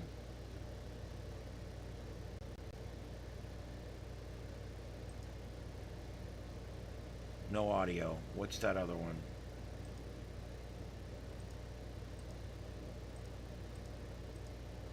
That's 8. You're resilient. You did not fall into those traps of depression. On the contrary, you stood fall, and you gave backing to the government, to the heroes fighting, and to me in order to lead that struggle for our existence. That is exactly how a people of lions fight. Over the next few days, we will still need to stand steadfast and adhere to all the demands and all the instructions of the Home Front Command. There's tremendous symbolism that today is Purim, the 11th day of Adar. Yosef Trumpelbor fell at the Tel Aviv battle. His heritage, his heroism is burning within us. At the monument in the panhandle of the Galilee, you can see the roaring lions monument. For many times, I always visited there and looked at that monument, and I always saw you, our people, us, the entire nation of Israel. And with the help of God, that roar of the lion of our soldiers and our pilots will be heard throughout the world. And today, more than ever, the entire world knows Am Israel Chai, the people of Israel live.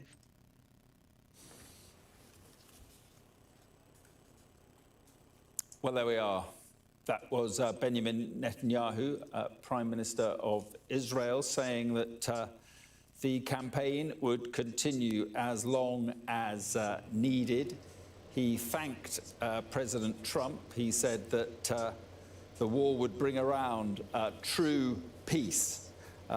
Everyone knows that such a murderous regime should not be allowed to have nuclear weapons. He said, we would like to thank the Iranian people. This is an opportunity to topple the regime. And he said, over the next few days, we will need the steadfast support of the Israeli people. That's the Benjamin Netanyahu speaking. And interesting that he has chosen to speak. And we were expecting to hear from President Trump as well, from the White House. We were from Mar-a-Lago. He's in Mar-a-Lago. And we'll carry that too. If it happens, we'll be watching for that, and I'll carry the audio of it. I don't know what is going on outside my studio here.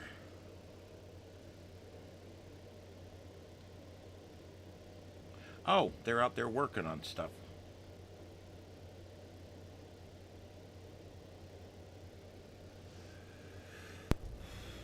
And all right. Well, hopefully we'll get some. Hopefully we'll get some more out of that. By the way, I just checked for protest stuff that's going on, and I don't see anything out of Portland or out of Minneapolis or anywhere in the U.S. I don't see any active protesting going on anywhere right now. So kind of a strange thing. I don't know if we're going to see it come up later or not. Was this call for resilience, to say it will take as long as it needs to. So that is open-ended, and I think it mirrors the expectation that this could be an arduous war rather than a short-term sort of squabble. The other crucial factor there was him being very clear that this is about regime change. Echoing the sentiment of President Trump earlier, this is not just about nuclear weapons, it's not just about ballistic missiles, not just about proxies. This is about trying to be the catalyst for the fall of the Ayatollah regime, which of course has run Iran for nearly half a century. Adam, thank you very much indeed. This is Sky News at 7 o'clock. I'm Mark Austin with a special programme on the conflict in the Middle East.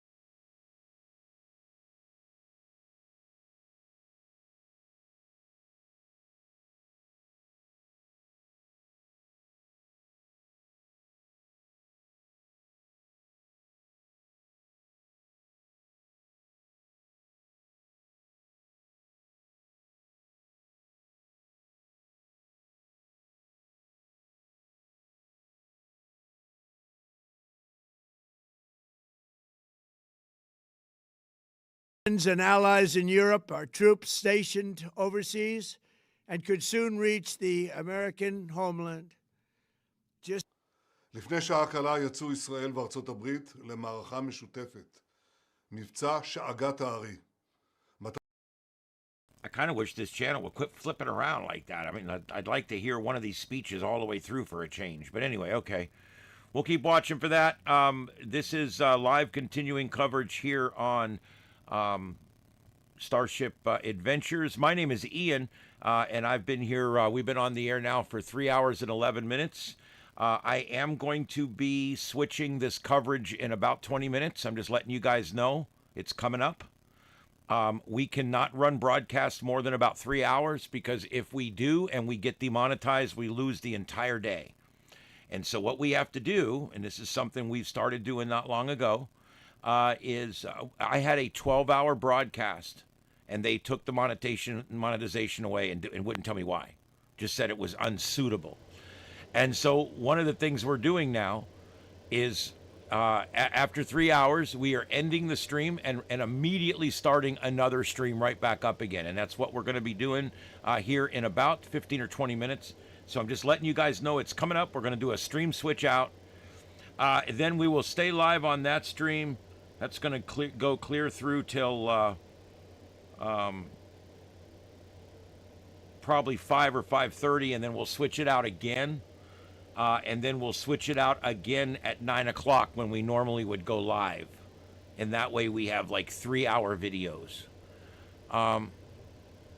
Yeah, it's not that big a deal. I'm, you know, this isn't a get-rich-quick scheme for me. It is nice to be compensated for the labor, that's all. And I am trying to build a big channel here so that I can travel and do things and bring you guys programming. I mean, I've kept no secrets from you guys on that stuff. And so I'm just working here to try to build the best channel I can. And hopefully it'll eventually catch on one day. I mean, we got 27,000. We're getting there. I hate to say it, but I mean, I see a lot of channels out there that aren't even doing it near as fancy as me, but they've been around a while and they're doing great.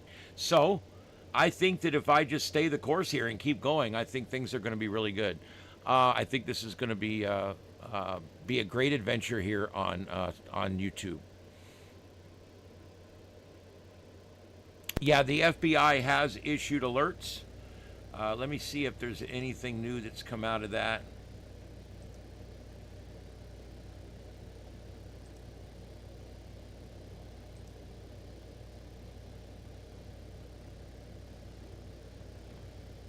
All right, Patel now reporting that the FBI is on high alert for possible terror attacks.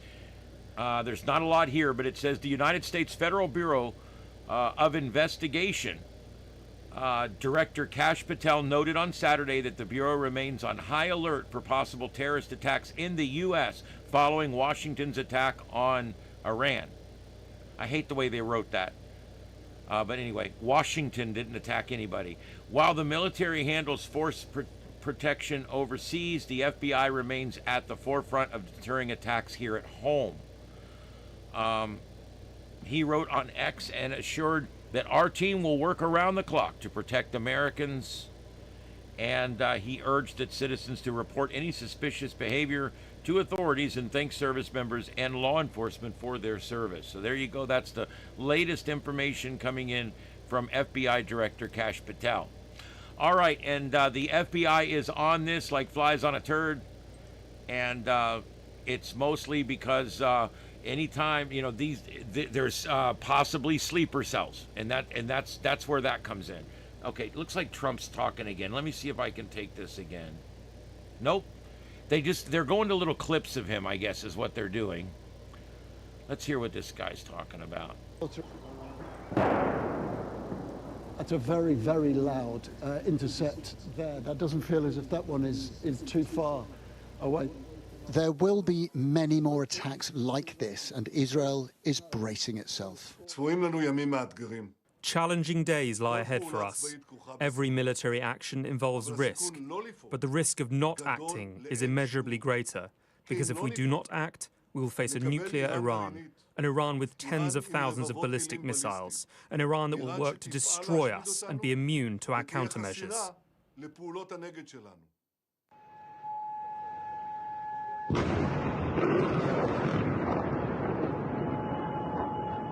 But Iran's response went much wider than just Israel. In Bahrain, where a port and an American base were among the targets.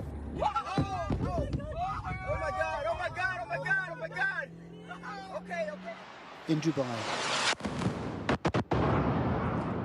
where Iranian missiles struck buildings, including the famous Fairmont Hotel.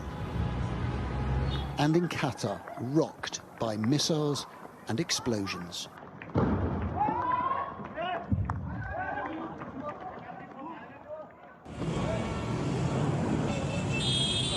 Diplomatic talks between Iran and... Truth is, they're great at launching missiles. They're just not good at hitting things.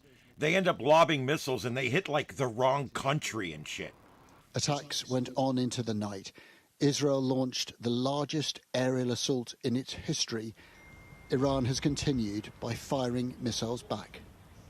In this most volatile of regions, war is always a prospect, and now, once again, it has become a reality. America has extraordinary might. Israel has long-held convictions. But for Iran's regime, this is now a fight for survival. The stakes are toweringly, worryingly high. Adam Parsons, Sky News, Jerusalem. And Adam is back with me live now in Jerusalem. We've just heard the Israeli Prime Minister, then, Adam, talking to the Iranian people, saying flood the streets and finish the job. It is a big question whether that will happen. It's a crucial question, I think, now, Mark, because what we are seeing from Benjamin Netanyahu and earlier from Donald Trump is an explanation about why they have launched this war.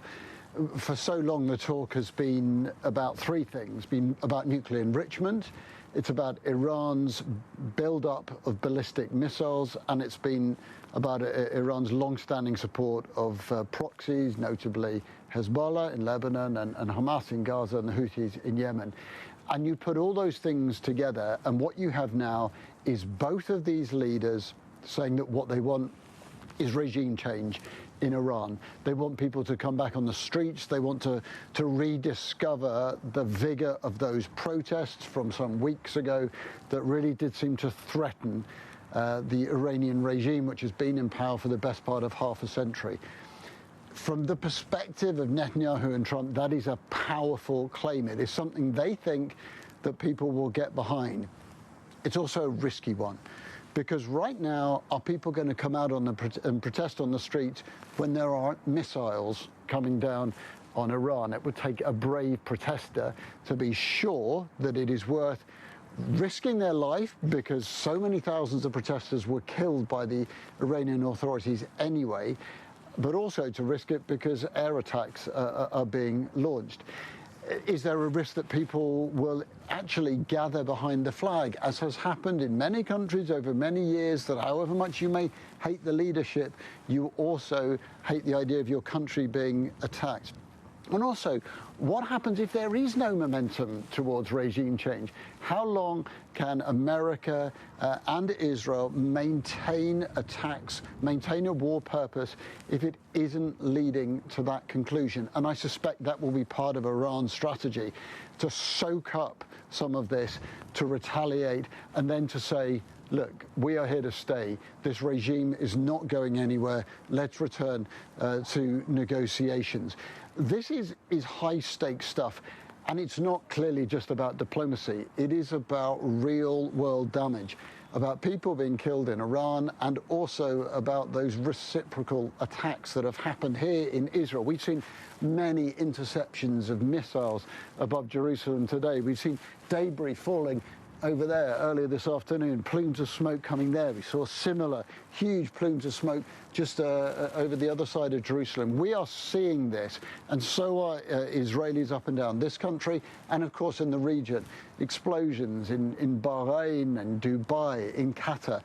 People are seeing the real life impact of this war on day one and sustaining the support. Well, it may be feasible here, but in this wider region, it's going to be harder. And of course, for the American administration, they're going to have to sustain support among a MAGA base who were already reluctant to throw their weight behind another foreign war. The longer this drags on, the harder it may be to keep that support. And all the indications at the moment, Mark, are that this war will drag on. Iran has built up a big arsenal of missiles. And as we know from the 12-day war last year, it is an obdurate opponent for even the most heavily armed army and military power in the world. As I said earlier, the stakes here are very, very high, and in a volatile region, war has returned once again. Okay, Adam, thank you very much. And the Israeli Prime Minister...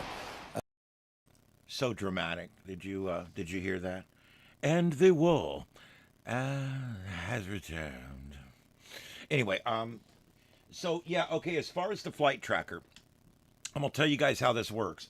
I'm going to drag it over here so I can play with it.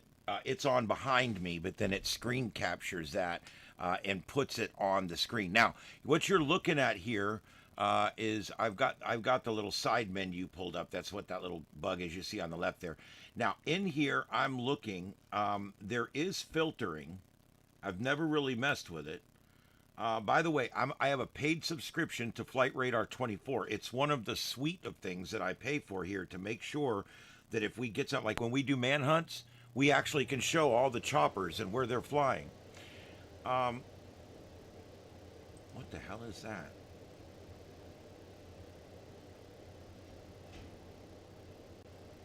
It's a drone.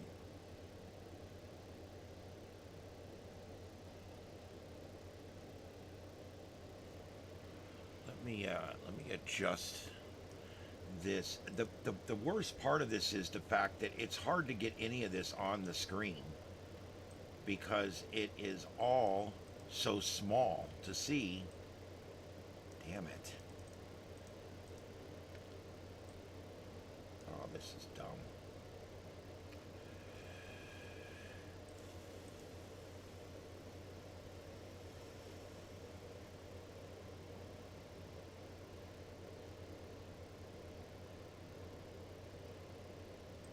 There it is. It's difficult because on the screen, there's only so much real estate on the screen. And when I have to bring it down to such a small box. All right, there we go. If I do it like that, you can see the actual label there. We can zoom in. There is actually a drone showing up on here.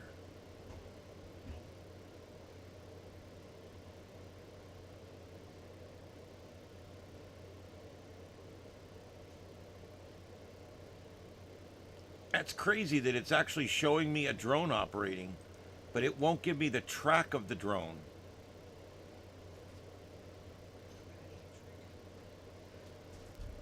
But anyway, that's but anyway, I do have the labels turned on, but you have to zoom in so far in order. If it measures the number of planes that are in the view, and if it's over a certain amount, it takes the labels away.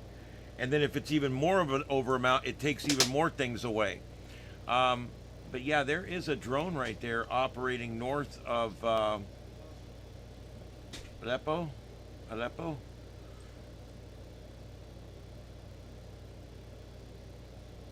It's interesting. It's listed as a Bayraktar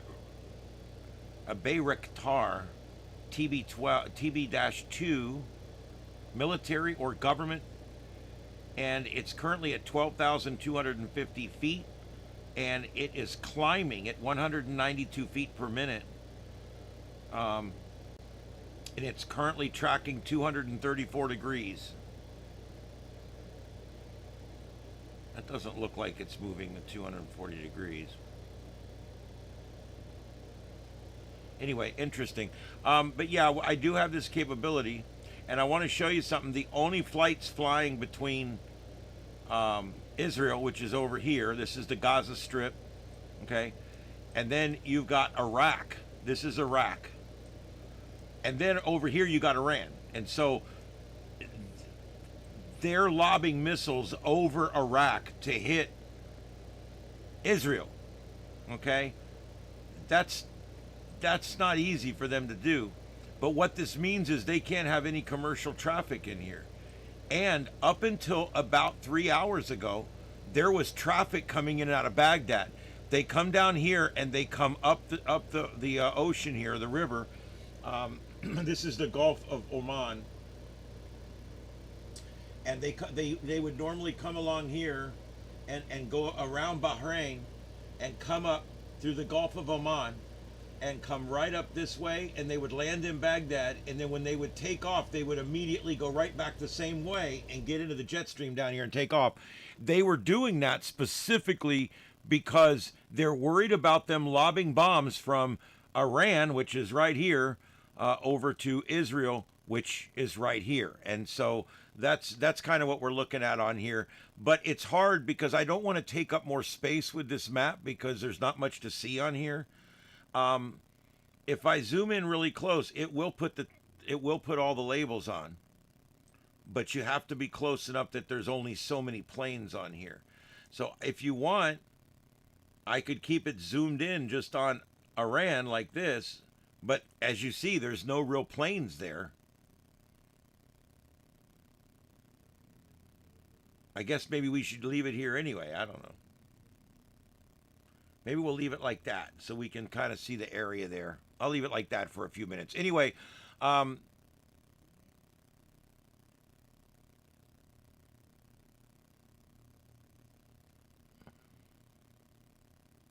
think it's on logo. Hold on, let me look. It's showing the logos. Isn't that what you want?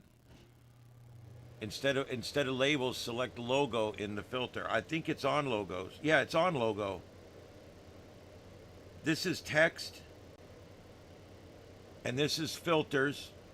Flags, I'm sorry, flags. And this is logo.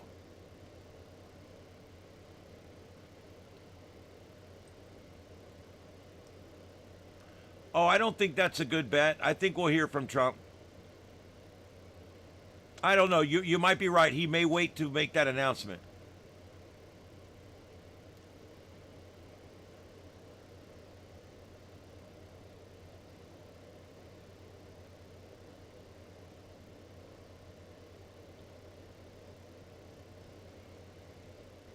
Yep. So there's I pay for the lower level. I don't pay for like the super pilot edition or whatever, but this is actually pretty good.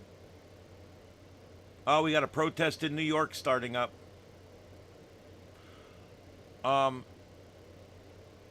Okay. As soon as I can get, I'm going to copy that down. Thank you very much. I'm going to start finding these over on the other system. You guys are going to have to bear with me just a little bit today. Because if I'm going to try to run dual coverage, which I'm going to do, I've done it 2 other times. But you'll hear me on both. I'll talk on this one. I'll talk on that one. I'll also simulcast on both. And one will have a grid with all the protesters, protest information, and one will be this one here, the continued grid for the war action we've got going on over in Iran and in the Middle East. Is it really? Wow. Well, they're changing it up. I wonder if the vagina hats will show up. These leftists that protest, we are convinced. We are convinced it's the same 50 people. And if it's one kind of rally, they show up with their vagina hats on. If it's the next kind of rally, they'll show up dressed however, wearing their union shirts that say union labor. And then if it's the next one, they'll show up and they'll have their rainbow shirts on, and it'll be LGBTQIA2S plus day. That's right. It'll be IA2. Did I get that right? I will never apologize for standing up for an LGBTQ2 plus.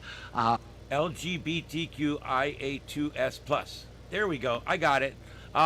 And so they'll show up with that shirt on, support gay people, and then and so every time they show up, it's the same people, different t-shirt, different sign. As a matter of fact, I bet you they got a closet in their house dedicated to protest equipment and swag.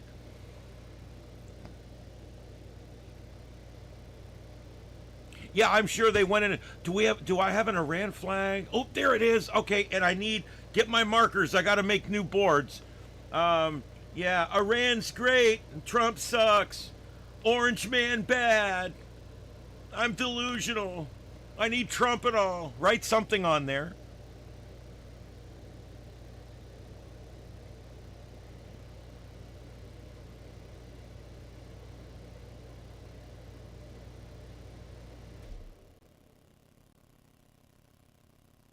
Yep, they're doing it. LGBTQ. That should be a restaurant.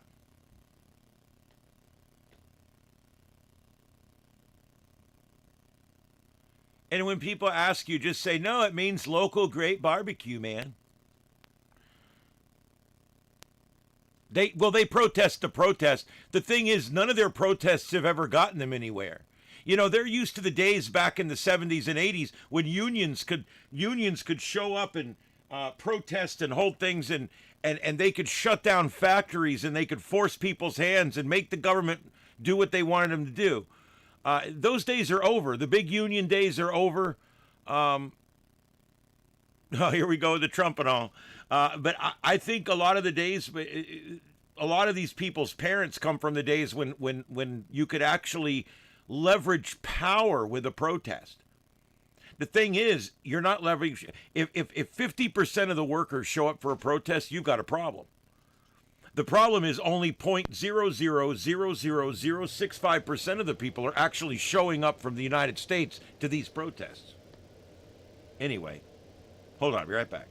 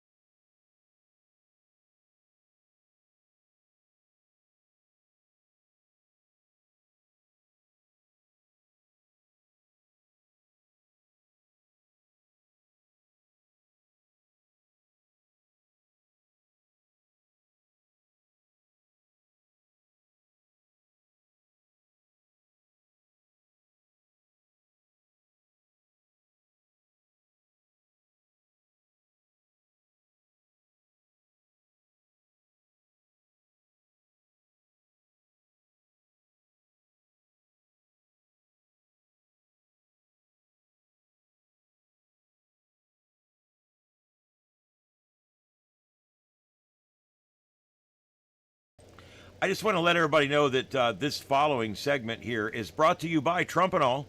Trumpanol, your #1 medication for Trump derangement syndrome. That's Trumpanol, an amazing medication to fight back against all of those deranged feelings that you're getting. That's Trumpanol. Warning, the use of Trumpanol may cause spontaneous patriotism and an urge to wave a flag right side up. And prolonged use may make you want to be an entrepreneur, start a family, or even just feel better about yourself and your country. Trumpanol, try some today.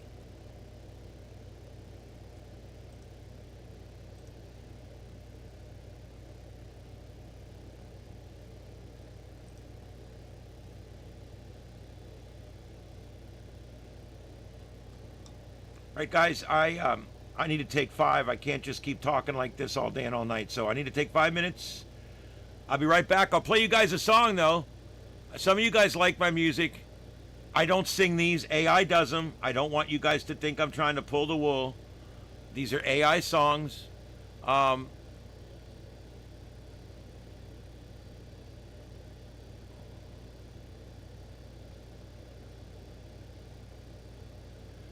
Well, thermal scan, that's an interesting way to look at it. But I think it's a much deeper concept than what you're putting it out to be. It's just like, if you don't like something that's really good, then you're really bad. Anyway, I'll be right back in just a few minutes, guys. I want you guys to hang in there. We've got our little coverage going. I'm working on getting the second coverage. We're going to be covering the protests as well. So we're going to get back to that in just a few minutes. Stay with us. This is the Sights and Sounds of Earth. My name's Ian, right here on Starship Adventures, broadcasting worldwide on YouTube, the largest broadcast platform in the world, using glass, baby, all the way to the internet on fiber optic. And we're broadcasting from Starship Studios in North Fort Myers. Stay with us. The coverage continues.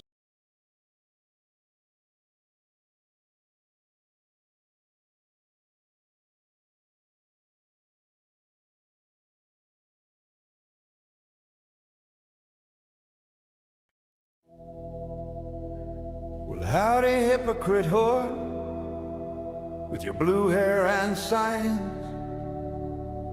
Time to roast your ridiculous rallies. Draw the lines. Y'all scream for chaos and our law and order fools, while truth hides in the corner, breaking all the rules. From another evil universe, illogical and wild, irrational, unrealistic, like a brainwashed child.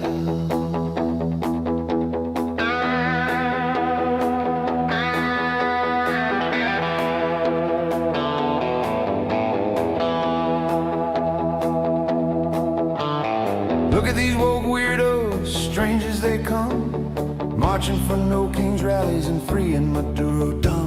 He's a dictator crushing folks, but y'all cheer his name. Hypocrisy central, playing the same old game.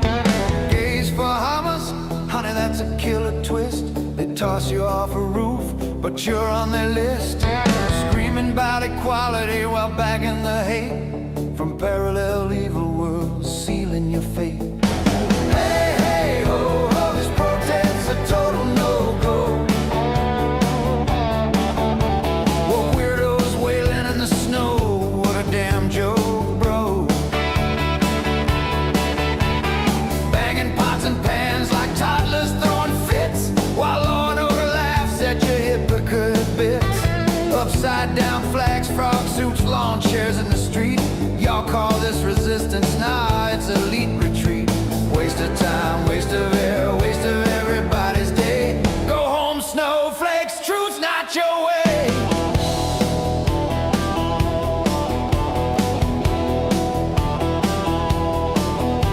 Inflatable frog costumes, that's your master plan.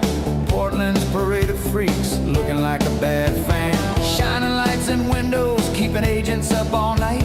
Trying to play hero, but you're just a sad sight. Aztec dancers twirling giant birds on parade. Puppets in the rain, man, y'all got it made. Non-binary noisemakers with whistles and horns, honking like geese, showing off your thorns. Hey, hey, ho, ho, this protest's a total no-go. Blue-haired banshees in the snow, putting on a clown show. Then crying oppression, grow up already, that's just regression. Gays for Hamas, no kings, then dictator love. Your logic's from hell, pushing shove after shove. Waste of time, waste of tears, waste of taxpayer cash. Abolish ICE, now abolish your trash.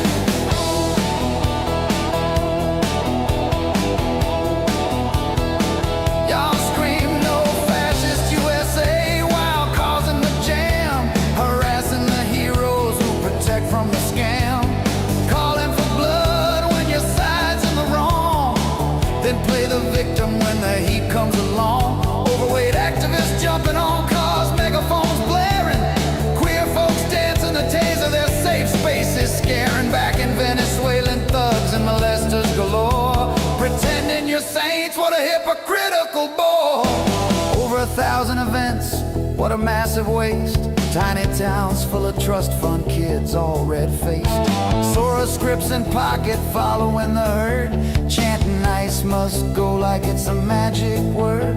Ignoring the criminals, the rapists they cage, while y'all rage irrational, turning the page from evil parallel realms where truth's locked away. Unrealistic dreams in your woke display. Hey, hey, ho, ho, this protest's a total no-go. Woke widows, blue hairs, freaks in the snow go. Banging pots, blowing whistles, honking like fools, while law and order enforces the rules. Frog suits, lawn chairs, upside down rags in the breeze. Your whole damn movement's a disease. Waste of time, waste of life, waste of everybody's night. Get a real job, dipsticks, or just fade from sight.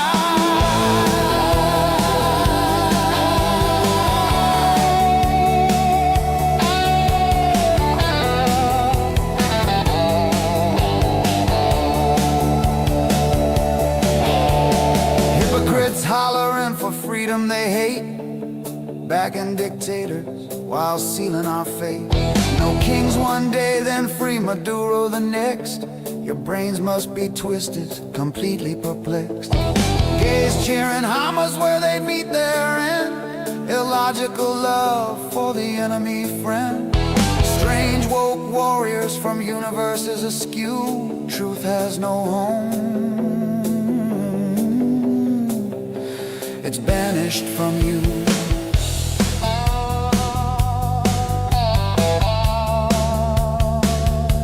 So here's to you and our law and order crew. Keep wasting your weekends, we've got better to do. Your absurdity's epic, your hypocrisy grand. 6 minutes of sass, now disband. Stay woke, weirdos, or better yet, wake up for real. Law and order prevails, that's the deal.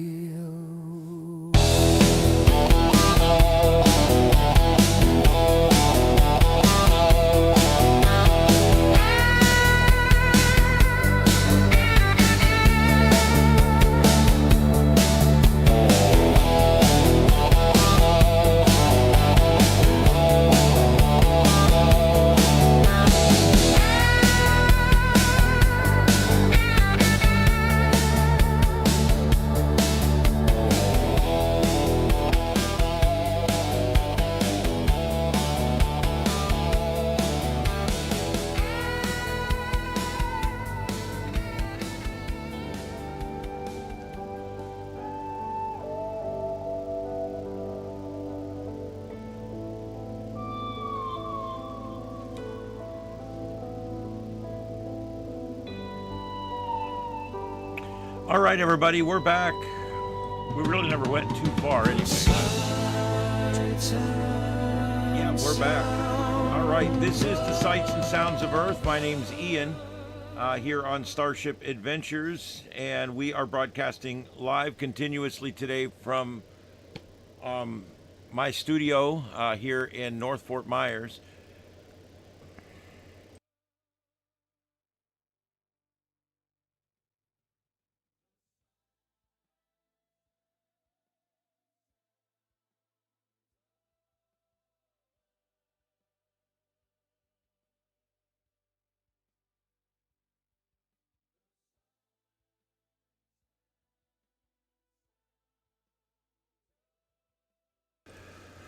Okay, I got a lot going on around here today, guys. I got about 5 different things going on, but I do want to say welcome everybody into our coverage tonight. It's a little crazy here, and did I say tonight again? It's 2:35 in the afternoon Eastern, 11:35 on the left coast, and 1:35 in Tampon Timland, and we are watching in Iraq. In Iran, we've got a situation where Israel and the United States have begun aggressions against Iran, because they are enriching nuclear energy. They're trying to make a bomb. Basically, let's get to it. That's what they're doing. And so, what we're trying to do basically is just to stop that effort. And we've tried through talking and everything else. It didn't work. So, boom, there we go. This is how Trump handles it, and I tend to agree on this one. All right, let's see. We've got a lot going on here right now. I do want to say welcome. If you guys have not been in before, this is Starship Studios, and this is my studio that I built here behind my house, and we broadcast live every night at 9 p.m.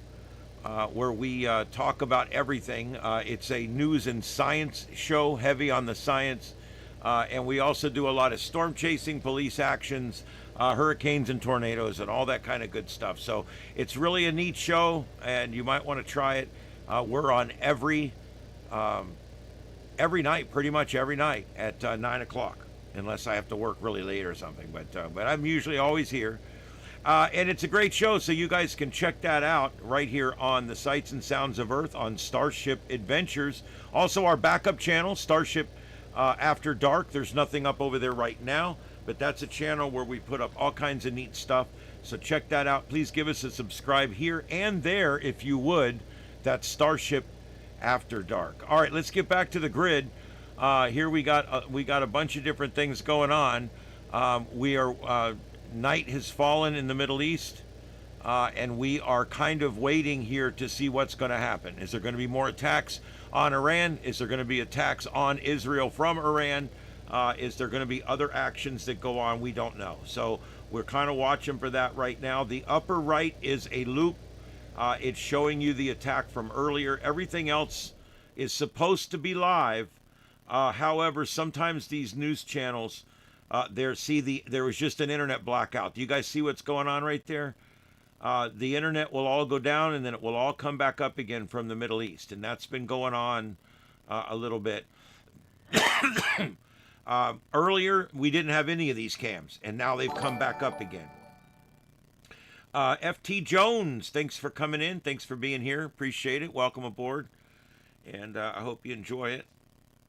We're here every night at 9 p.m. and whenever news breaks. It's always nighttime somewhere, but it did get dark over there. It's been dark over there now for probably the better part of 4 hours.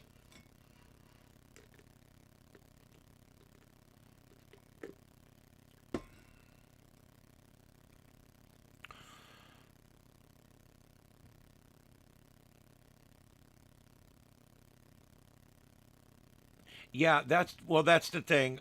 There's still ways to get information now that we've got satellites. They can only black it out so much now because we still have the satellite capabilities now, which we didn't have before. Satellites were something you had to have a lot of money to have access to, but that's not the case anymore. You can send and receive visual right now through Skynet. Oh my God. Starlink. I just called it freaking Skynet. Do you believe that? I cannot believe I just... they're going to kill me for that one. Oh my God, I can't believe I just did that. Oh, that's kind of... I got to admit, that's pretty funny. That's funny. I don't care who you are. I called it Skynet. If you guys don't know, Skynet is the AI that takes over the world in the Terminator series, which a lot of people think is coming true.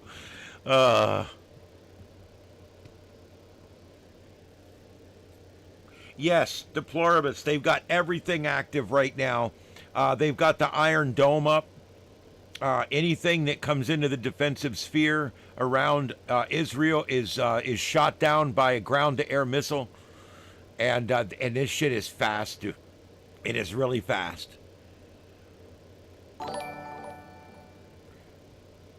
Who's afraid? Welcome in. Welcome aboard the Starship. We're on every night here at 9 p.m. for a news and science show, and anytime news breaks.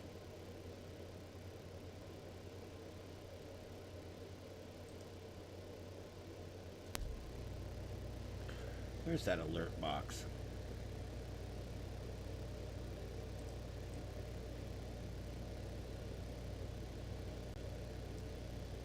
That needs to go there.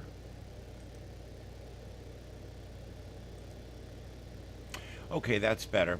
All right, so anyway, we are covering what's going on here, and in just a few minutes, I'm going to go ahead and try to get something going over here. I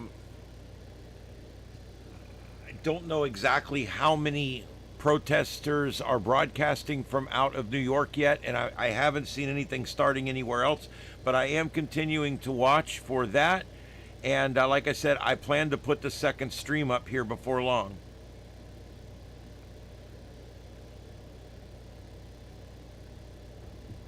They're trying to assess now if Khamenei is dead. It's a possibility. It was a direct hit on his bunker with bunker buster bomb, I'm sure. Hey, Ireland, welcome in.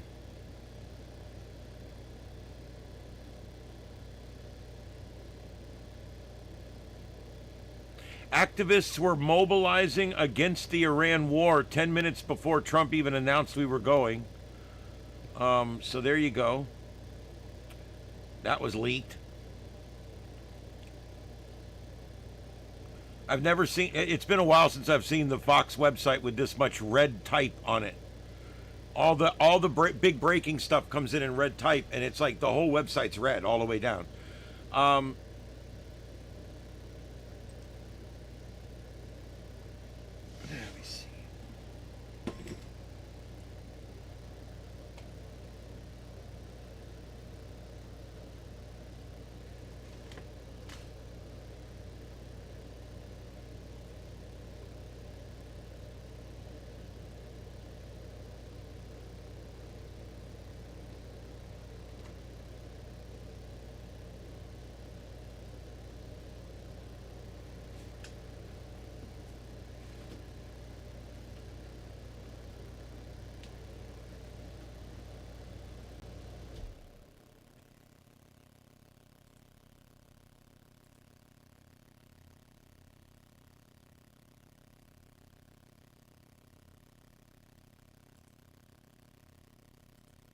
I'll restart that Linux machine. For some reason, it doesn't want to do anything.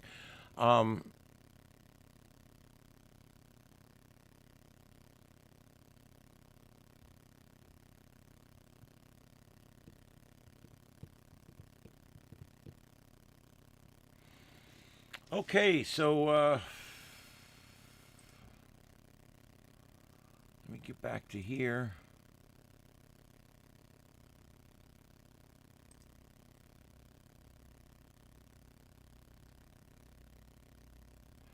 Okay, so it says anti-U.S. protesters now funded by a pro-Chinese tycoon mobilized. First bombs mobilized right as the first bombs were falling on Iran. Nonprofits funded by tech tycoon aligned with the Chinese Communist Party unleashed anti-U.S. protests and propaganda supporting the regime in Iran. See, that's what these idiots on the left don't realize. When they go out there and protest and they get their free protest sign and all that, maybe they get a free lanyard out of it or something, and when they get that and they go, they're being funded by communists. They're literally like these idiots. They've made them like pro-communist. The Chinese party, they love communists. They love Maduro. They love communists. And they just, and now they're out there and they're marching up and down our streets protesting our government with Chinese money.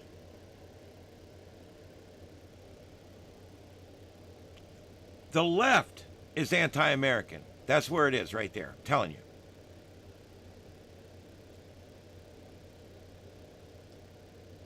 Oh, well, thank you. Is it Cassie? Thank you very much. I appreciate that.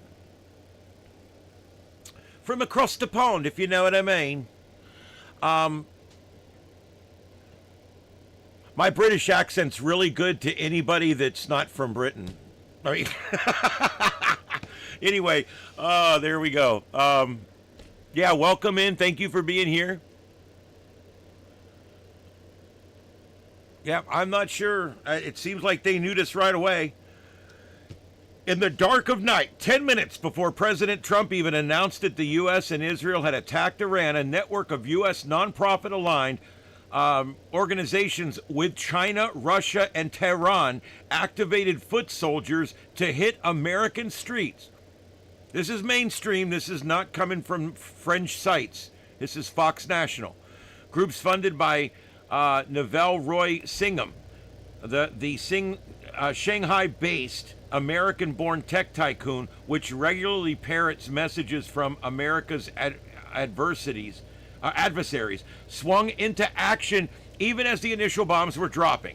The nearly instantaneous response was the latest salvo in an information war on the U.S., with foot soldiers called upon to converge in protests and echoed anti-U.S. talking points. At 2:34 a.m. Eastern Time, the Answer Coalition, a nonprofit project whose leaders self-described as Marxists and communists, announced emergency nationwide day of action Saturday, February 28th, Stop the War with Iran. It's announced its network group that have long supported the regime in Iran, including the National Iranian American Council, American Muslims for Palestine, the People's Forum, Palestine Youth Movement, and Code Pink.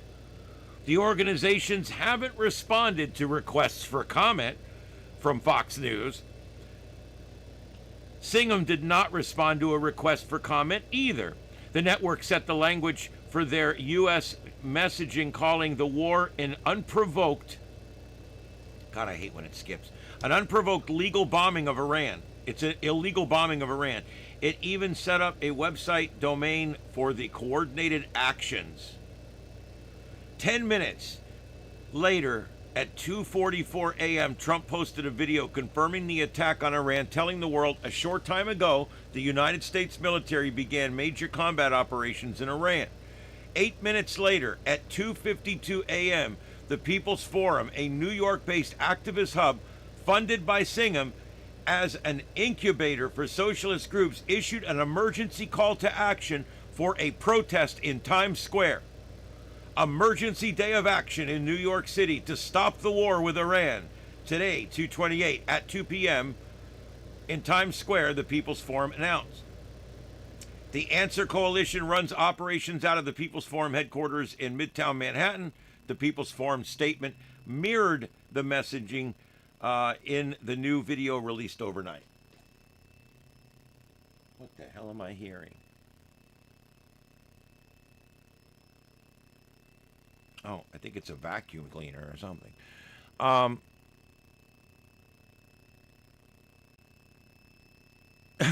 American accent. We got lots of accents here in America. We got ones like in New York over here, douchebag. Yeah, we got Chicago there, the greater Chicago area there. Welcome to Bears and the Bulls. We've got all kinds of accents here. We got the California accent. I'm lazy and I don't want to work. All right, anyway, let's see here. Greetings, everybody. Hey, Crazy. Hey, Cassie. I think I've said hi to everybody. I'm trying to catch everybody. Ferducious? Or is it Ferdocious? I'm not sure. Brenda, thank you for being here. Audrey, thank you for being here. I like to see a bunch of folks in from all kinds of different places. That's really nice. All right, I am going to be working on coverage on the other computer back and forth, okay? So you guys bear with me here. Let me see what I can find over here. We've got... Let's see if I can get signed back in here.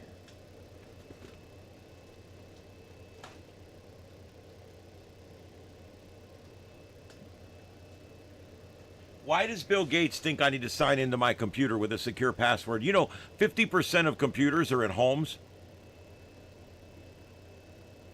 Why do I need to sign into my computer every time? And even Linux does it. I'm sure there's a way to turn it off.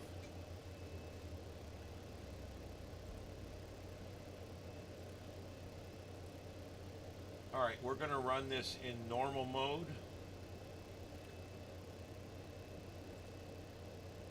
All right, I'm going to I'm kind of setting this up here while I'm talking to you guys. I'm going to do my best to do both. Let me see if we've got, I don't want to put anchored coverage up, but if I can find speeches, I'll take those. If I take too much anchored coverage, I'll get in trouble. So I got to be careful with that.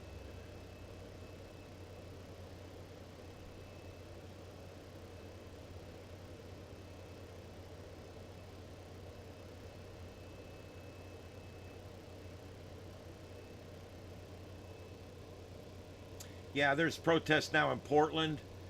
It's the Salt Melts Ice event, February 28th, noon, Broadview Ice Facility. That's coming up in about 9 minutes. That's going to be starting. So I need to get this other one up because we've got stuff going on right now.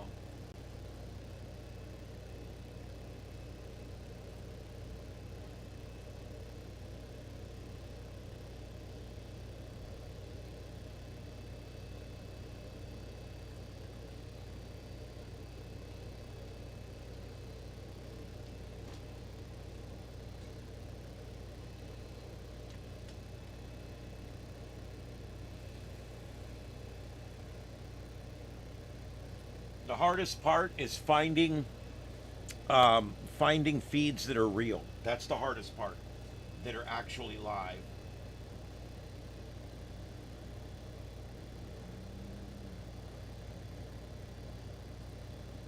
I filter by popularity and then I filter by live. And that gives me ones that have a lot of people watching to start with. Okay, here's one I want to take. Right click, copy link. And then I just go back to the other program here and go right into one of my boxes. Is this thing not going to work? What's the deal?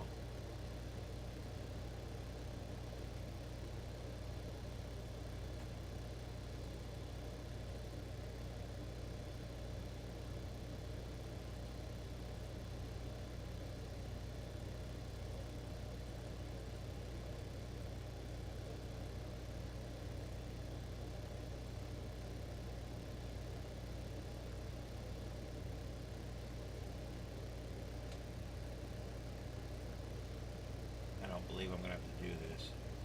Shit. I'm gonna have to build this scene from scratch, and I don't want to do it.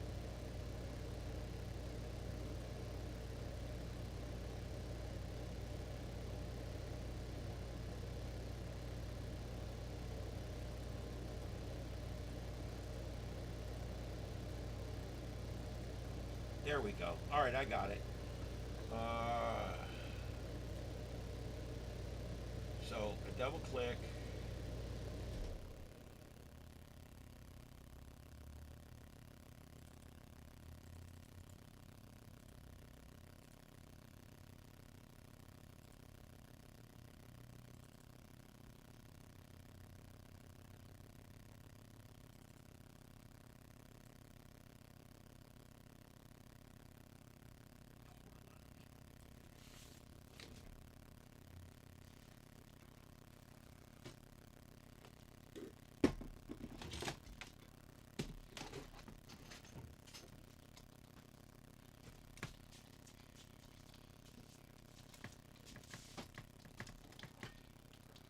Ice facility.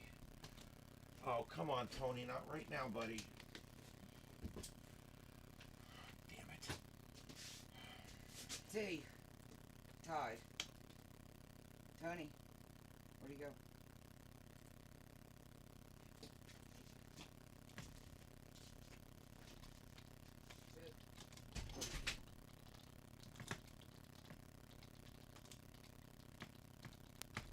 Okay.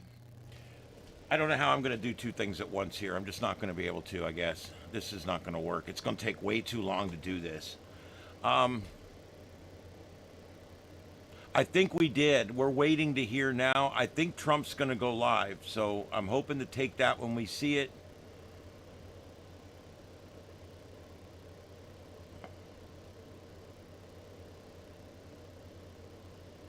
Now, I don't have anything new on that.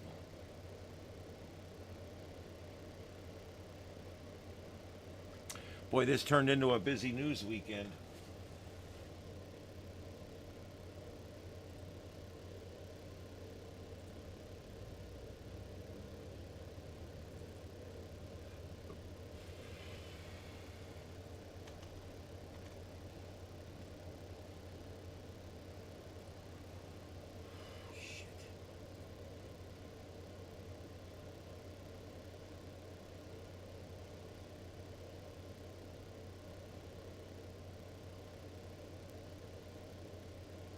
That's it?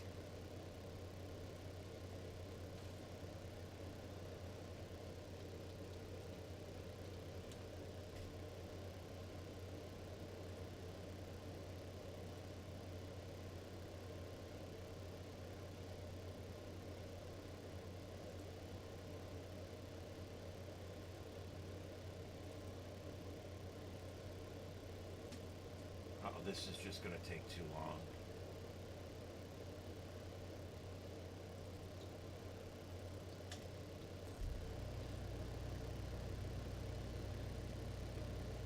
Yeah, this is just going to, it's just going to take too long. I'm not going to be able to do it. I thought I could, but there's just no way. There's no way. It would take me 45 minutes to get that going at this point.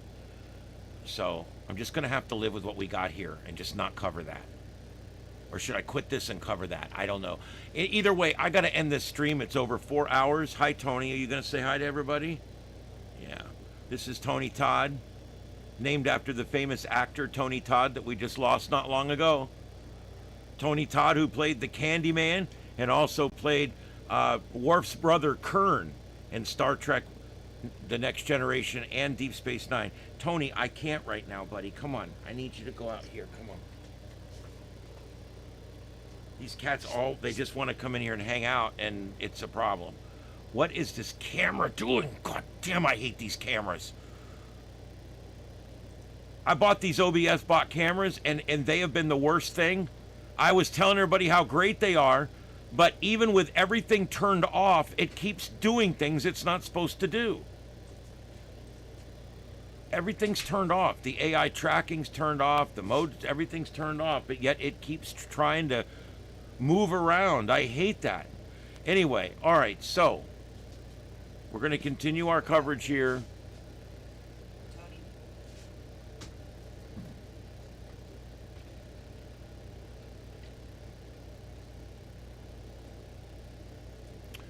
Yeah, I guess I'll just do that.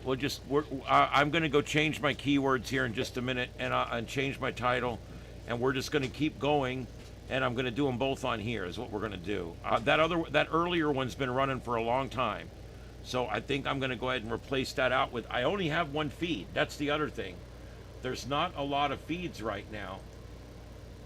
I thought there would be shitloads of feeds. There's not. That's out of Albania. This is one of the ones I have here. But it's an upright, of course. I'll stick it in here anyway. Let's put it.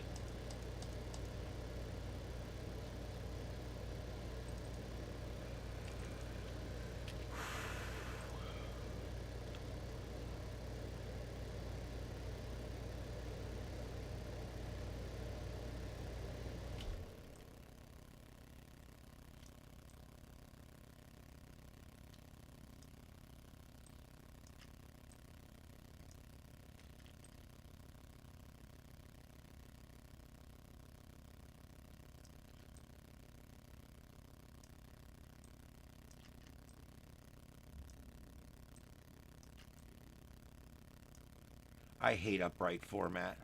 Whoever thought of that should be punched in the mouth. And everybody you talk to hates it. But you know why people do it? Because humans are inherently lazy. And when you're in upright mode, people find it easier to hold the phone. Do you know who likes videos in upright mode? Only the photographer. That's it. None of the people watching it like it. But the photographer loves it because they can be lazy. I hate that. It's one of my pet peeves. It's like, quit being lazy and just do it. All right, upper right is going to be protest. I'm seeing what I can find. That's the only thing I got there. Upright. It's called Salt versus Ice Protest. And that's it. No description. It says Broadview Ice Camp. I didn't know they were giving this stuff names now, but there you go.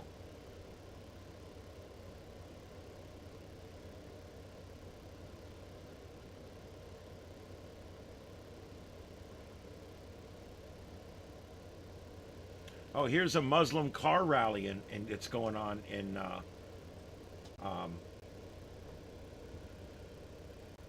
hi, buddy.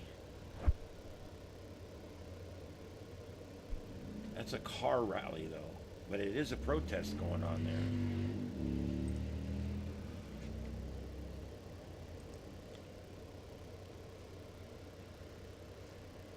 I'm going to have to get labels up. Buddy, this is not working. This is not working, buddy. Okay, come on. Come on, dude. Seriously.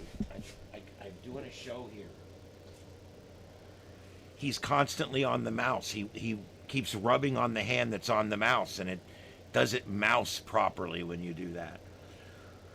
Okay, let me get some tags going here.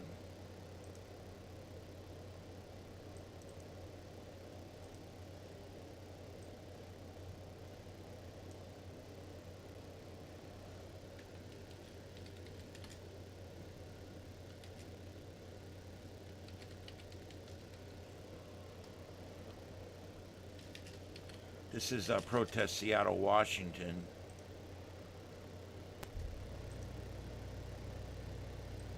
Right here.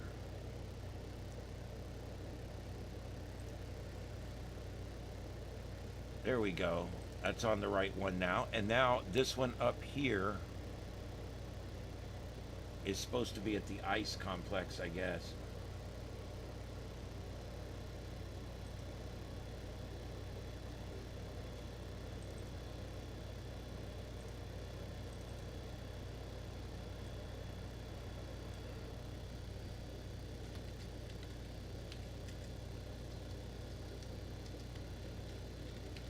Protest.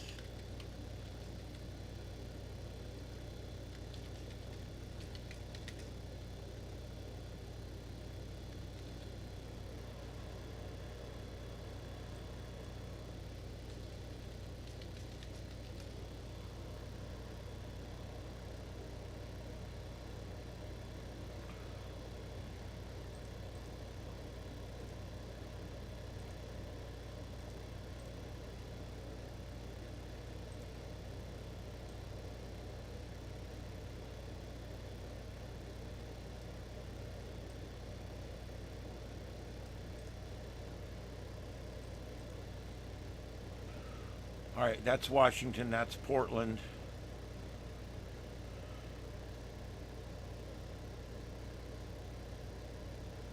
I want to get it right, as we got a lot of people coming in, and we try very hard here on this channel to make sure we get stuff that's live and to try to vet it the best we can. I think that's Trump speaking from earlier. Pretty sure. And attack our forces. I knew as soon as I went to it, it would go to something else. I knew it. All right.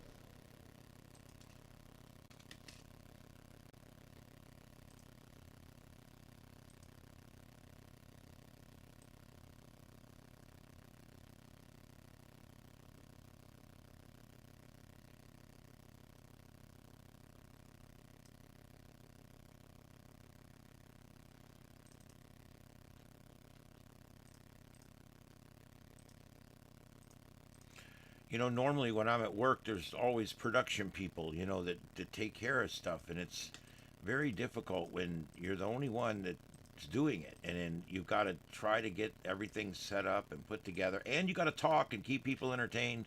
I don't know if you guys noticed, but I get 100 people in here. And as soon as I play a piece of music and take a break, it goes down to like 50 people.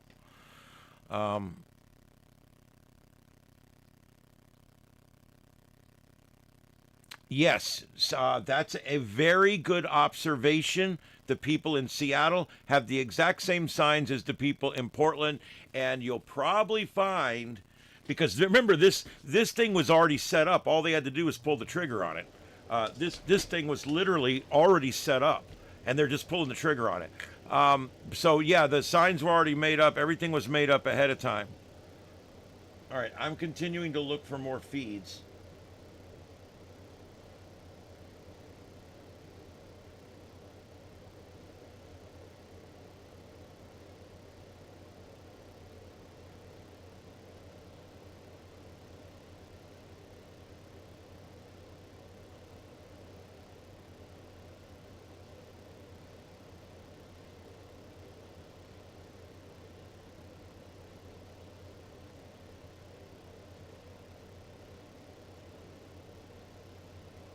All right, that's about what there is.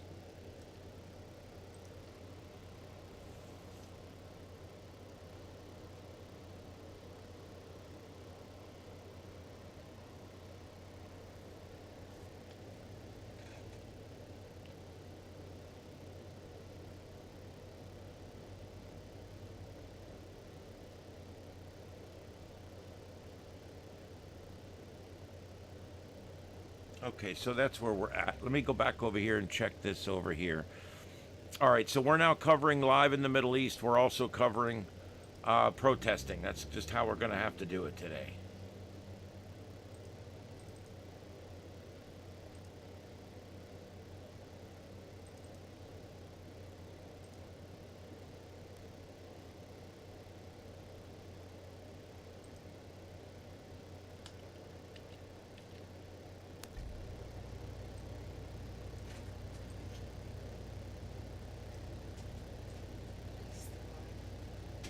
Uh-huh. All right, hold on. Hang in there, guys. I'll be right back.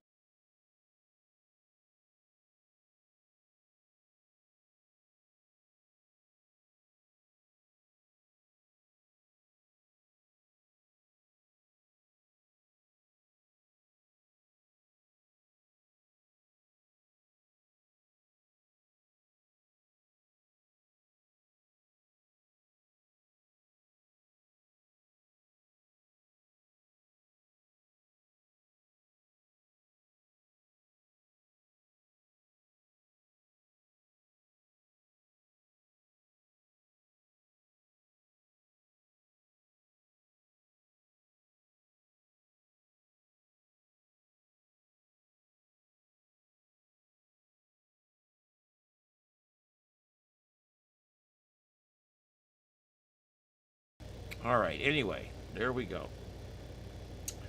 What is wrong with that? Where's my,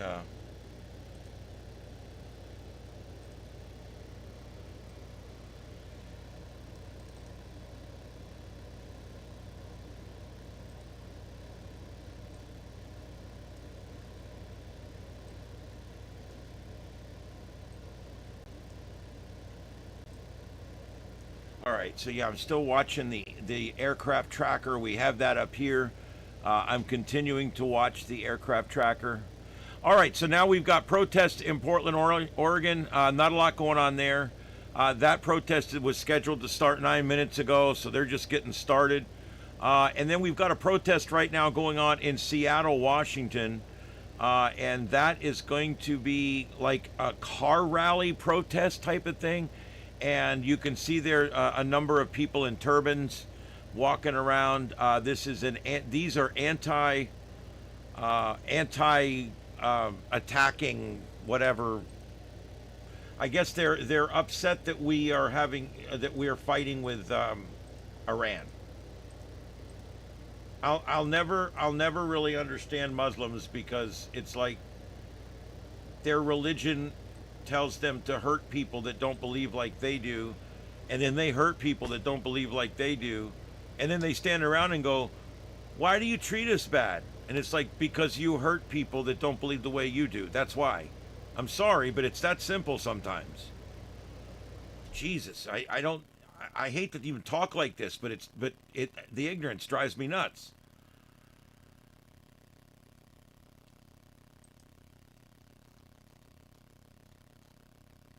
I'm not talking about a race.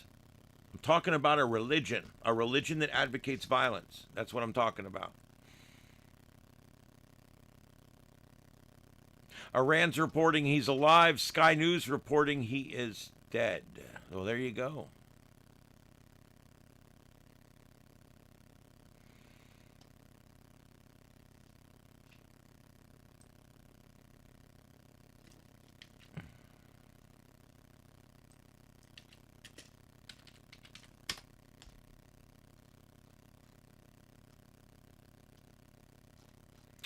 Okay, looks like we might have some news here. Hold on.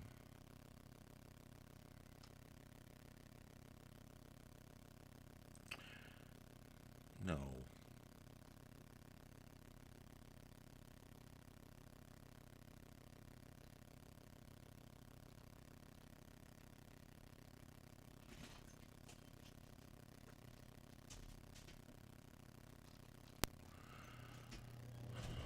Okay, Reuters, guys, this is it. This is the breaking news you've been waiting for. Hello, everybody. This is breaking news on Starship Adventures.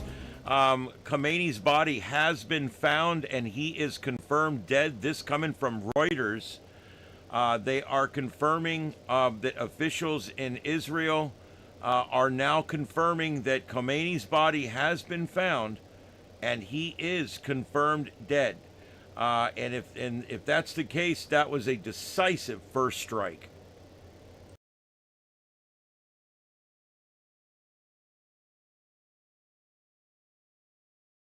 All right, guys, I'm going to take a 5-minute break here. I'm going to put some music on it. There's a couple things I got to go take care of real quick, but I'll be right back. This is live continuing coverage here from Starship Studios of the continuing coverage here of the war that's going on in Iran. And I'll be back in about 7 minutes. I'm going to play you guys a song.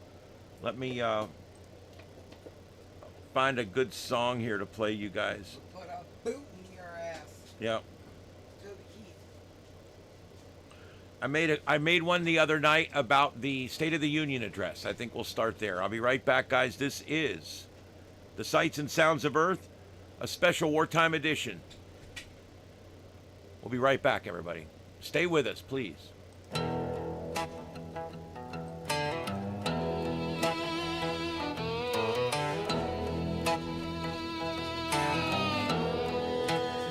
Well, last night Trump took a stage, bold as brass, talking about the winds that kicked the swarm's ass. Economy booming, borders locked tight, no new wars raging, peace in sight. Brought jobs back home, taxes cut low, veterans honored, watch the good times flow. He listed them out, clear as day, but the Dems just sat there looking away.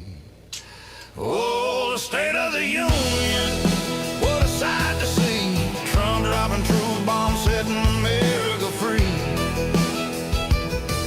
But the Dems threw shade, acting like fools, disrespecting heroes, breaking all the rules, heckling and hollering, boycotts in the hall, snubbing the hockey champs, ignoring the call.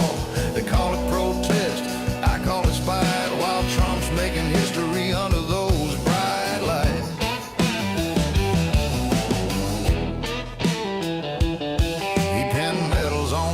Who serve with might, Erica Kirk here in a two, shining bright, but the left side of the aisle wouldn't stand a clap, sitting like statues taking a nap. The women's hockey team, gold medals gleaming, snubbed the invite, what a liberal dream. And Trump praised the grit, but they turned him down flat. Guess winning for America ain't where it's at. Oh, the State of the Union, what a sight to see. Trump dropping truth bombs, setting America free.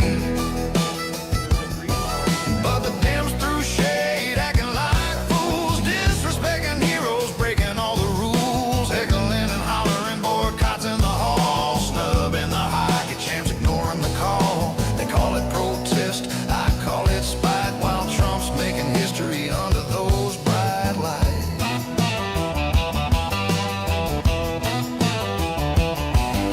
Outside the Capitol, protests in the street, Portland, Seattle, Minneapolis heat, LA burning with anti-America chants, while Trump's inside crushing their socialist rants. Countless speeches flying, calling him a liar, Catherine Clark skipping, fanning the fire. AOC boycotts 5 damn events in tow, but Trump's crowd roars, stealing the show.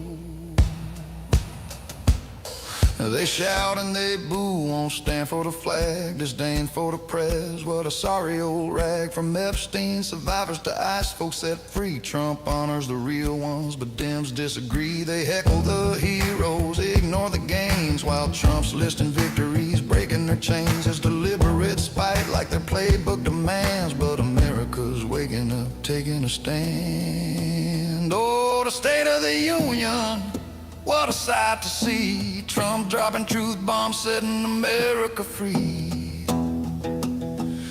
Dems through their tantrums, acting so rude, but the red, white, and blues in a winning mood. Heckling and hollering boycotts, what a joke.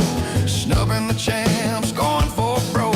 They call it resistance, I call it defeat. Trump's America's king, can't be beat.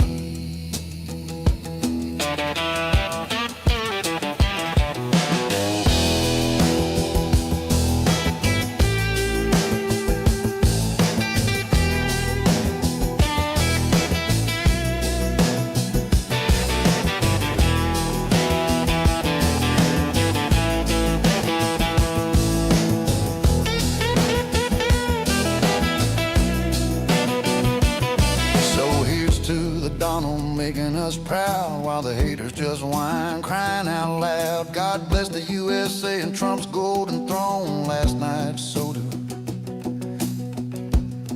he owned it alone.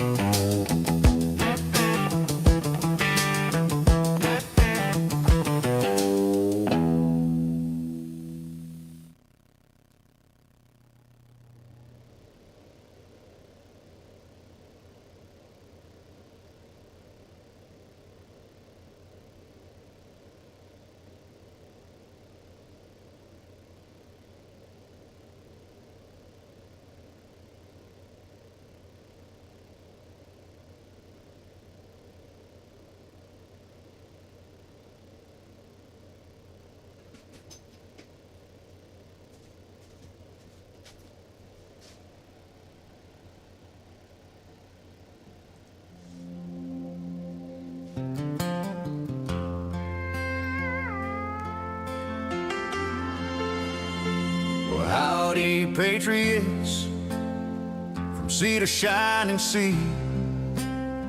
It's time to sing of Trump, crushing the socialist spree. He's the boss in the White House, making America great, while Dems flail in failure, sealing their fate. Pro-democracy hero took a bullet for us all, bringing freedom worldwide. Hear the liberty call. Trump's building walls high, securing the border tight, over 400 miles strong, keeping threats out of sight. Economy booming, 7 million jobs in the bag. Unemployment at rock bottom, family incomes on the rise, no lag. Tax cuts permanent, no tax on tips or overtime pay. One big beautiful bill signed on Independence Day. Energy dominant, drilling for oil and gas. Affordable prices kicking green extremism's ass. Hey, hey, ho, ho, Trump's crushing the socialist foe, making Dems look silly, watch their empire crumble low. Pro-democracy king, patriotic through and through, took a bullet for freedom, red, white, and true. Nobel Peace Prize coming, better hand it over quick. Trump saving the world, making tyrants feel sick. America first, law and order strong, while leftists protest nonsense, they're just plain wrong. Space superiority locked, AI innovation flying, Genesis mission launching, pediatric cancer dying. In here commission fighting chronic disease with might, phasing out toxic dyes, making health shine bright. Trade deals sealed, tariffs hitting hard on foes. Western hemisphere focus, where real security grows. Global health reformed, executive order stacking, while Dems divide and flop, their coalition cracking. Dems in disarray, losing the working class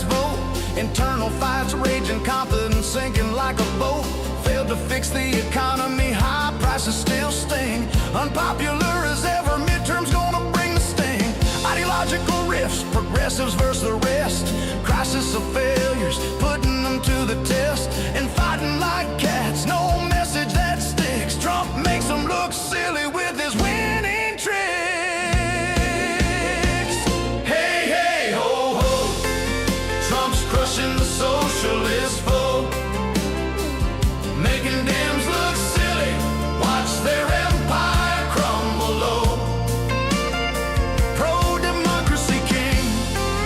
Patriotic through and through. Took a bullet for freedom. Red, white, and true.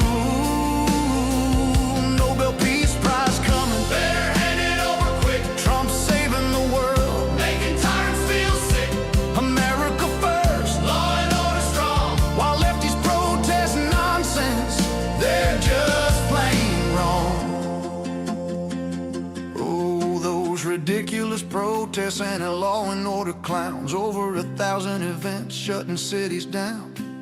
Ice out for good, nah, that's chaos in the street. Banging pots at hotels, throwing snow, what a treat. Frog suits in Portland, upside down flags in NYC. Crying about enforcement while criminals run free. After any good shooting, they rage and they wail. But ignore the facts, Trump's justice won't fail. Huge fraud in Minnesota, beyond beliefs wild. It's a Miley scheme, stealing billions. That's the pledge, feeding our future fake meals. Autism therapy scams, daycare doors locked, no kids. What a sham. The Lerin Center misspelled, can't even get it right. Healthcare heist, education cheats under walls is oversight. Nick Shirley exposed its citizen journalism spark.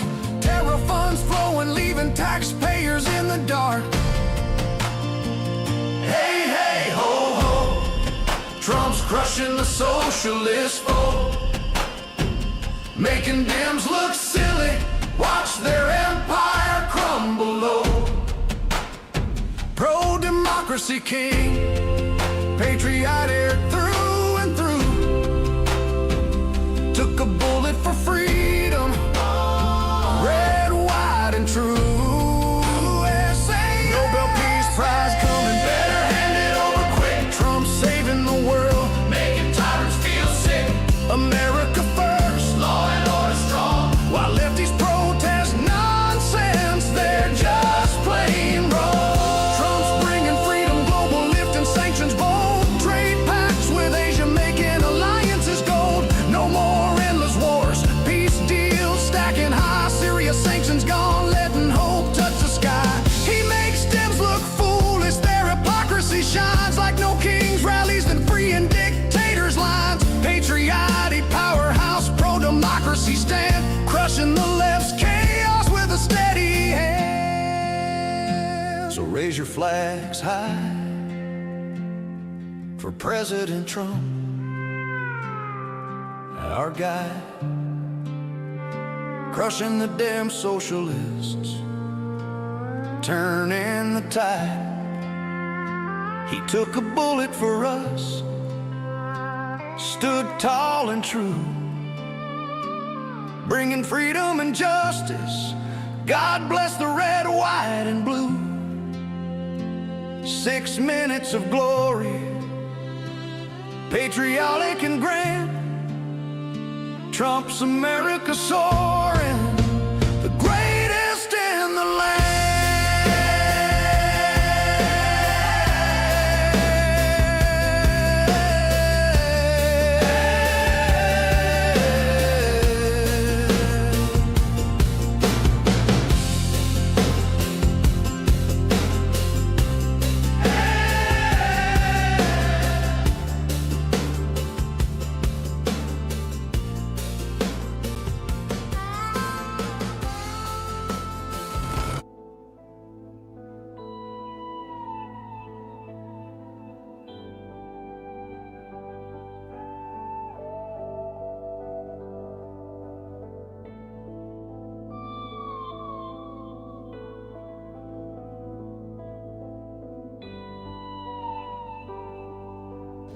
All right, we are back. This is the Sights and Sound of Earth.